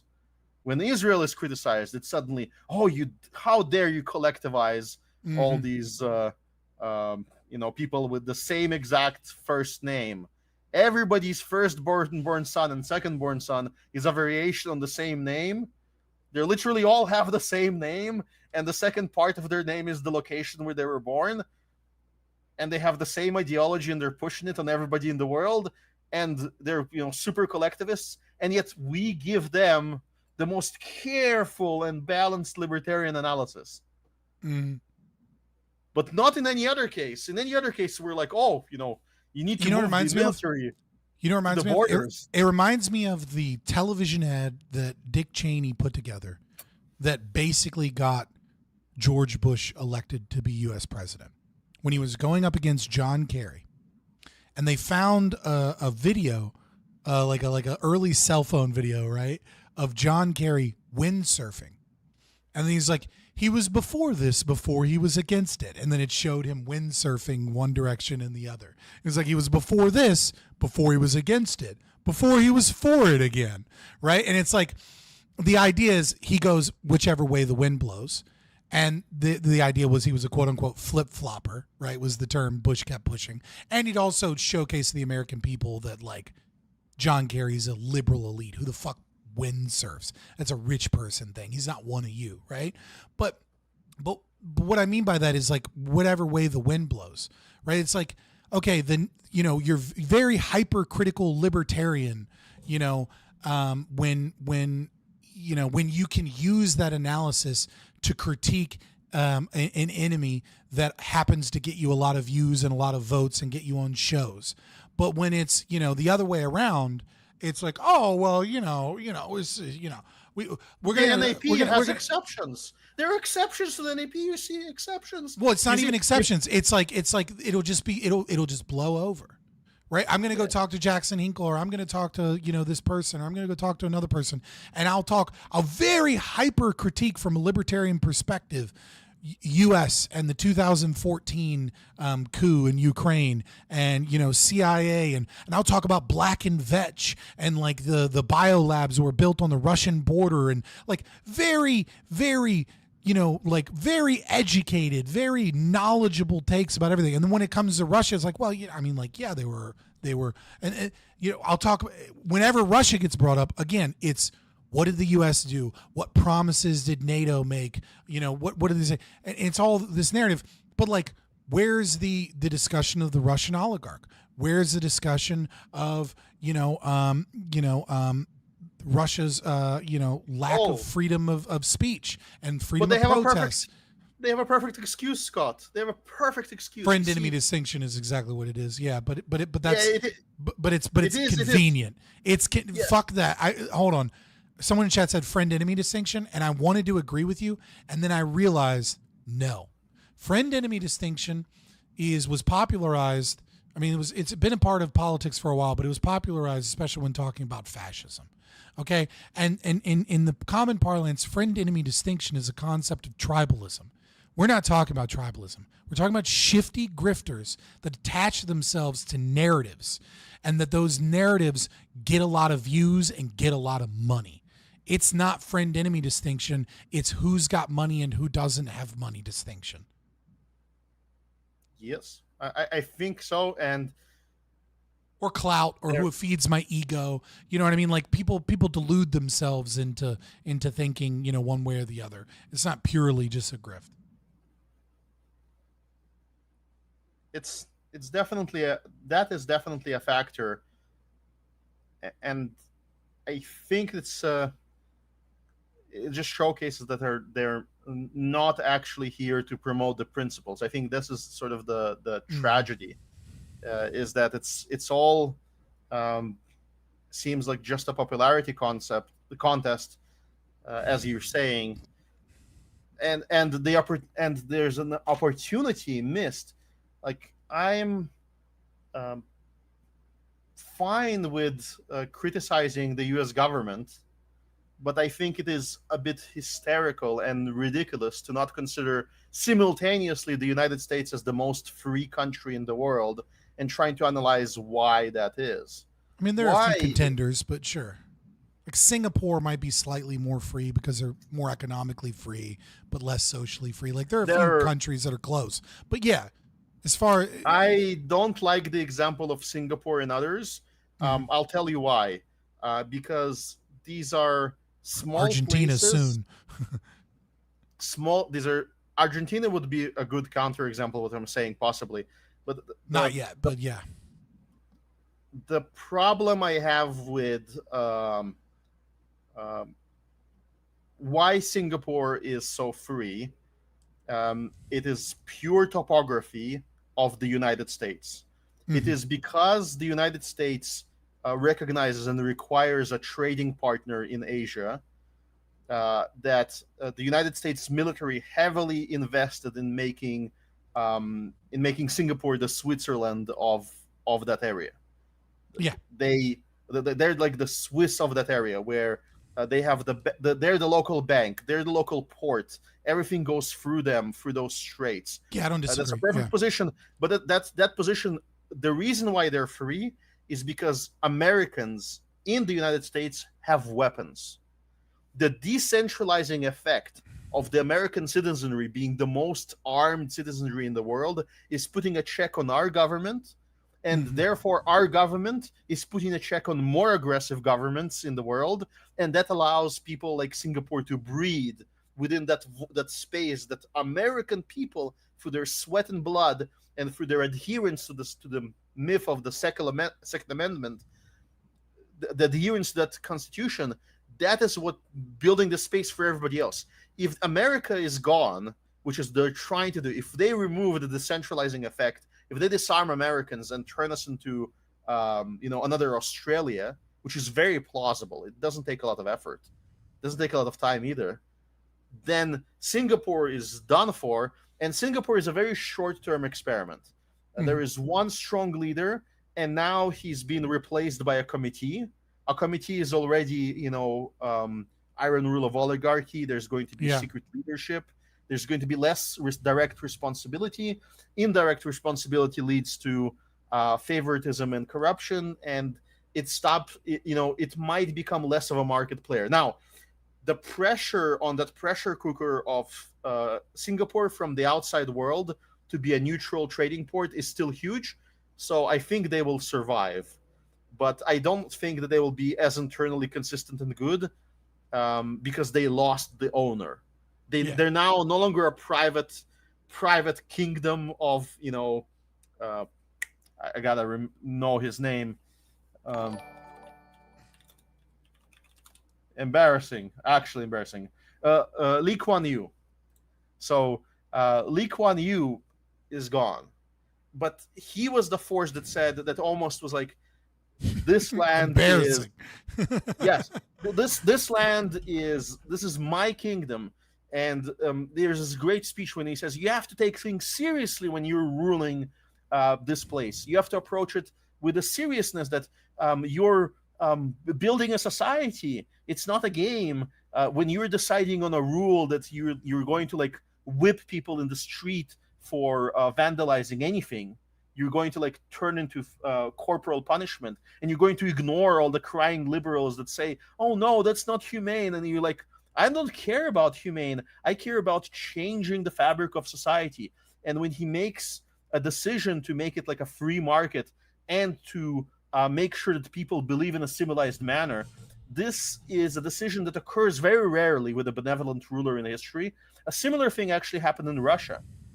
Tsar Peter the Great showed up to a country that was backwards, that was low on trade, low on sort of engagement with new ideas. And he said, no, I'm going to open the door to the market of Europe and bring the best craftsmen, the best engineers, people who are developed on that market in the competition of Europe, invites them into Russia and tries to benefit from them. But as soon as he's gone, decomposition begins, because he's not the market force himself. He's the second effect. Your argument is like the effects of Peter being distracted in World War I, like is and like his wife and Rasputin, etc. No, that's not it. Peter the Great means that he died in the 17 20s or 30s. First Peter, sorry. The first Peter, yes. Yeah. Okay. I was trying to figure out what you mean. I was like, Peter wasn't that great. Like, he shows up. And no. I know what you mean now. I'm not confused. I've got the right king of Russia. The secret embassy traveling through Europe and just hiring artisan after artisan. Now, why can't he hire those people? Why are great people highlighted? Because there was a market in Europe. because Europe was competing with all of these guilds and all of these trading houses, the Italians and the Germans. Chat. Forgive me for fucking, it's 4 hours in. I've had a long day. I got my Russian czars confused for a second. Jesus it's okay. Christ, That's guys. why I'm. That's why I'm. You know what I mean? I was like, I was confused for a second. You know what I mean? Shit, dude. Hold on. I want to say something because I see this all the time where like people take a clip of like a streamer and then they'll be like, look how fucking stupid this streamer is. And as a streamer myself, my first reaction is, are they a lefty? Because if they're a lefty, then I'm just going to make fun of them. My second reaction is, regardless of political persuasion, yeah, let's put a camera in front of you for fucking 20 hours a week and see if you say anything fucking stupid. You know what I mean? Like, you're going to say dumb shit constantly. Someone asked me, Fabian, where's Aleppo right now? What is Aleppo? Oh, God. Oh, fucking fuck. But you know what I mean? Like, don't you feel silly? Don't you feel stupid? Don't you feel a little ashamed? You know what I mean? It's like, yeah. It gets late at night. I'm starting to get tired. I had a long day. Do you even want to get into that last topic? Do you want to? No. I don't have just because I can't steamroll it. Like I'm gonna get angry. It's gonna take me an hour.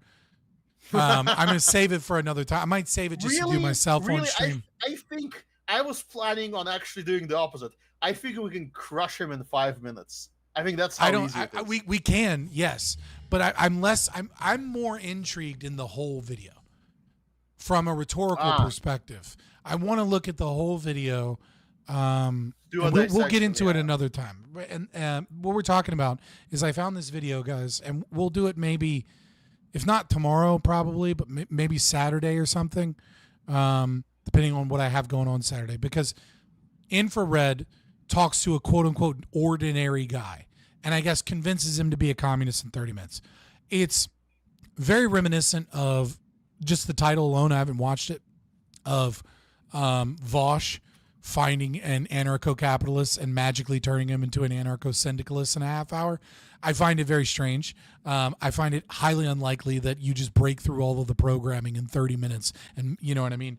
But setting all that aside, assuming the video is real, there's two reasons I want to do it. One, I just love shitting on commies and debunking all their shit. Kasimir, I know you're with me on that, and that'll be entertaining. But two, I want to talk about I want to talk about rhetoric and talking to normal people, because I think that is something libertarians struggle with more than anybody else.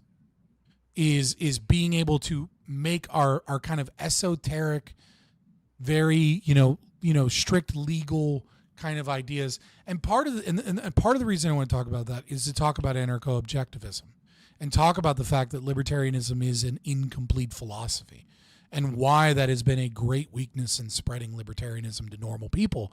Because how do you talk to normal people when you have no answers to the question, what should I do? What ought we do? What ought man be? What ought man do? And that's going to take me like an hour and a half or something. Would you share? I have an idea. What is this? Let's do a little like comparison. I don't give a fuck. I am a Mongol. Of good rhetoric from Haas. Oh, no. I am a fucking Mongol. I remember this. You gotta play this one, please. Oh, no, I remember this. It's been a long time. Let me see. Let me see if I can share screen. I could be way more racist than you. This should make the audio work. We'll see. It's fine. I'll suffer for the cause. You're just talking like a Mongoloid. I don't give a fuck. I am a Mongoloid. In my heart, I'm a Mongoloid. That is. I remember this. We are a horde. Oh, yes, we are that. We are 100% that. That's not something to be proud of. It is something to be proud of, because the Mongols are the ones who created civilization, and you created nothing but barbarism. You're the fucking barbarians. You destroyed the treasures of mankind. The Mongols only united it. What the fuck do you know about civilization? What the fuck do you know about pride? What the fuck do you have to be proud of, except looting, genociding, and destroying the cultures and peoples and wealth of this world? What the fuck do you know, Cans Cuck? Well, you're the one here chimping out, so... I am chimping out, I am chimping out. And you're a little soy boy cuck, little bitch. You don't know who the fuck I am. I forgot about this. I see you. I think you're a Mongoloid. That's what you I am a Mongoloid. You're right. It is what I am, and I'm proud of being that. Well, it's an anthropological term. It doesn't actually mean Mongol. Oh, so what's your point? Okay. You ugly, disgusting, barbarian, smelly piece of shit. You want to talk racism? I can be way more racist than you, Angloid. What fucking civilizations did Angloids ever fucking have? All of them. You needed the Romans to fuck all of you in your ass to give you any civilization. You never had any of your own. You want to be racist? I could be way more racist. You want to talk shit about Asians? What the fuck do you have on Asia, huh? I have nothing on it. You have nothing, because you're a You have nothing. Real quick. I'm curious if Grok gives me the right answer. I'm just curious if Grok gives me the right answer. Let me oh fuck, god damn it. There we go. That should fix it. Okay. Just gonna go to Grok real quick. Who established the last cognate of Mongolia?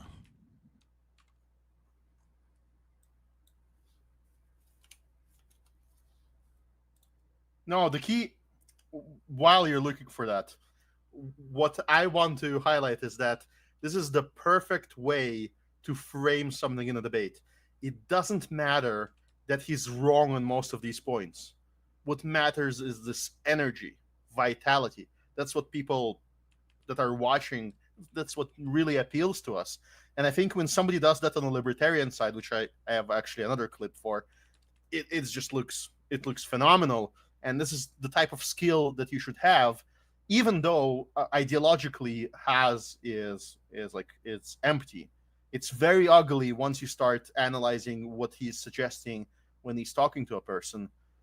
But in these types of moments, this is exactly what you're looking for if you want to appeal to younger people. If you want to appeal to people who are more energetic, who can actually do contribute to work and do some change in the world eventually as they grow older and more powerful. How you capture them is by moments like these. And unfortunately, on our side, there aren't many people who are capable of that. It's definitely a talent and a lot of charisma. Yeah, I mean, I don't want to agree with you. I have to agree with you, but like I don't want to agree that like just chimping out is such a great rhetorical device for like normies. Like it's so unfortunate that you're kind of right, that like that passion kind of supersedes so much in rhetoric because of its authenticity. I have to say though, this Prague's pen example is a good one. You're not supposed to do that when you have an argument. You don't do that like throughout the entire debate.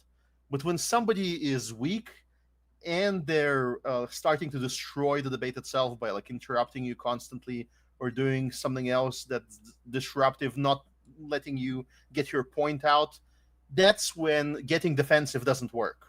That's when you're supposed to go on like pure offense, pure charisma, and just like put that person down and then get back, smile and get back to the facts and enjoy yourself while that person sits around shell-shocked. So I think that's part of the skill of being, a public debater, and why people like our friend Zulu did a stream where he analyzed Christopher Hitchens debating to, I think, either objectivists or libertarians, and he gets absolutely destroyed in that debate. He just gets smashed. But Hitchens is so strong in some moment. He has like moments where he's legitimately strong because he's charismatic. So I was hoping Grok would arrive there. Grok won't say what I wanted to say, and that's fine. Which is, who established the last cognate? Okay, but just a fun thing about that whole Mongoloid thing. Who was the last person to rule over the Mongols? Do you know who this person is? Baron Roman Nikolai Maximilian von Ergen Sternberg. Do you know who? No idea, actually. Totally shocked right now. What? Okay. So this is a German Russian warlord known as the Mad Baron or the Bloody Baron, okay, who was sick of communists as well as Jews. Let's just throw that out there, all right? Of course. Right. And who fucking left to go join the Mongols, became one of them, and then rose up the ranks and ruled over Mongolia for 5 months when the nationalists and the Chinese communists were fighting. And just his goal was to kill communists. That was his only goal, was that communists were. And this is a quote from him. All right. Trigger warning, it's a little anti-Semitic, but it is hilarious with him being like, I am a Mongoloid. Yes, the Mongols. What do they do? So I will allow it. A European came in, and this is what he said about his rule. Quote, my kingdom begins with a bloodbath. It cannot be otherwise. I did not enter in Siberia to bring you love but justice. The ancient pagans of Estonia were right when they said, he who is good to bad is bad himself. One cannot come to terms with Bolshevism. Barbarism becomes order when civilization becomes disorder. How I hate the civilization they are building. Bolshevik commissars and Jew merchants work for the same world, horrible gray. And that was his argument to just kill as many Chi-Coms as he possibly could before he was finally defeated. You should look this guy up, because I learned about this like not too long ago, and I was like, how did I never learn about this? Like, how has history never discussed this individual that's so fucking crazy? And it made me think about him chimping out like, I am a Mongoloid. It's like the last group of Mongols to be under a warlord, everything they did was kill Chinese communists because they were communists. Yeah, I get this is an interesting line, but what's interesting is just also the sort of the picture. There, you go to a debate. I went to a debate between Prax Ben and Haas, and in the audience, the majority of the audience if you compare the efficiency young of communists. Oh, I saw this. What you notice there is that Haas is, he's well put together.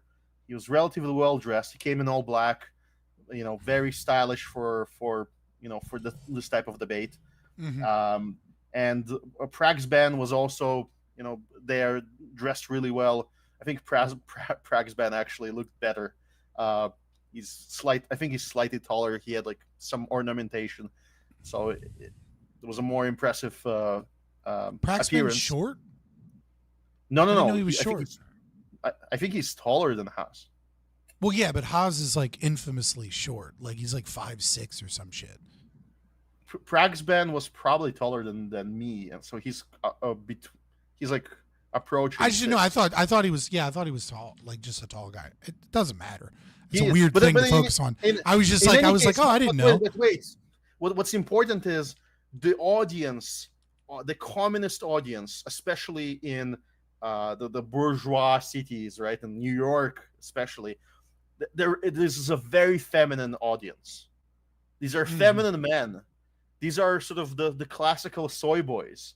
Mm-hmm. They're not tough. They don't speak tough, and yet the leader, the leadership, the people who climb to the top are these, Stalin-like sexy bandits. Yeah, I robbed the train. What about it? It's our train, right? The hour comes guttural, right? They're all hour for the audience. Our train, right? Our train. You sound like a pirate right now. Yes, communists are pirates. Yes, they are like this. It's our loot, right? It's ours. They come in and they bring this manly energy, and all the soy boys flock to the alpha, and so that becomes the part of the appeal and the charisma that you see in these videos. And also, he's masking the general feminine energy of the philosophy itself, which is the idea of, we must all take care of each other. It's all. Don't you want society to be about everything that's good and against everything that's bad? These are sort of naive ideas. And behind these ideas, there is total collapse of the economy and starvation. Because it doesn't work, because men are not like that. And it's a big tragedy. And I encounter that I have a weird theory. Day-to-day life. I have a weird theory. Follow me through here.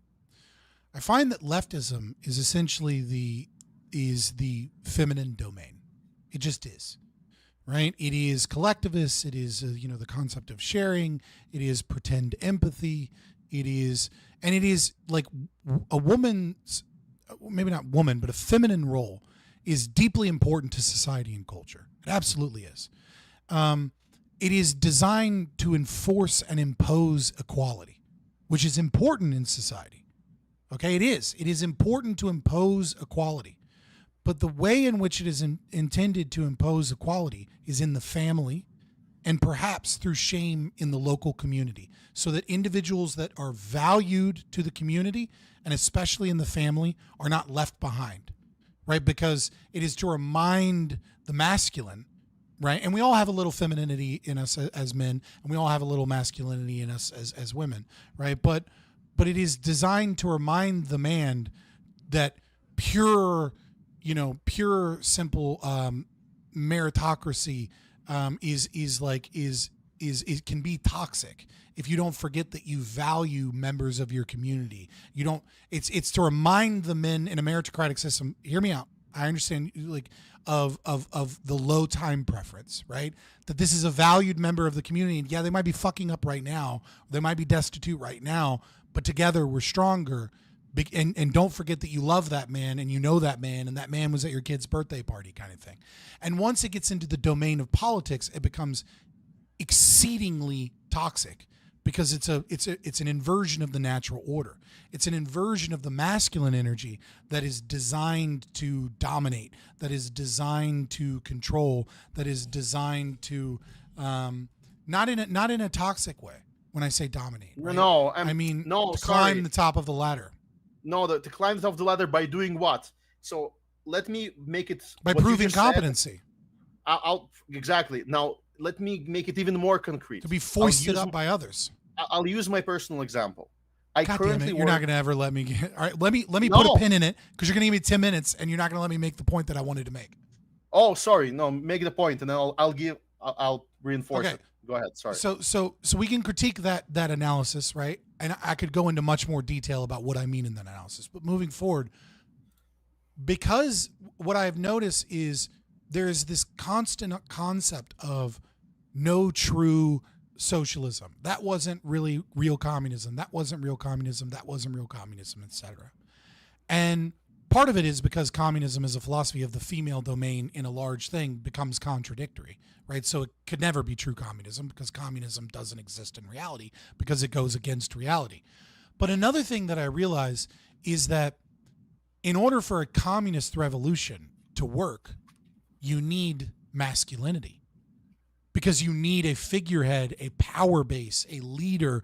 Like, you cannot house a feminine ideology within a masculine figure.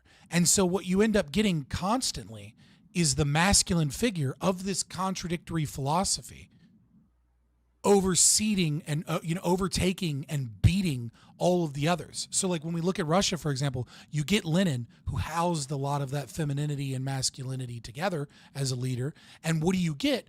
Well, there's only one way when you have a power system and a dominance hierarchy that is set up, is that it needs a masculine figurehead. And so you get Stalin. You get Stalin because...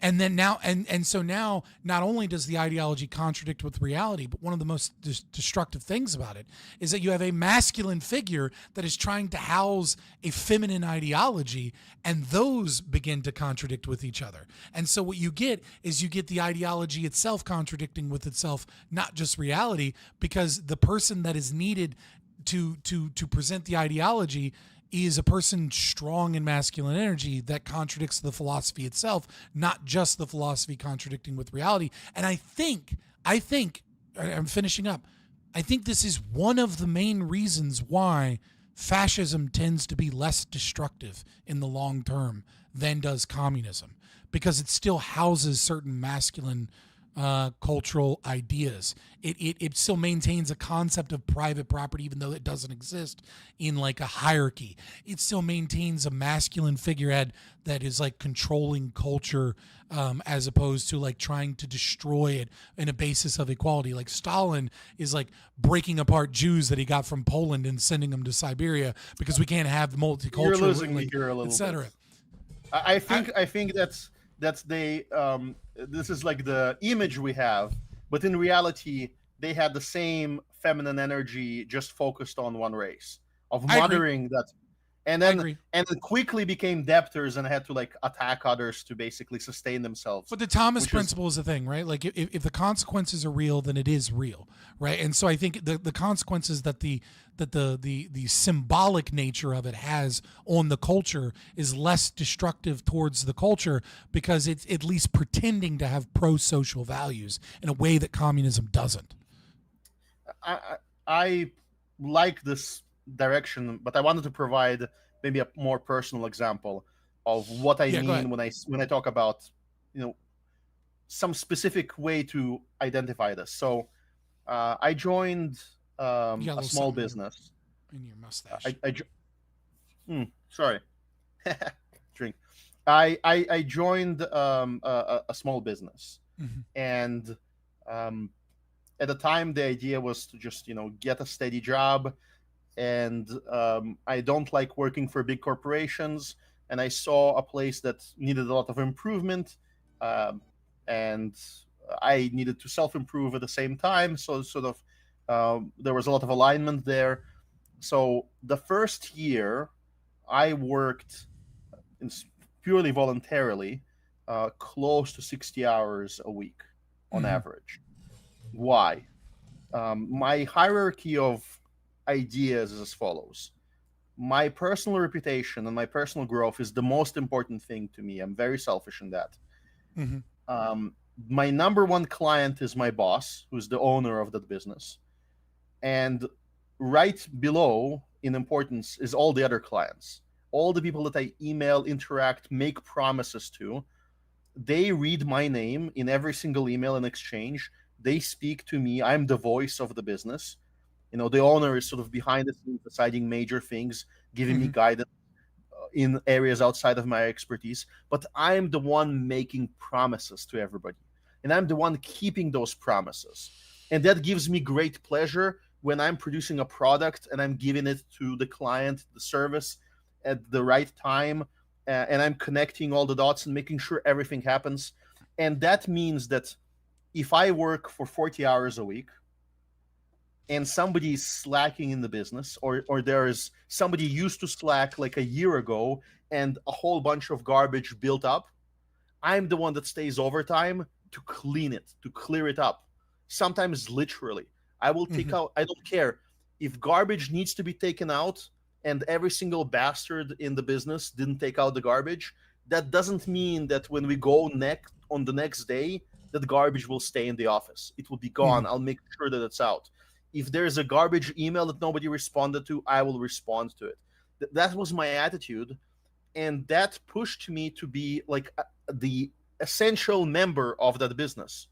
And when people wanted to reshuffle and started losing time, and I quickly became basically the manager right below the boss. Right. Well, starting out as just an assistant. Why? Because I was putting in the work. Quickly, I became essential. That had to be recognized. My title was an assistant for a year, but within 6 months, my title should have been the manager, and now it's like it got matched, right? We hired a new guy who replaced somebody that had to go, and the new guy is a slacker, just doesn't want to do the work, and he has a completely different belief. He just believes that it's impossible to do what I did. He's telling me in our conversation about why he's not contributing, that what I'm telling him, he talks to me like an envious little communist, and he tells me, well, on your salary, which he doesn't know, on your salary, I would have worked just as hard. My man, I started from your salary. I started from the assistant again multiple times in my life. Went into a new business, don't know anything. I just know how to work hard, to have initiative and to use my brain and to just provide the people what they want. Basically providing, there's a person comes in and says, I want this. And I have to follow all the steps required to document this, to make sure that we have all the information to achieve our objective, right? It's like a small little army, right? A private army where you have people. Thank you, dude. Appreciate it. We're coming to an end. I appreciate the 10 Yeah, bucks. sure. Amazing. Thank you very much.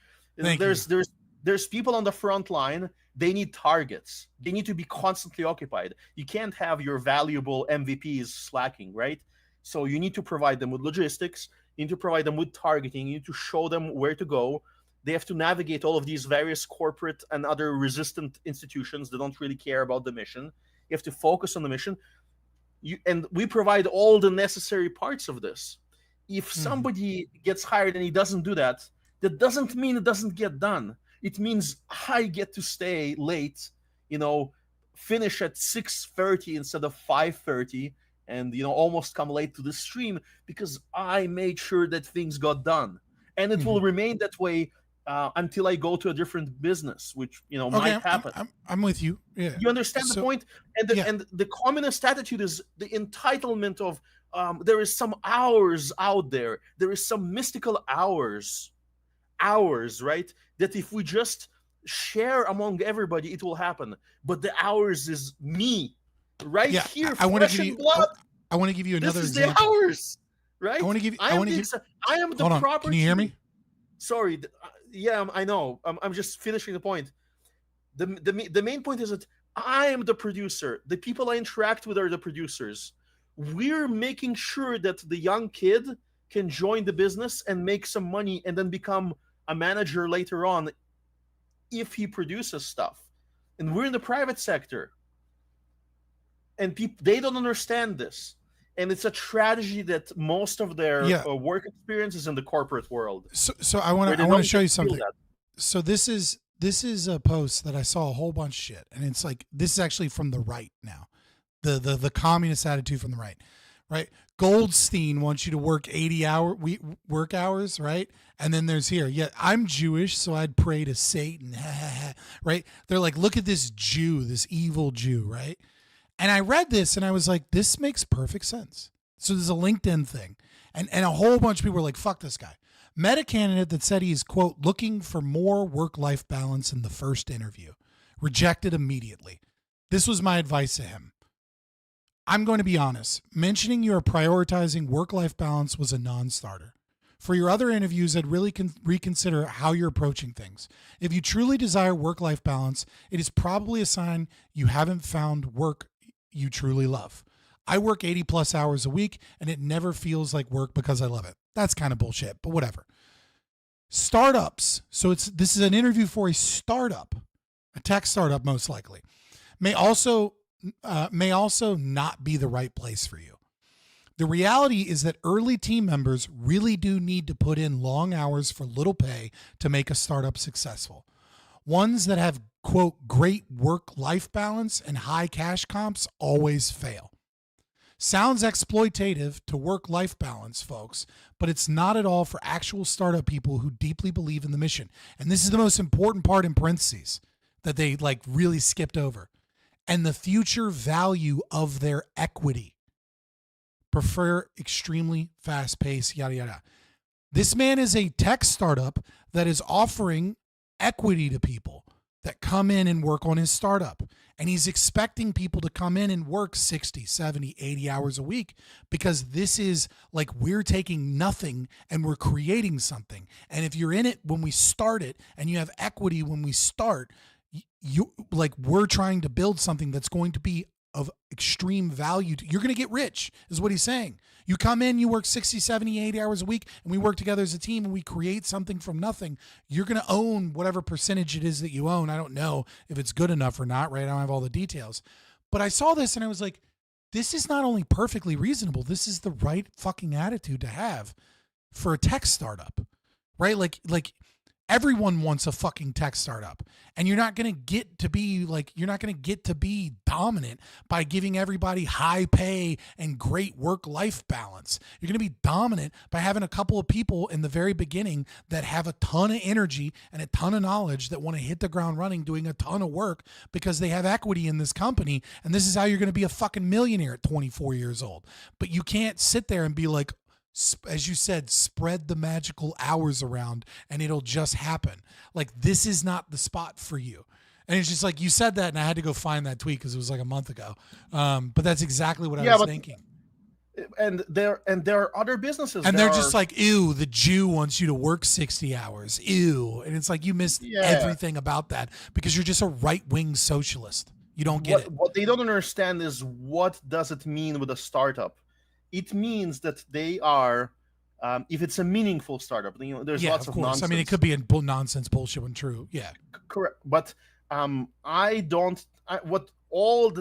of my speech and what this guy just said only applies. I would only apply it if you're a producer, meaning you are offering a service where, let's say, a service industry means, let's say, remote service means you have a guy that is the expert, and you're in the office, and the expert goes out in the field, enters some building, and fixes something, or builds something, or establishes something. You're creating something. Or you have a factory, and the factory produces a product, and then the people in the factory might go outside again into the field to install it on location. If you're in one of those types of jobs, which is welding, small manufacturing, custom jobs manufacturing, that exists even in New York City. You can find jobs like these. It's, first of all, it's a great return in terms of how you feel about your work. You see an immediate impact. If you fixed something for a client and they call you and say, everything works flawlessly, you feel great because now you know that you're part of a chain that makes everything work.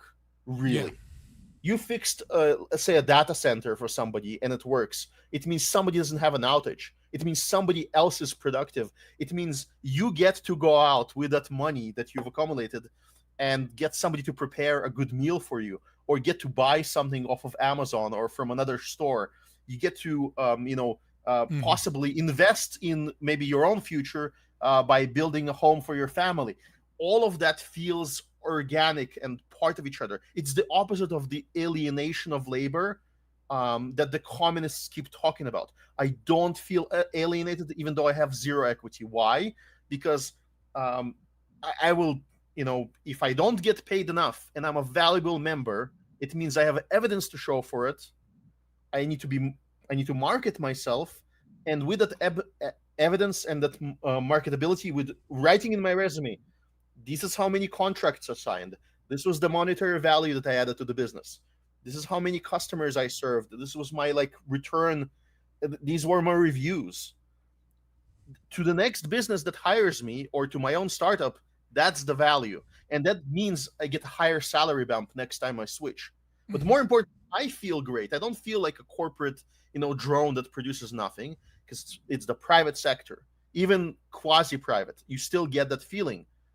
Exact opposite from the drone job at Starbucks that all the leftists. Yeah, I mean, I had a job when I was a teenager working. Sorry, I'm sorry. I have to correct myself. Really? Starbucks is still way more based than corporate jobs. My bad. Yeah, I agree. I agree. Okay, yeah. I had a job. I can compare two jobs, right? Being in the Army, and when I was in the Army, I felt some meaning and purpose. But after the ideology went away, it was total disillusionment because everything was busy work. It was bullshit work. It was, I was part of some mission or whatever, but you can't see the grand scale of things. You're just a cog in a giant machine, right?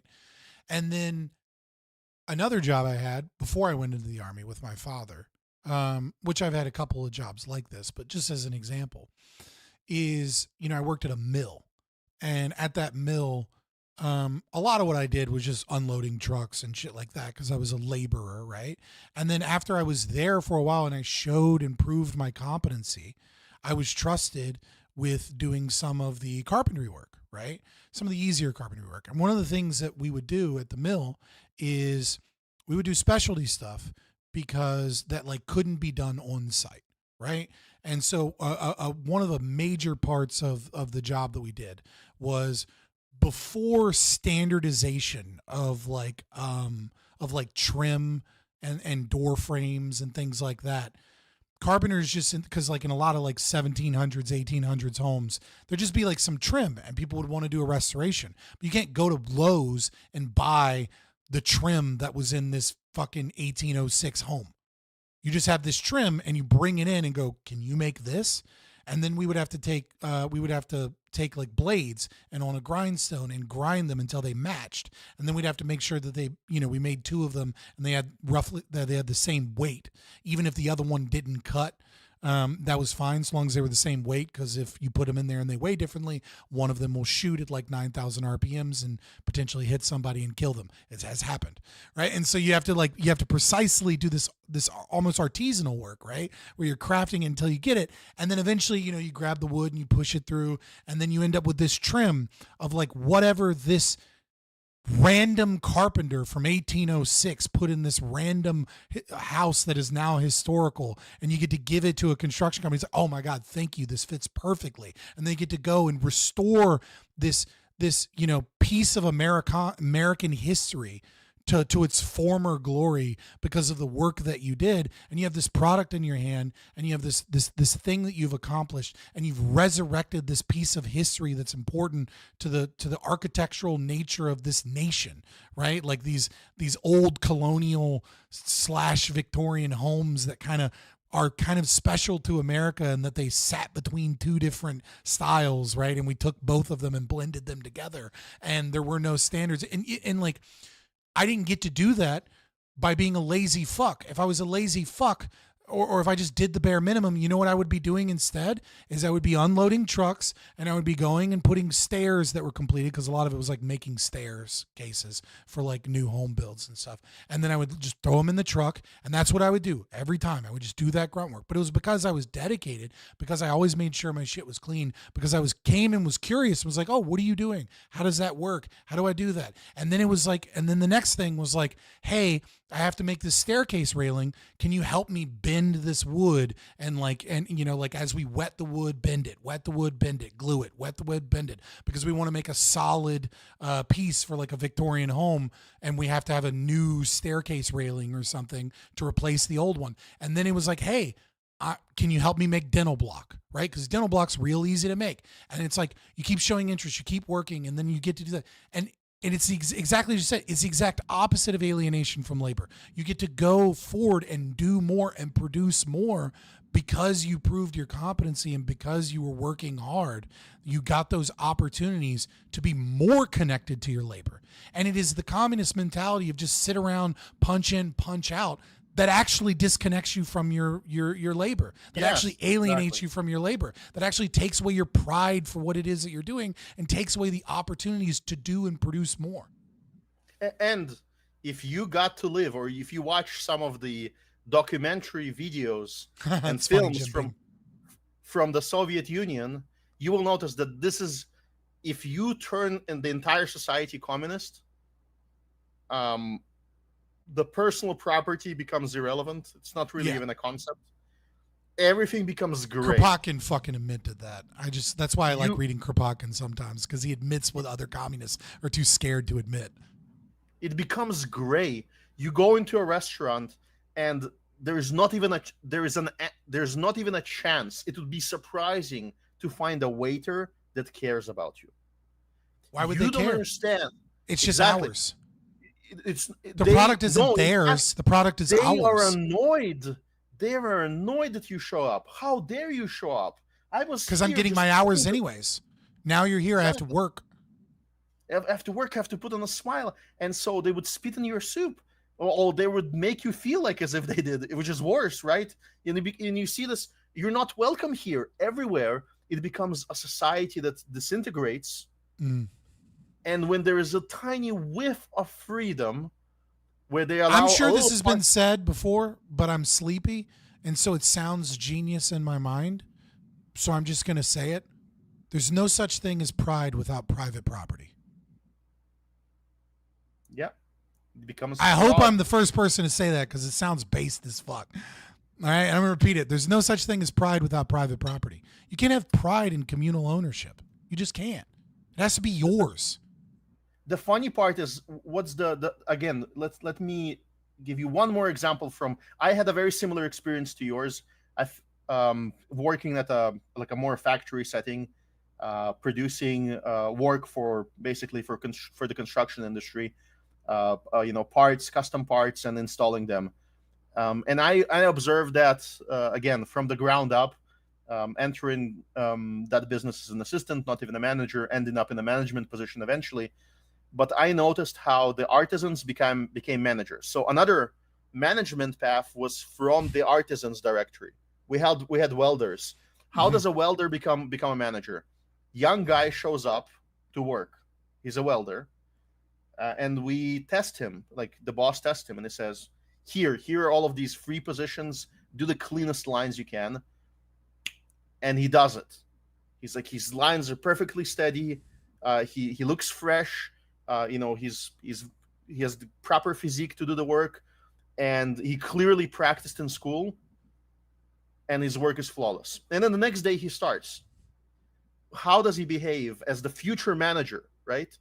He shows up to a table where there's a table leader, where there's like a master and apprentices working with him, typically like 3 or 4 people, because that's what you need to produce a piece. You need like one person to do the major stuff and others to study around and do like the more menial stuff. Yeah, grunt work. And then the grunts. It's just marginality, right? Like, like you need an expert to do the high producing portion.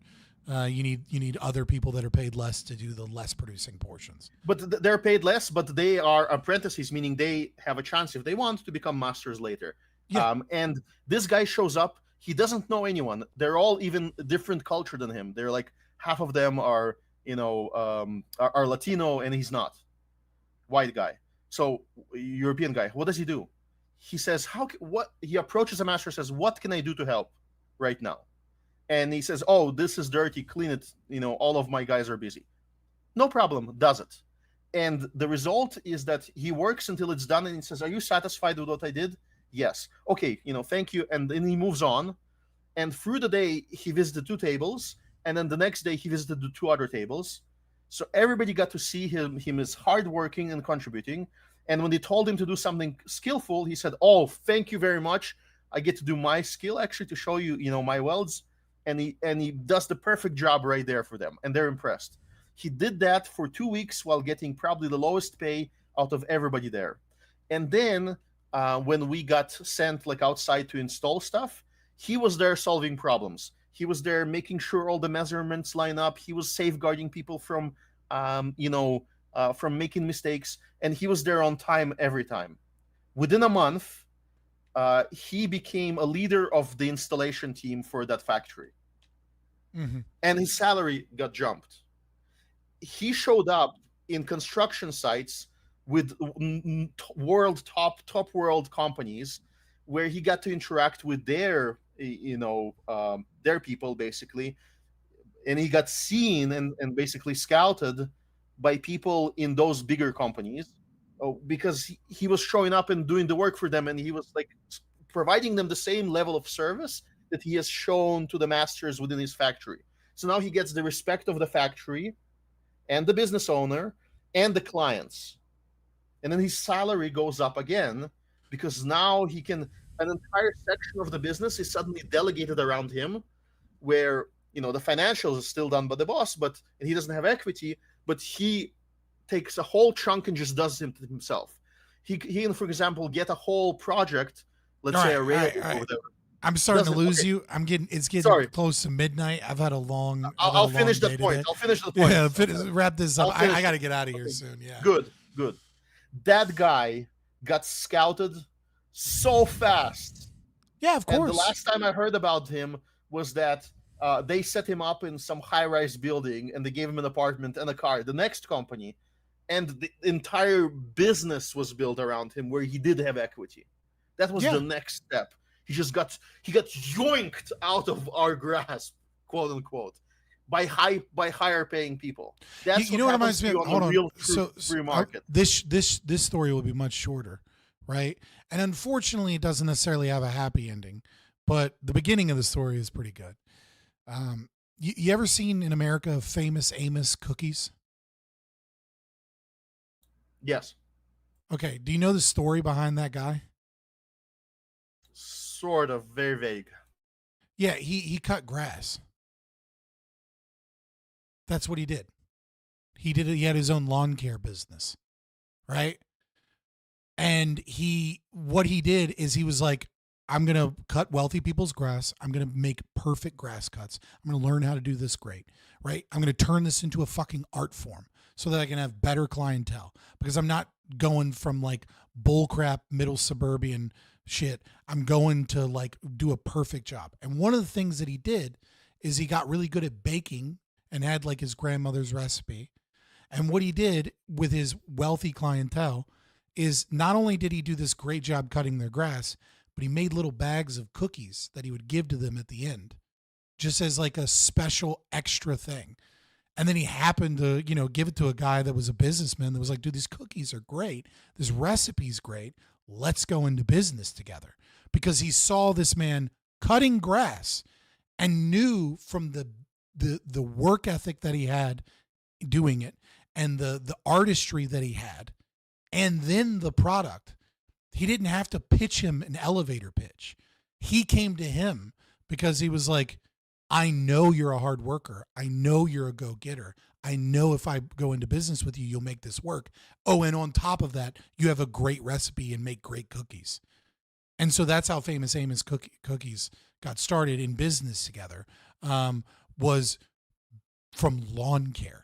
Right. And like that's kind of the thing, is like, if you really genuinely have that mentality in any domain of like turning your work that you produce into an art and then finding a way to go above and beyond, those are the kind of opportunities that fall in your lap. And those are not the things you get by punching a clock, by doing hours, and by having this concept that you're owed something by society. You produce nothing. Yes. And then you're a worker bee. You get quote unquote exploited, and the surplus value gets introduced in the market. But here's the magic part. Then I get to buy on that market. I get to show up and say, oh, now I get to surplus value from all of these different factories that are delivering to me. And now I have a better camera.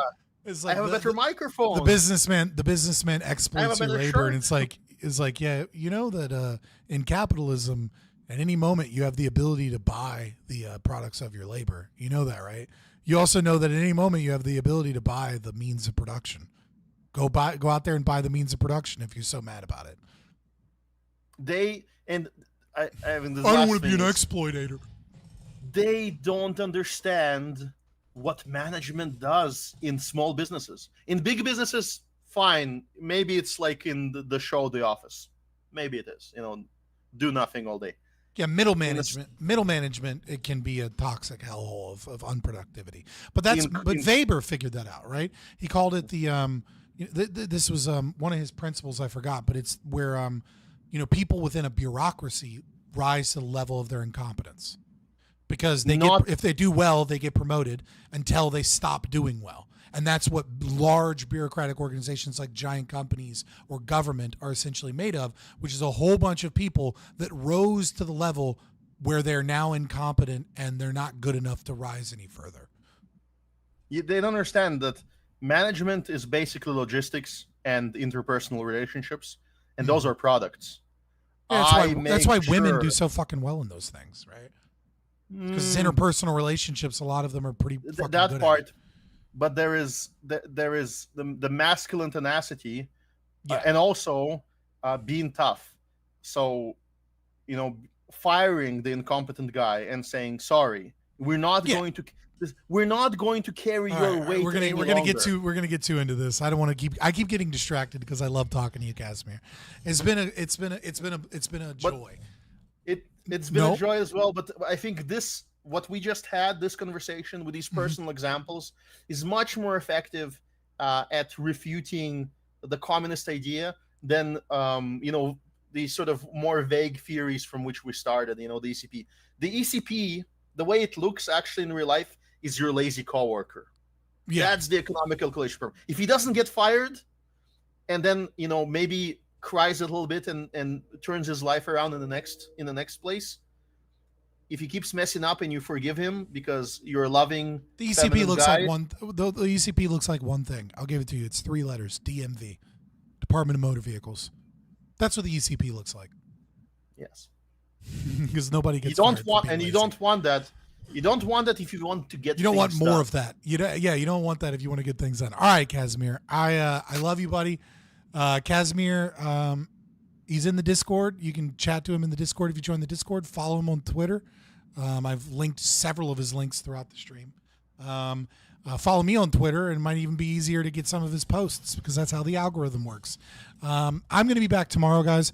I got to get out of here, get some food, try and get some rest. I got to get my car inspected tomorrow, and I don't know how much work it might need done, so I got to get some sleep and get that done. And I will see you guys hopefully tomorrow, and then I'm going to try and do something Saturday. We will see. That's why you got to be in the Discord, because that's when you know when the go lives go out. Toodles. Peace. I'm just going to end stream. I'm not going to do an outro speech or anything from outside of the stream. So follow me on Twitter, join the Discord, like, share, subscribe, click the notification bell on. 80% of you don't have the notification bell turned on. I don't know why. It helps me out in the algorithm. It's really easy. Some of you get a job and get a donate. Job. Yeah, and get a buy job war and donate. bonds. Get a buy job war and bonds. buy war bonds. Yeah, Get a yeah. job. Every dollar that you give me is more incentive for me to stream longer and focus less on other revenue streams outside of the stream. All right, so I appreciate you guys, and I'll see you guys tomorrow, probably around 6:30, somewhere around there. All right.